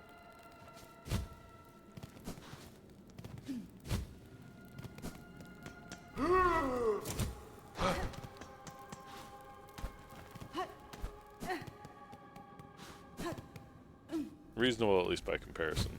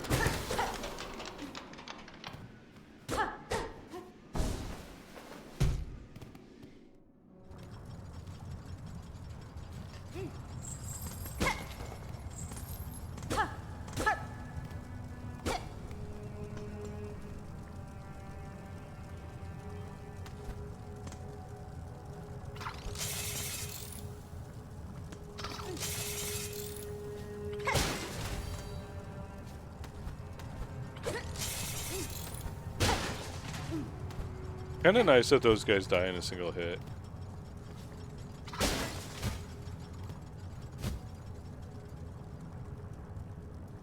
I think I'm still on nail 1 at this point. So maybe on nail 0 they don't die in a single hit.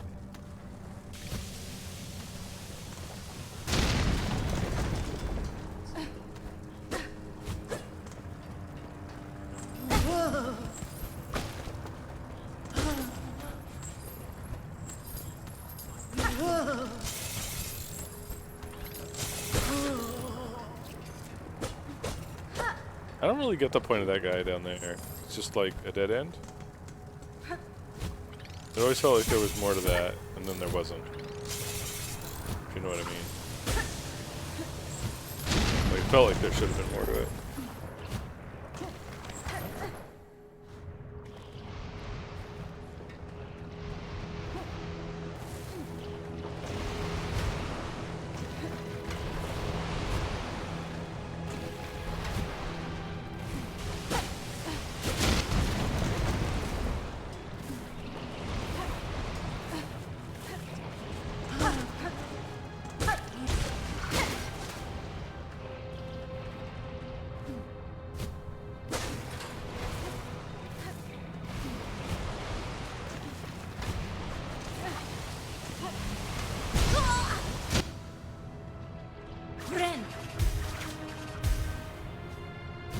Shoutouts to not noticing when the platform you bounce off of disappeared.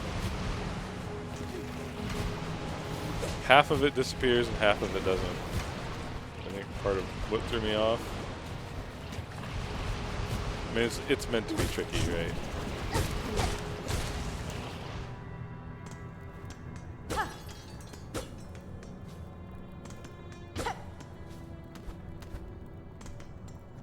There's something good over this way. Is it a spool? Might be a flea, actually. I skipped this in the any percent attempt that I've been working on. Craft metal? Okay.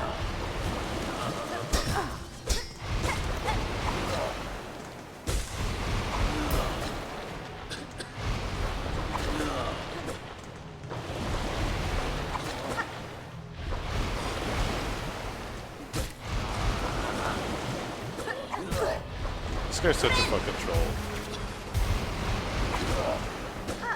Just like, come here, dude. Let me fucking hit you.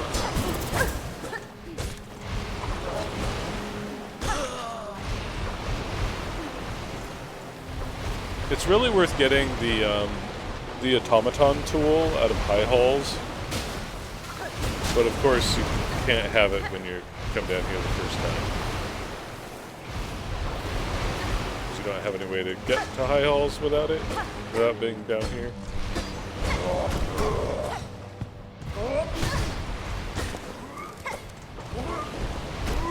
There's no way this dude's gonna kill me, right? Totally gonna win this, right? Oh. I don't know, that should have been a parry. I think the game cheated. I don't know, what do you guys think? I think it cheated. That was totally a parry.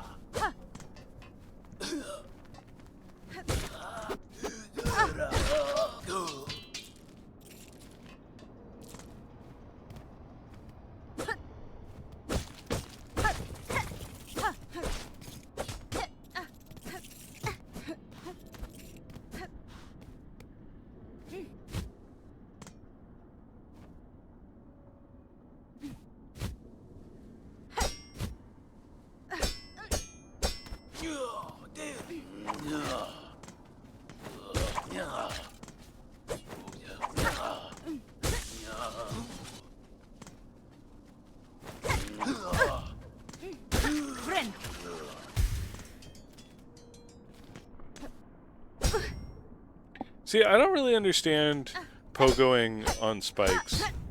Like, why did that first one fail? I didn't understand what was different about that one.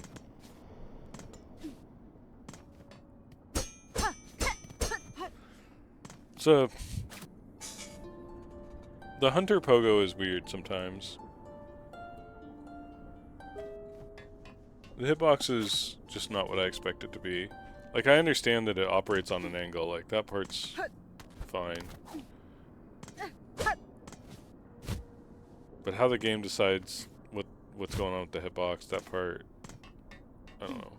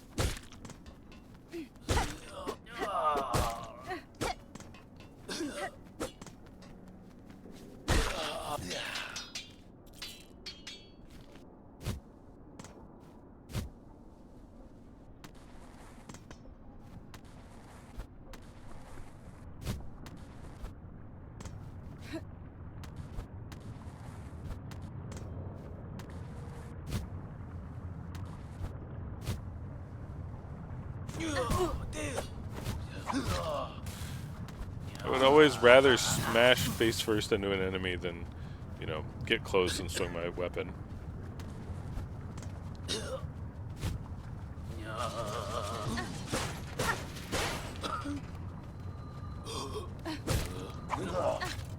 I was kind of worried that if I grabbed that during the cutscene that this thing would hit me. So I like kind of waited on grabbing it.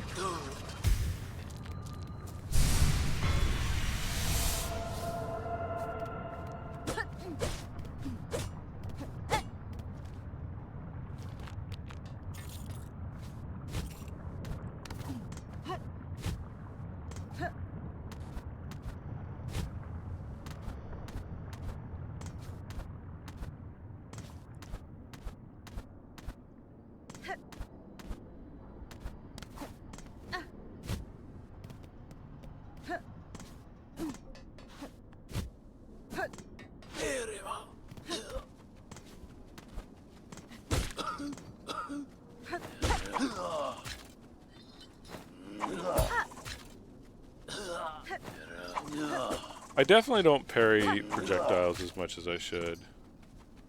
It's a pretty good trick, and I almost never do it.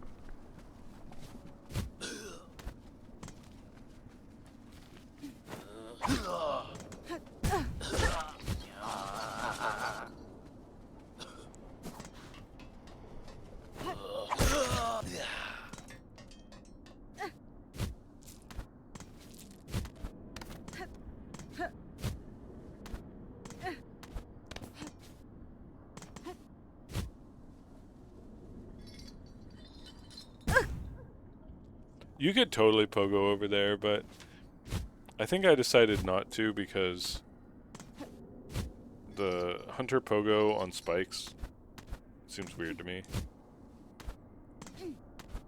Maybe I did do it. Now that I'm watching this back, I think maybe I did it.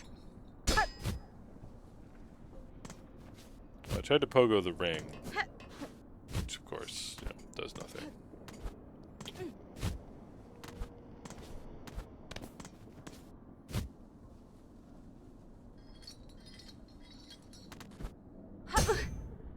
Yeah, right there. Like, that was a perfectly good pogo, right? Like, why did that fail?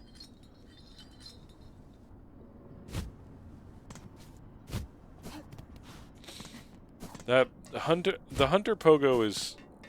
It eludes me.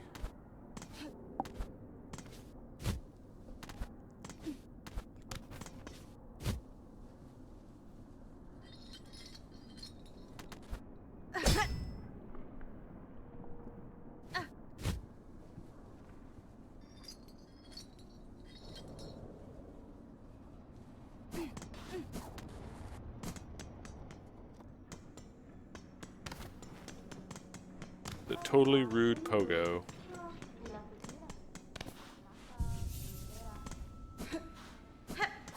Yeah, I think I gave up on it after that.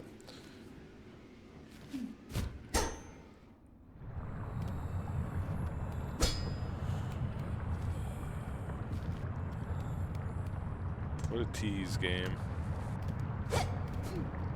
Showing me that shiny.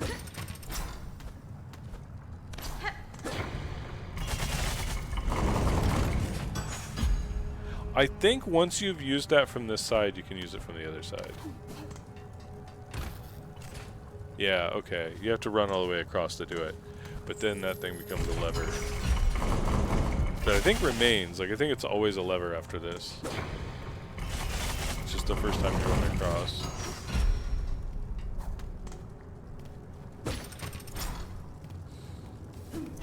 And this also...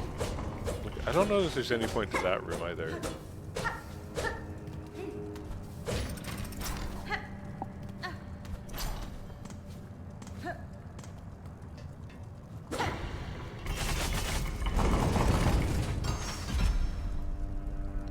Oh, right. I was testing if this thing would, like, close.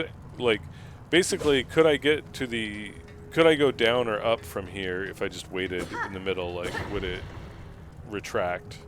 Right? And no. They want you to go around.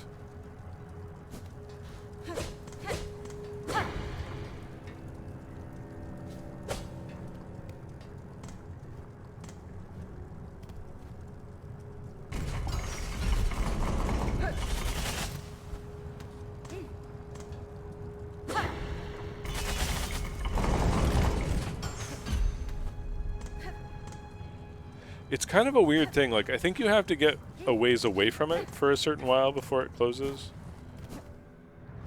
I think that's how they make it so that you can't cheese it.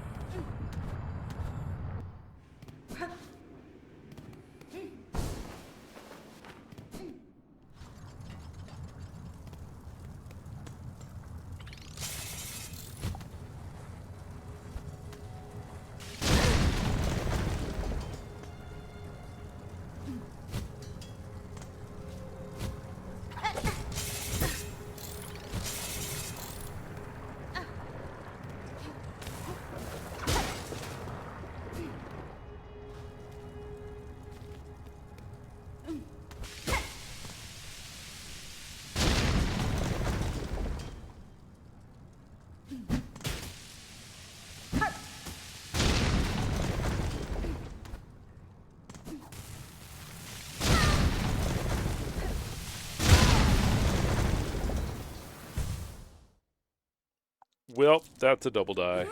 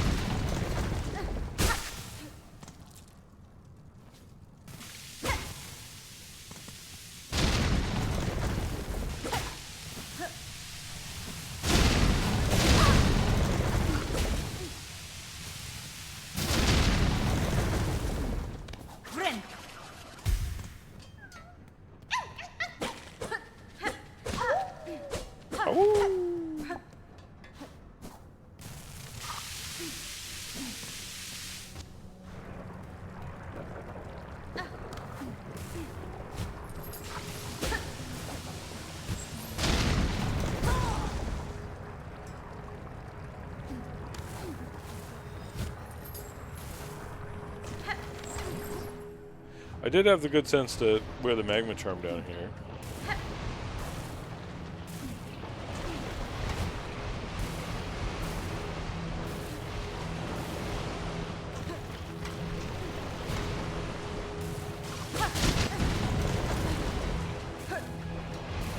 It's definitely possible to get your money's worth with the magma charm.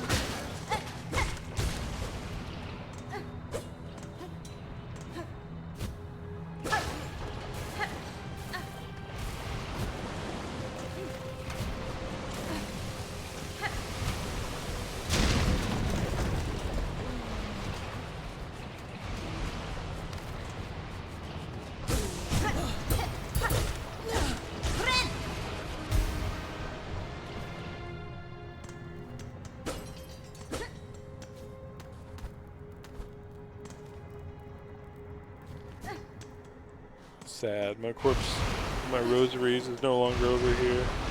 I don't think I lost that many rosaries though. I think I had mostly spent them all before I came down here, so. Double dying is never great, but I don't think it was like all that costly.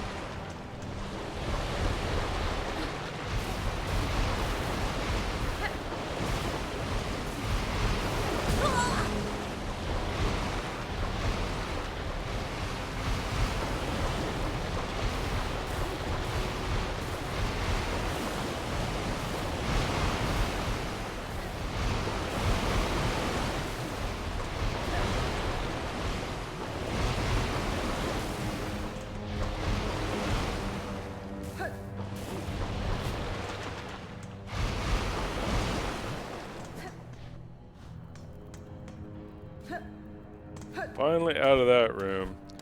Now that I'm back here and safe, it's nice that I won't die to anything stupid. Oh. Oh.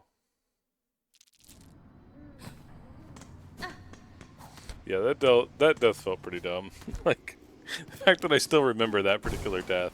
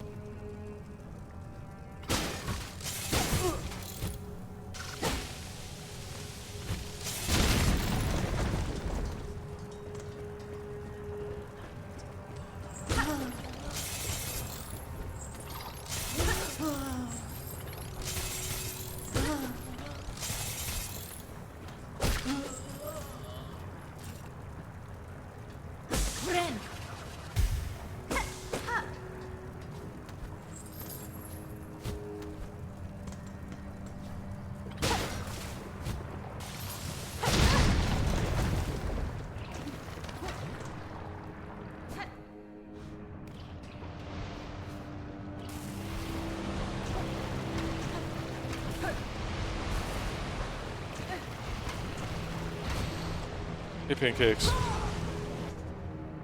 Doing okay. I slept all day yesterday. Like, that's not an exaggeration.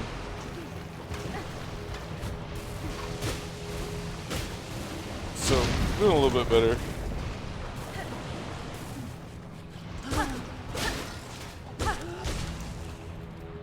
I had 2 days of just sitting at the courthouse for jury duty, and I had to get up at 6:30 a.m. on those days, and I was there till like, I think 2:30 each day, and it was just very exhausting, even though I wasn't doing anything, like having to get up that early and just be on call in case I got called as a juror.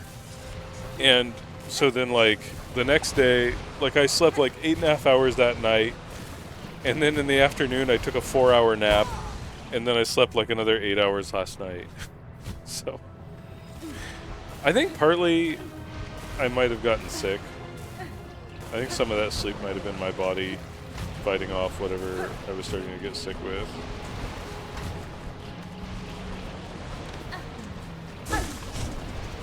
But also getting up at 6:30 a.m. is pretty bad. Looking at that as your daily alarm. Yeah, I'm not a morning person. I'm definitely a night owl. 6:30 a.m. is like not an uncommon bedtime for me.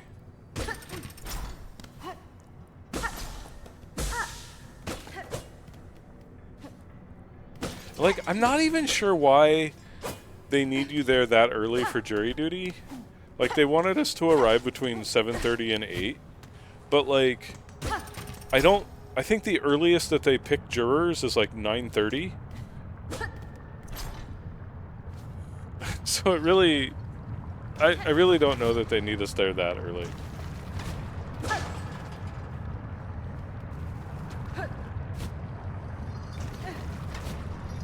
Neither am I, but I wormed my way into a first shift job, so morning hours I need to perform, and honestly most jobs treat first shift way better than second or third.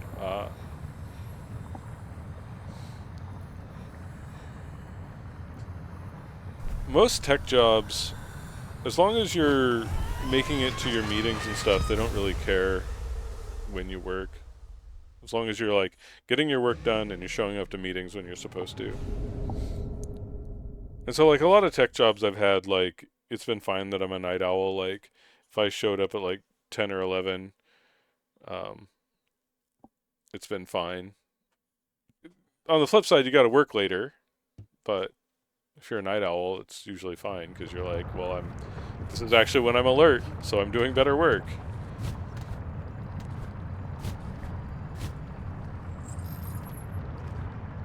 But yeah, the getting up early for the jury duty was a little bit painful.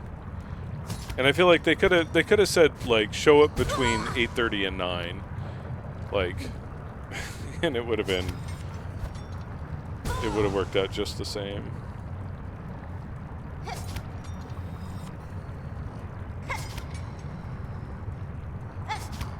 The way we do jury duty in Oregon is a little bit weird anyway. Because I guess, like, in a lot of places, you just check the night before to see if you're actually needed. But the way we do it here is, like, they'll call in, like, 300 or 400 people, and then only need, like, 150 of those people. And so they just have, like, people hang out, physically present. Like, it felt like being stranded in an airport. Because, like, the courthouse security is very similar to airport security, where, like, we all had to get in a big, long, single-file line that snaked back and forth a whole bunch. And then you had to, like, take all your stuff out of your pockets and your bags and whatnot and, like, put it through a metal detector or an x-ray machine. And then you had to walk through a metal detector, you know, without your shoes and belt and stuff. And then they even have, like, these, like, auditory announcements while you're, like, waiting in line for security, where they even refer to their stuff as being airport style. And then, like, the actual waiting room felt like the airport terminal, like when you're, like, you've gotten to your flight gate, like the waiting area felt just like that. It was, yeah, anyway, the whole time was just like my flight is delayed vibes. Which I hate airports, so it was a bit, like, almost traumatizing. Like, oh god, I'm stuck in an airport. I just want to go home. But, you know, they gave us, like, a 90-minute lunch and stuff like that. So we still had to fend for ourselves for, you know, food. But, like, you could leave for 90 minutes during lunch. So I went and sat in a park, which was very nice, very peaceful. Downtown Portland has a bunch of parks, and some of them are, like, kind of awful. There's always, like, the people with questionable mental health that are, like, creating, like, a weird disturbance in the parks. But I was able to find a park that was very peaceful and chill. So I would just go there for, like, an hour, like, after I got my food and ate. The last time I had court duty, they called the Friday before the Monday to tell me that they didn't need me, but even when I did go in the one time I had to, they made me sit in a room till, like, 1 p.m. Then they called, like, a bunch of us into one room and started eliminating us based on questions. Oh, yeah, the voir dire process. So this is the third time I've done jury duty, and I haven't made it to the voir dire process before. This time was the closest, because on the last day at, like, 2 p.m. I got picked to stay there, and they had 2 trials that needed, so they wanted 70 jurors to hang out in case that either of the 2 trials needed anybody, and then everybody else got sent home. So it was about somewhere between a third and half of us stayed, and I was one of the people that got picked to stay. But then around 2:30, both trials ended up getting one trial went to bench, which means the judge will do the thing instead of a jury, and then the other trial turned into a plea, and so they didn't need a jury for that one either. So then I got to go home. But the thing that's scary if you get picked is, like, you don't know how long the trial's gonna last. And, like, I don't have any good excuse to not sit on a long trial, right? Like, I don't have anything that would disqualify me for it. So, like, if I ended up on a month-long trial, I would have just had to sit out a month-long trial. So I was definitely not wanting to get picked. But I think the average trial is 1 or 2 days. I think it's really rare when the trial lasts longer than that. Unless it's, like, some other special circumstance. But one of the other jury duties I got called for, there was kind of a high-profile murder in the area, and I got the jury duty summons along with a lot of people, and then, like, a week before the trial was supposed to happen, they canceled on us, like, canceled on everybody who was a juror, And I guess what happened was the police mishandled the evidence, and so it was like a mistrial before the trial even started, and so they were able to cancel all the jury summons. And I don't know when it ended up happening to the trial actually. And then the very first time I got called for jury duty, I was there for like, I don't know, an hour, and they sent me home. Hey, Clueless.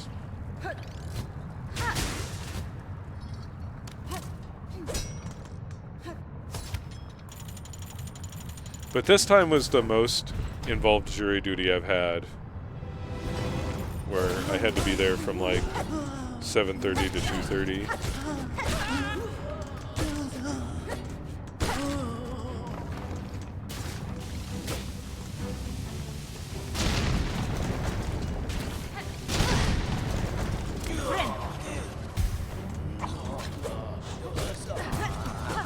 Totally gonna first try this arena, right? I mean, I've body slammed into a few things on accident here, but like, I got this cool new ability. Surely I won't screw this up. Look how easy these flying guys are now with my new ability. Just gotta spam my new ability.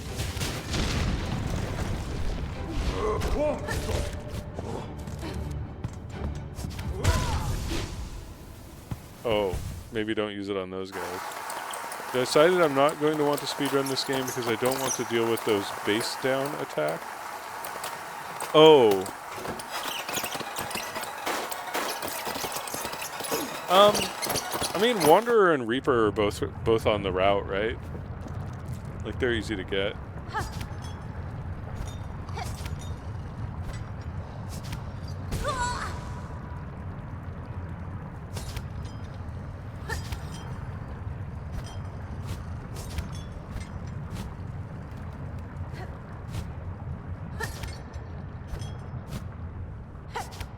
Yeah, I guess it depends too on what category you're talking about speedrunning.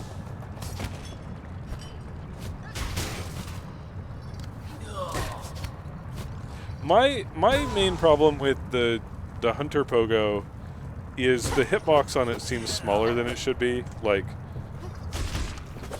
I'll have the right angle and I think I'm lined up for a good hit, and then it won't connect. There were some great examples of it earlier in this session where I was trying to spike pogo with it, and like I would hit the spikes and it would tink and then I would take damage. And it's just like, why did that happen? Like, explain to me, game. I had a bunch of down slash, oops, I'm slightly too high, hit the spikes. Yeah. But like if you just look earlier in this VOD, like maybe 20 minutes ago, I had some that like, I don't know, I wasn't too far away. It wasn't that she had stopped pogoing by the time I got to the spikes. It just, the game decided that like I pogoed and hit, so it's like I took damage and pogoed, but the damage takes precedent. Which I don't know if that's a bug that they patched out, because like this was recorded when no patches were out yet.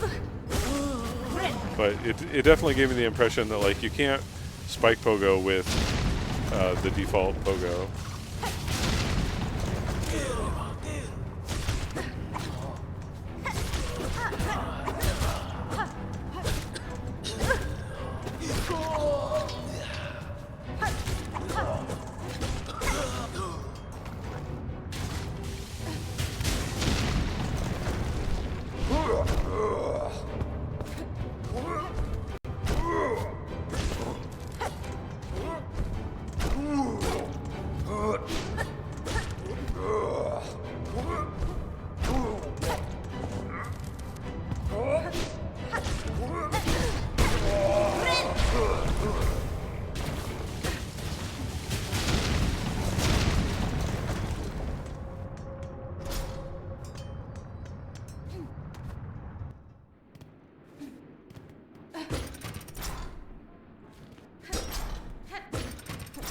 Yeah, you can spike pogo with Hunter, but it's weird.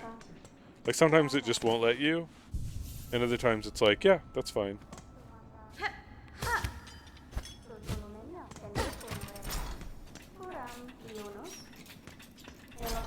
Hasbin?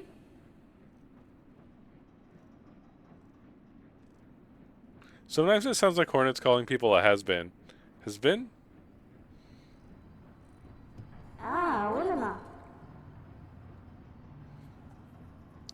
Maybe it wasn't area right before last judge, but can't pogo there because it's worms, right? I think there's a bit of spike section there, but now I'm not sure. I'm not sure if you can pogo the worms or not. Hasfine?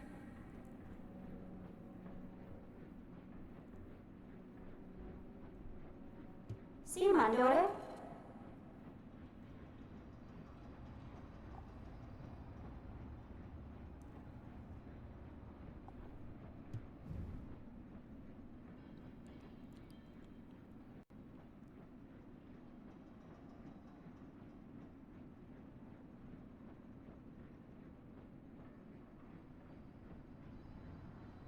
Vertical shaft where the thief guy runs from you. Yeah. Yeah, those kind of diagonal spikes, sometimes you can hunter pogo those and sometimes you can't. Snitch, I think.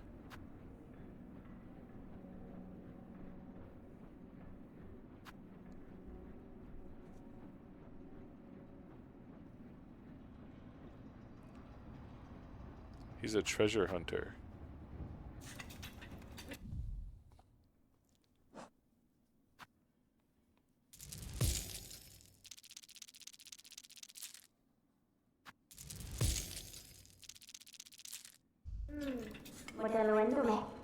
Nesvir? Is it Locke in Final Fantasy that gets annoyed when you call him a thief?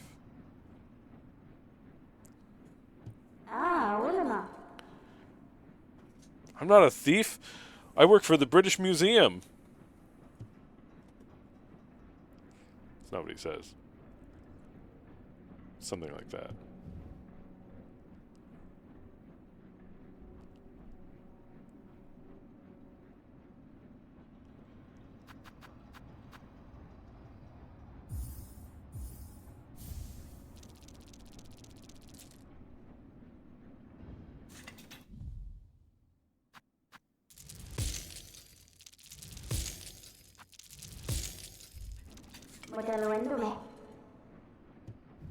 Locke from London.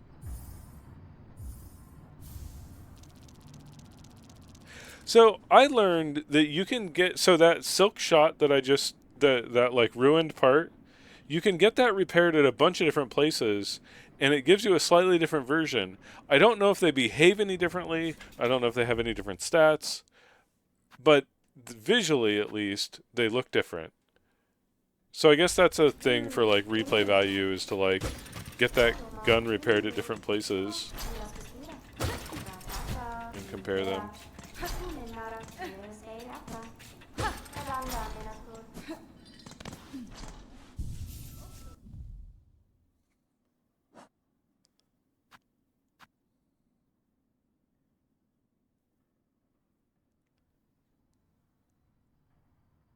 Hollow Knight with guns.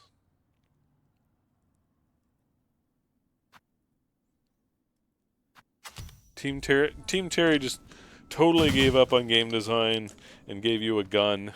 Shaking my head.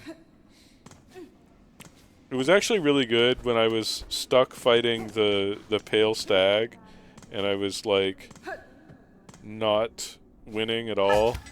And I equipped that and killed it with it and I was like, damn, I brought a gun to a deer fight. I saw a place to do it with the mountain without rosaries but didn't want to climb back up. Yeah. So I think there's like 3 places?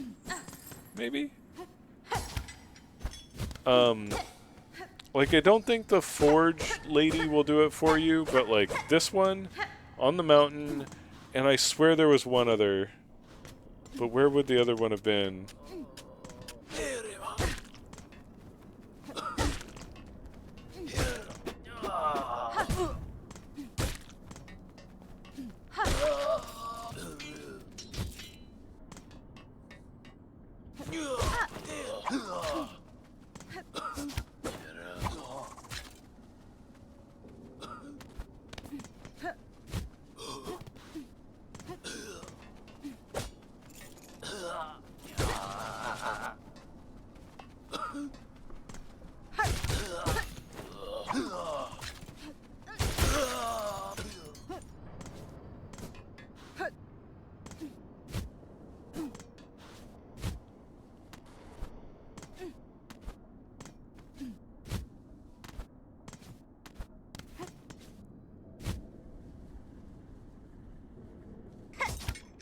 The forge person will do it. For some reason, I thought I tried them and they wouldn't. You do to get a different result, but like, is it statistically different? Like, it's visually different, but does it behave differently in some way?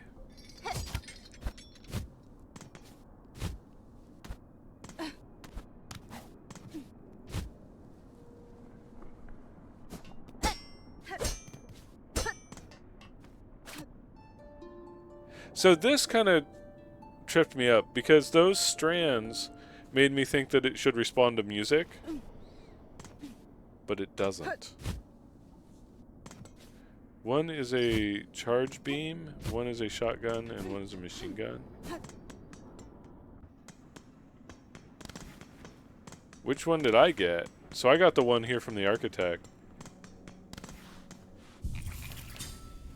So the one on Mount Fay must be the charge beam, because those the dudes in the tunnels are a charge beam. The one here must be the machine gun, and so I guess the one down in Deep Docks must be the shotgun.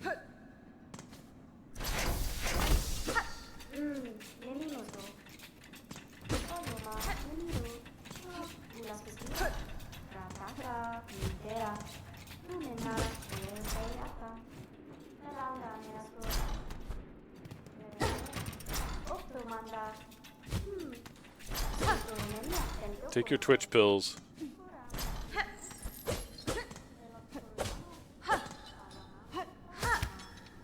As far as I know, that ring doesn't do a damn thing, which is a weird ring.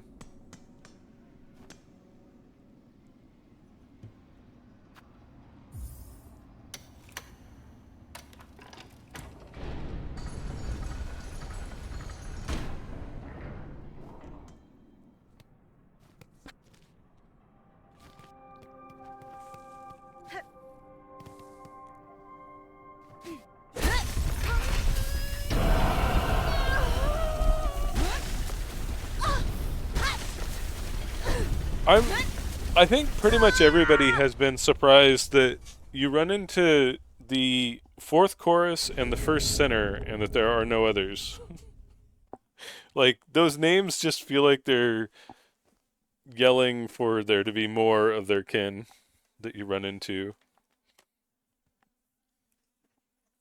I never ended up using Architect. I don't really like shards of the currency, so... Now your chorus. Exactly.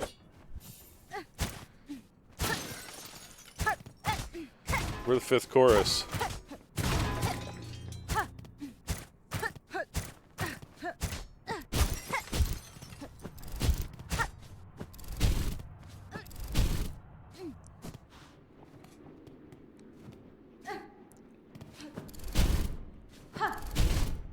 Is this lore right here that you can only get once? Because I think you can't re-enter this place.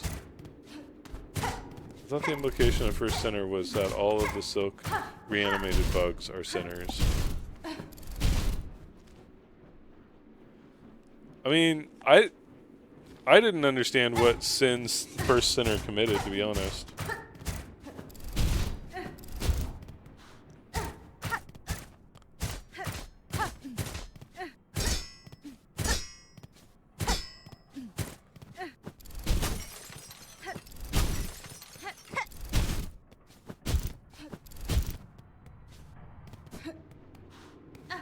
Yeah, but that confess your sin things is just an excuse to guilt them into working, right?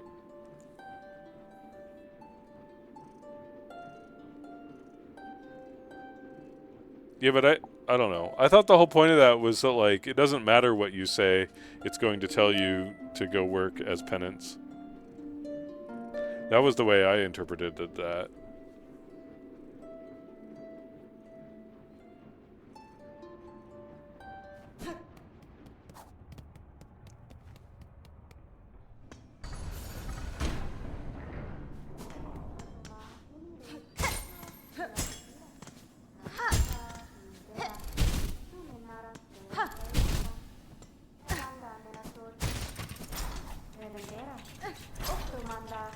Magina fora.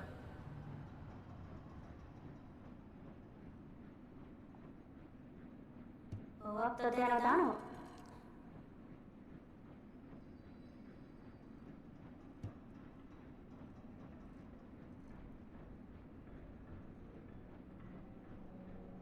Mi offende?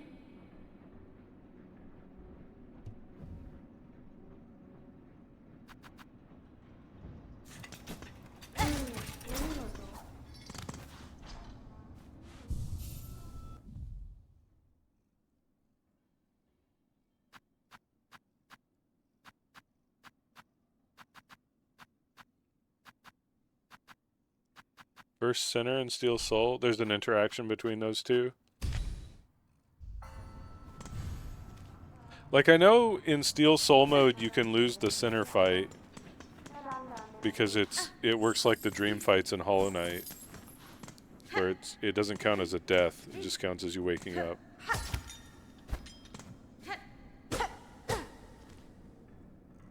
Yeah, I found some online debate about whether First Sinner is still alive.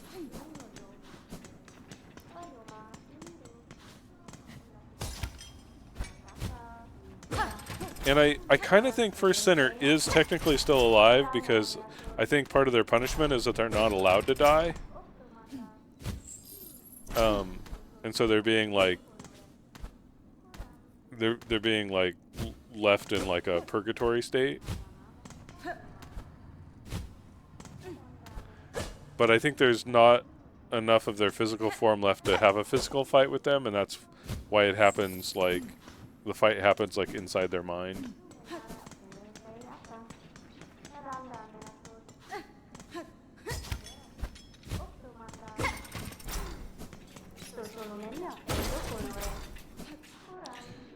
Maybe the cheating death with Silk is their sin.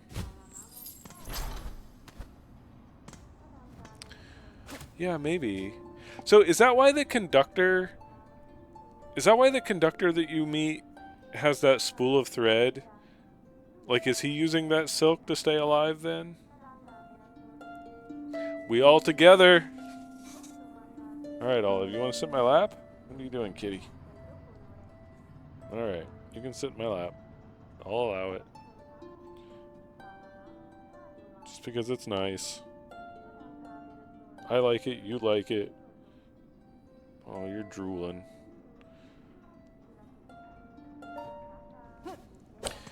Olive, you're not supposed to drool when you're happy.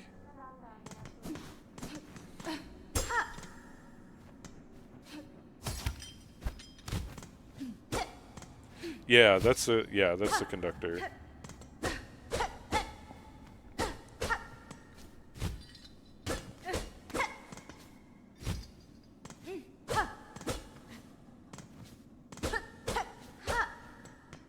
I think there's about a half hour left in this.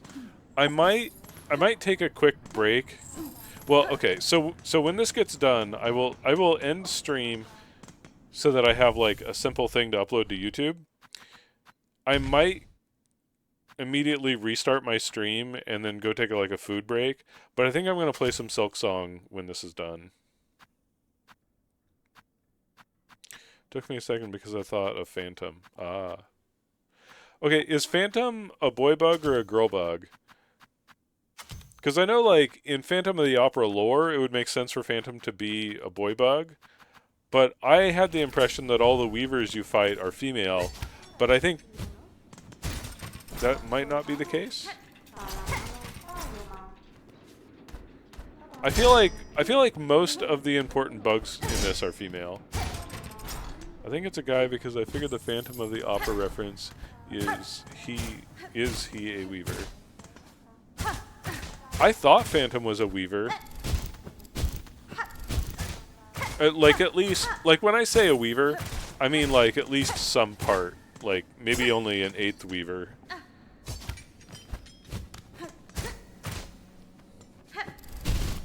It's like Widow is presumed to be a weaver, even though they look a little bit odd.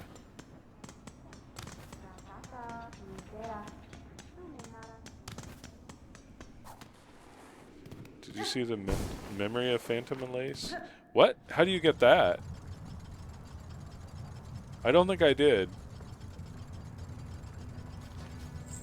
What do you got to do to see that? 'Cause that could be a thing I would do this afternoon. The mirror below Phantom's arena. Oh, how do you use that thing? I did see the mirror, and it did seem like it was supposed to do something, but I swear like I played my needle in for it, and nothing happened. Do you have to have the tool that makes your strong songer? My strong songer. My song stronger?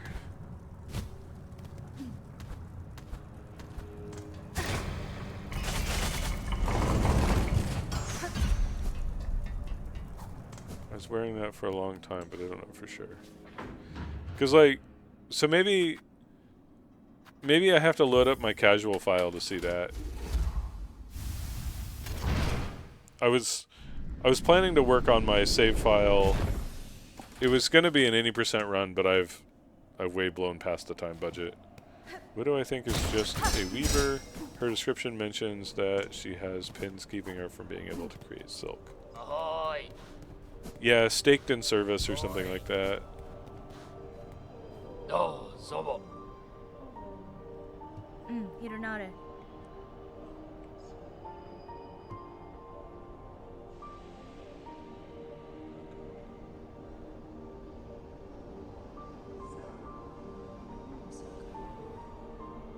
Not a miss.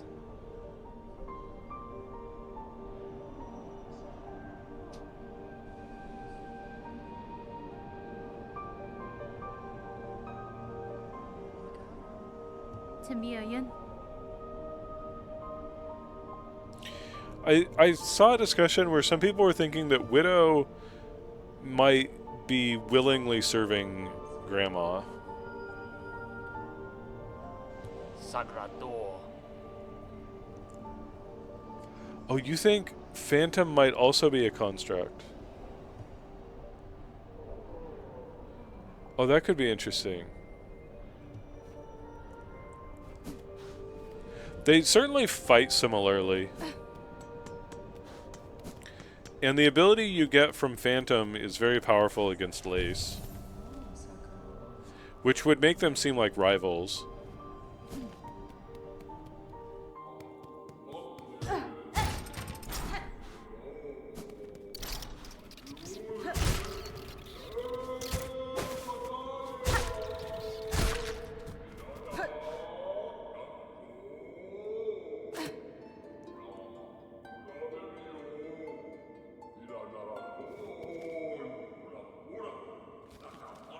If you're yin and Lace is yang, then what is Phantom?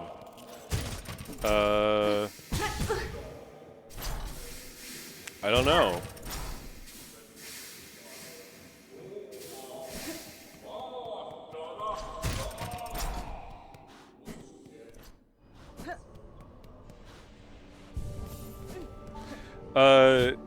Phantom could be like, there's a relationship between Hornet and the Knight. So maybe Phantom is parallel to the Knight. Lisa's version of the Knight.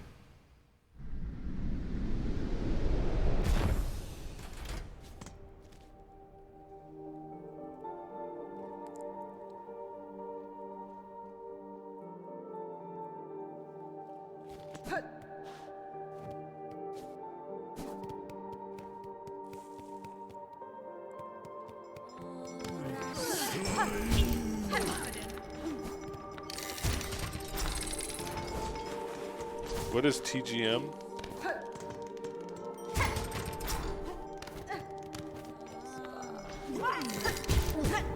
Oh yeah.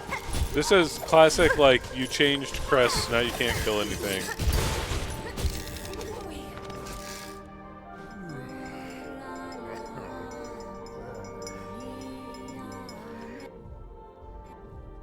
Tetris Grandmaster.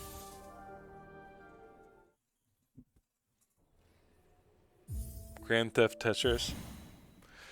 You know what? Actually, I'm gonna go get some food right now while we're watching me wrap this up. There's only like 15 minutes left, so I'm gonna go get some food. Be right back.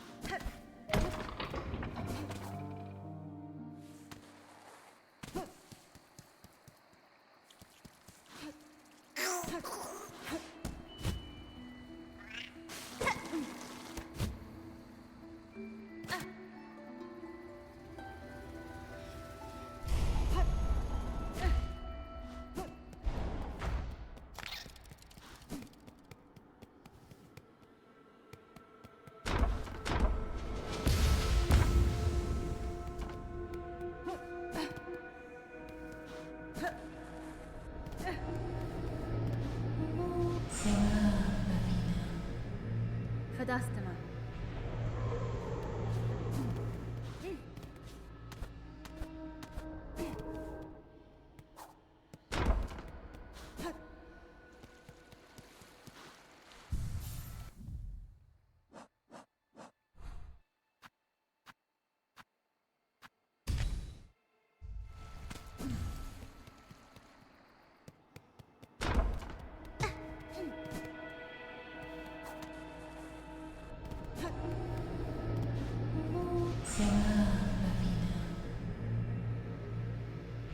Catestre.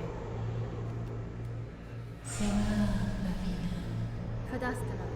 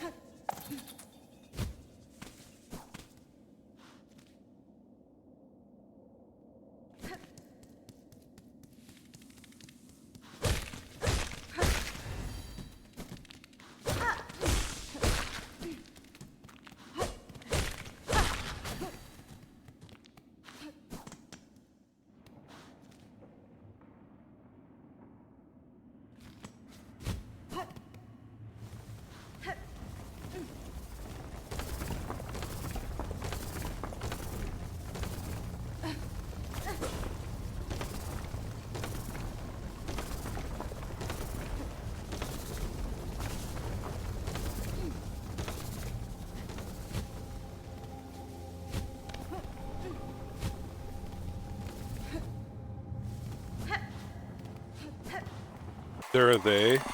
Okay. Oh yeah, I fast forward this because I spent like, I don't know, 20 minutes trying to get up there. This is, keep in mind, my controller still doesn't let me dash and use the D-pad at the same time. So I can't do it the way you're meant to do it.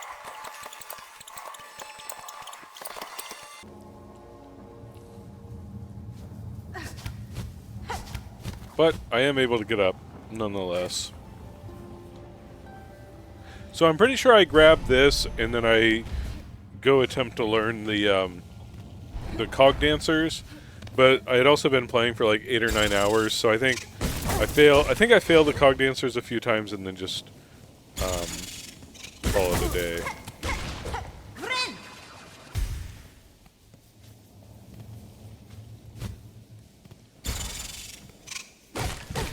Hi Zoe. Yes, you're being annoying right now. Okay, jump up here. Yes. Okay, come here. Yeah, the cog dancers are great.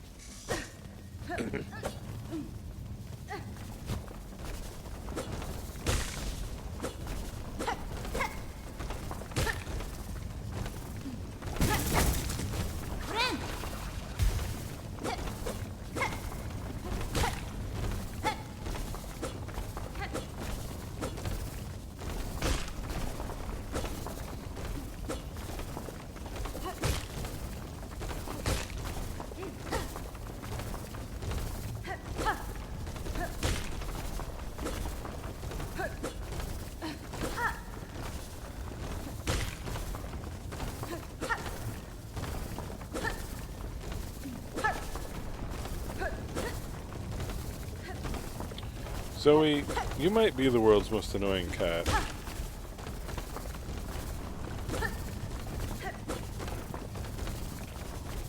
Like, it's not a competition, but like, you might still be the winner.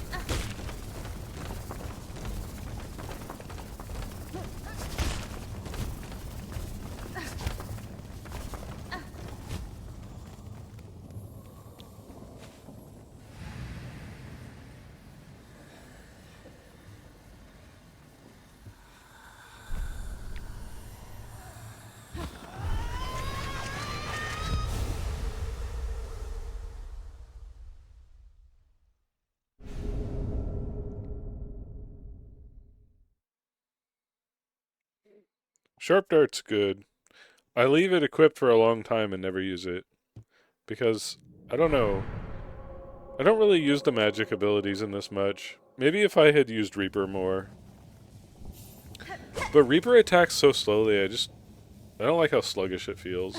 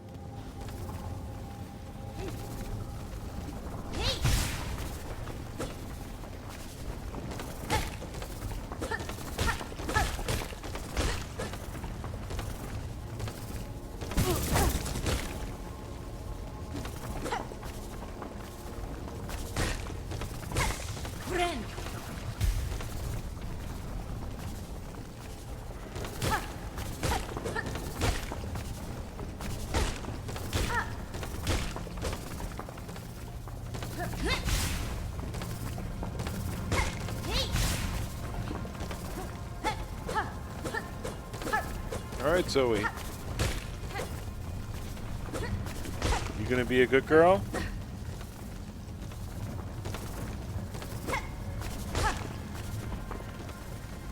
'Cause I'm gonna want to play my video game.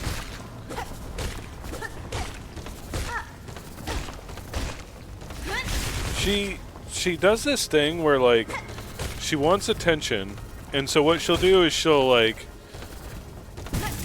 sit, like, right out of your reach and, like, meow at you. And if you try to touch her, she runs away. And it is so obnoxious. Because it's like, I know what she wants is attention, but if I try to give her any, she runs away and immediately comes back and wants attention. And, like, I've never found a good way to deal with it. Like, I can kick her out of the room, like, I can walk towards her until she runs out of the room and then I can close the door. But, like, she's not getting what she wants, which is attention. She's just getting punished. So, like, that feels not great.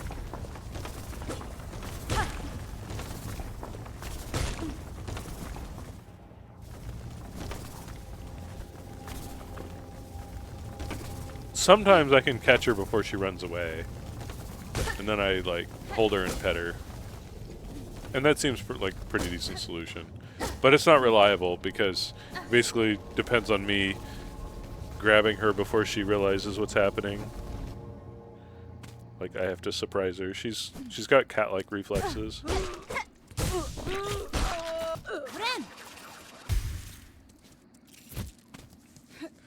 It's like the other cat, when Olive wants attention, she just, like, climbs up on your lap and is like, gets right up in your face and is like, I want you to pay attention to me. And that works really, really well. I don't know why Zoe has developed this annoying version where she, like, comes over to you and, like, won't let you touch her. Like, she'll do things like rub against your leg, and then if you move, she runs out of the room. It's just like, cat. Oh yeah, I thought that was a pretty cool statue they built. Doesn't really look like Hornet. It was a good statue.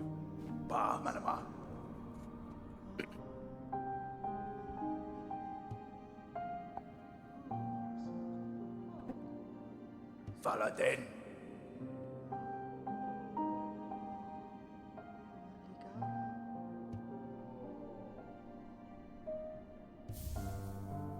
The statuette looks pretty convincing, though.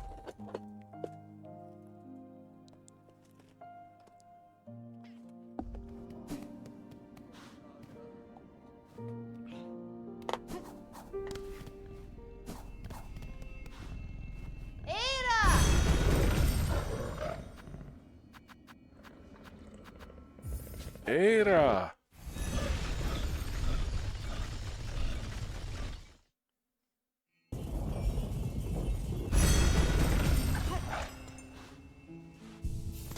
So on my other save file, I'm basically working towards the secret ending. And I'm currently stuck at the forum. And I've been periodically going and grabbing upgrades, getting stronger. I would like to learn to beat the forum with, like, fairly minimal gear, but the forum's a hard fight.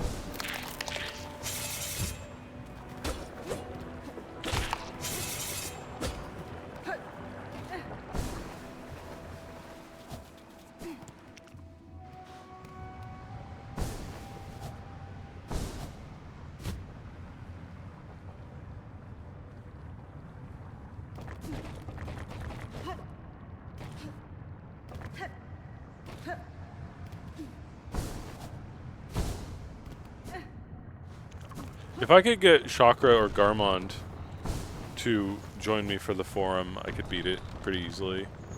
And I think the 100% route does something to get Chakra to join. I just don't know the requirements to get Chakra to join. That's fine.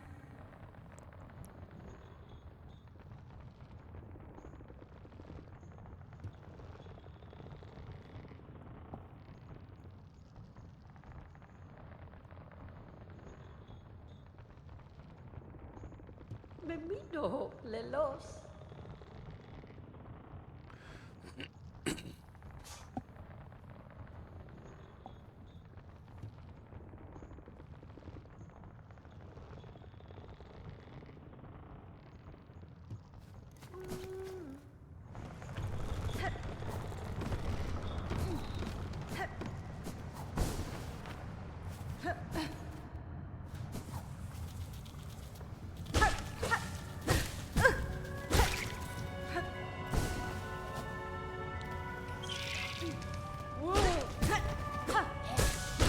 Oh no, does this end with me getting the mask shard over here?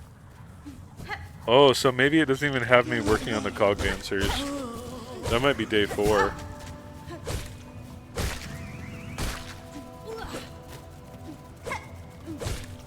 If I go after that mask shard, it's definitely a yakety sax thing. That took me a really long time to get.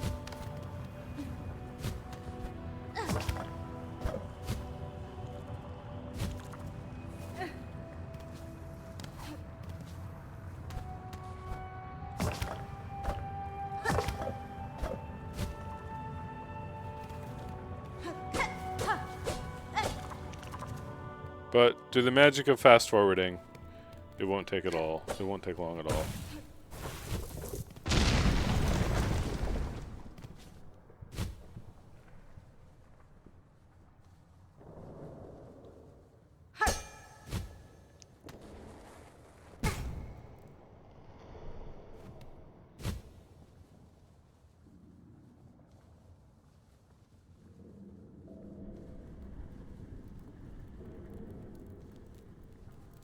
Hello, Olive.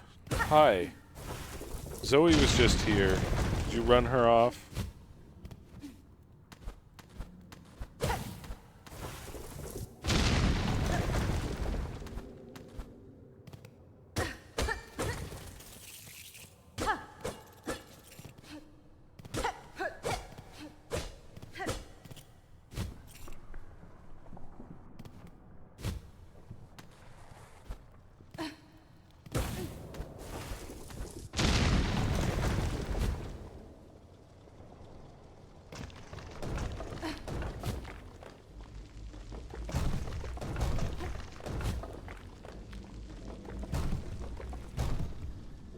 Battery, are you still listening? I have a question for you if you're still here.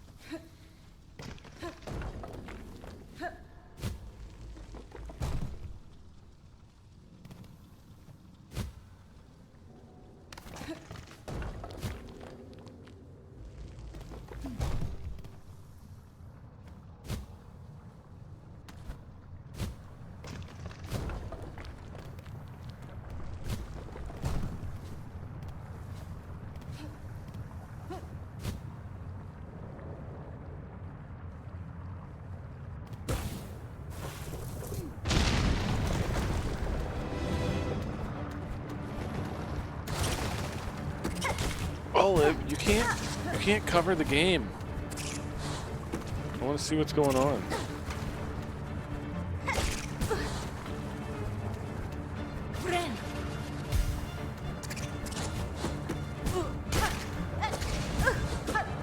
Although it could be that I attempted this and then called it a day, because I had been playing a long time. I may not finish this.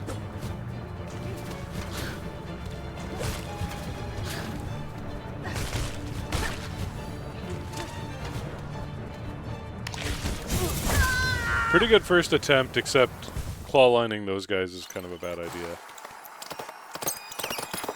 Oh no, I guess I did dig in. Yeah, this is all at like 10x or some shit. We're gonna be here a while.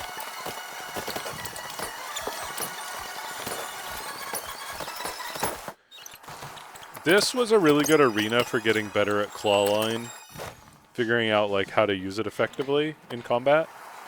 I think that's what this arena is all about.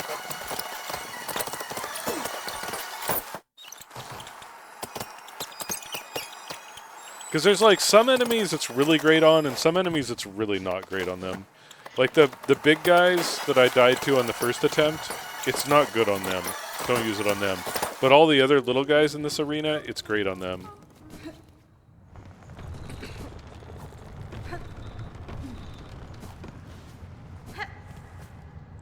You almost never used it in combat? Oh, it's really good on aerial enemies, depending on the enemy. Like there's a few, like the big guys in this arena that it's not great on. But it like, especially if you have like the weave light equipped, it's really good for just like staying airborne and going from enemy to enemy, and like it doesn't you don't deal as much damage as you would if you just straight up attacked them. But yeah, it's pretty effective for managing enemies. But I think what happens here is I think I come back in, grab my souls, and save and quit. I don't think this was the time that I sat out this arena. And I know that this recording is about to end. So when this ends, I'll cut stream for like 30 seconds, and I'll be back to play some Silksong.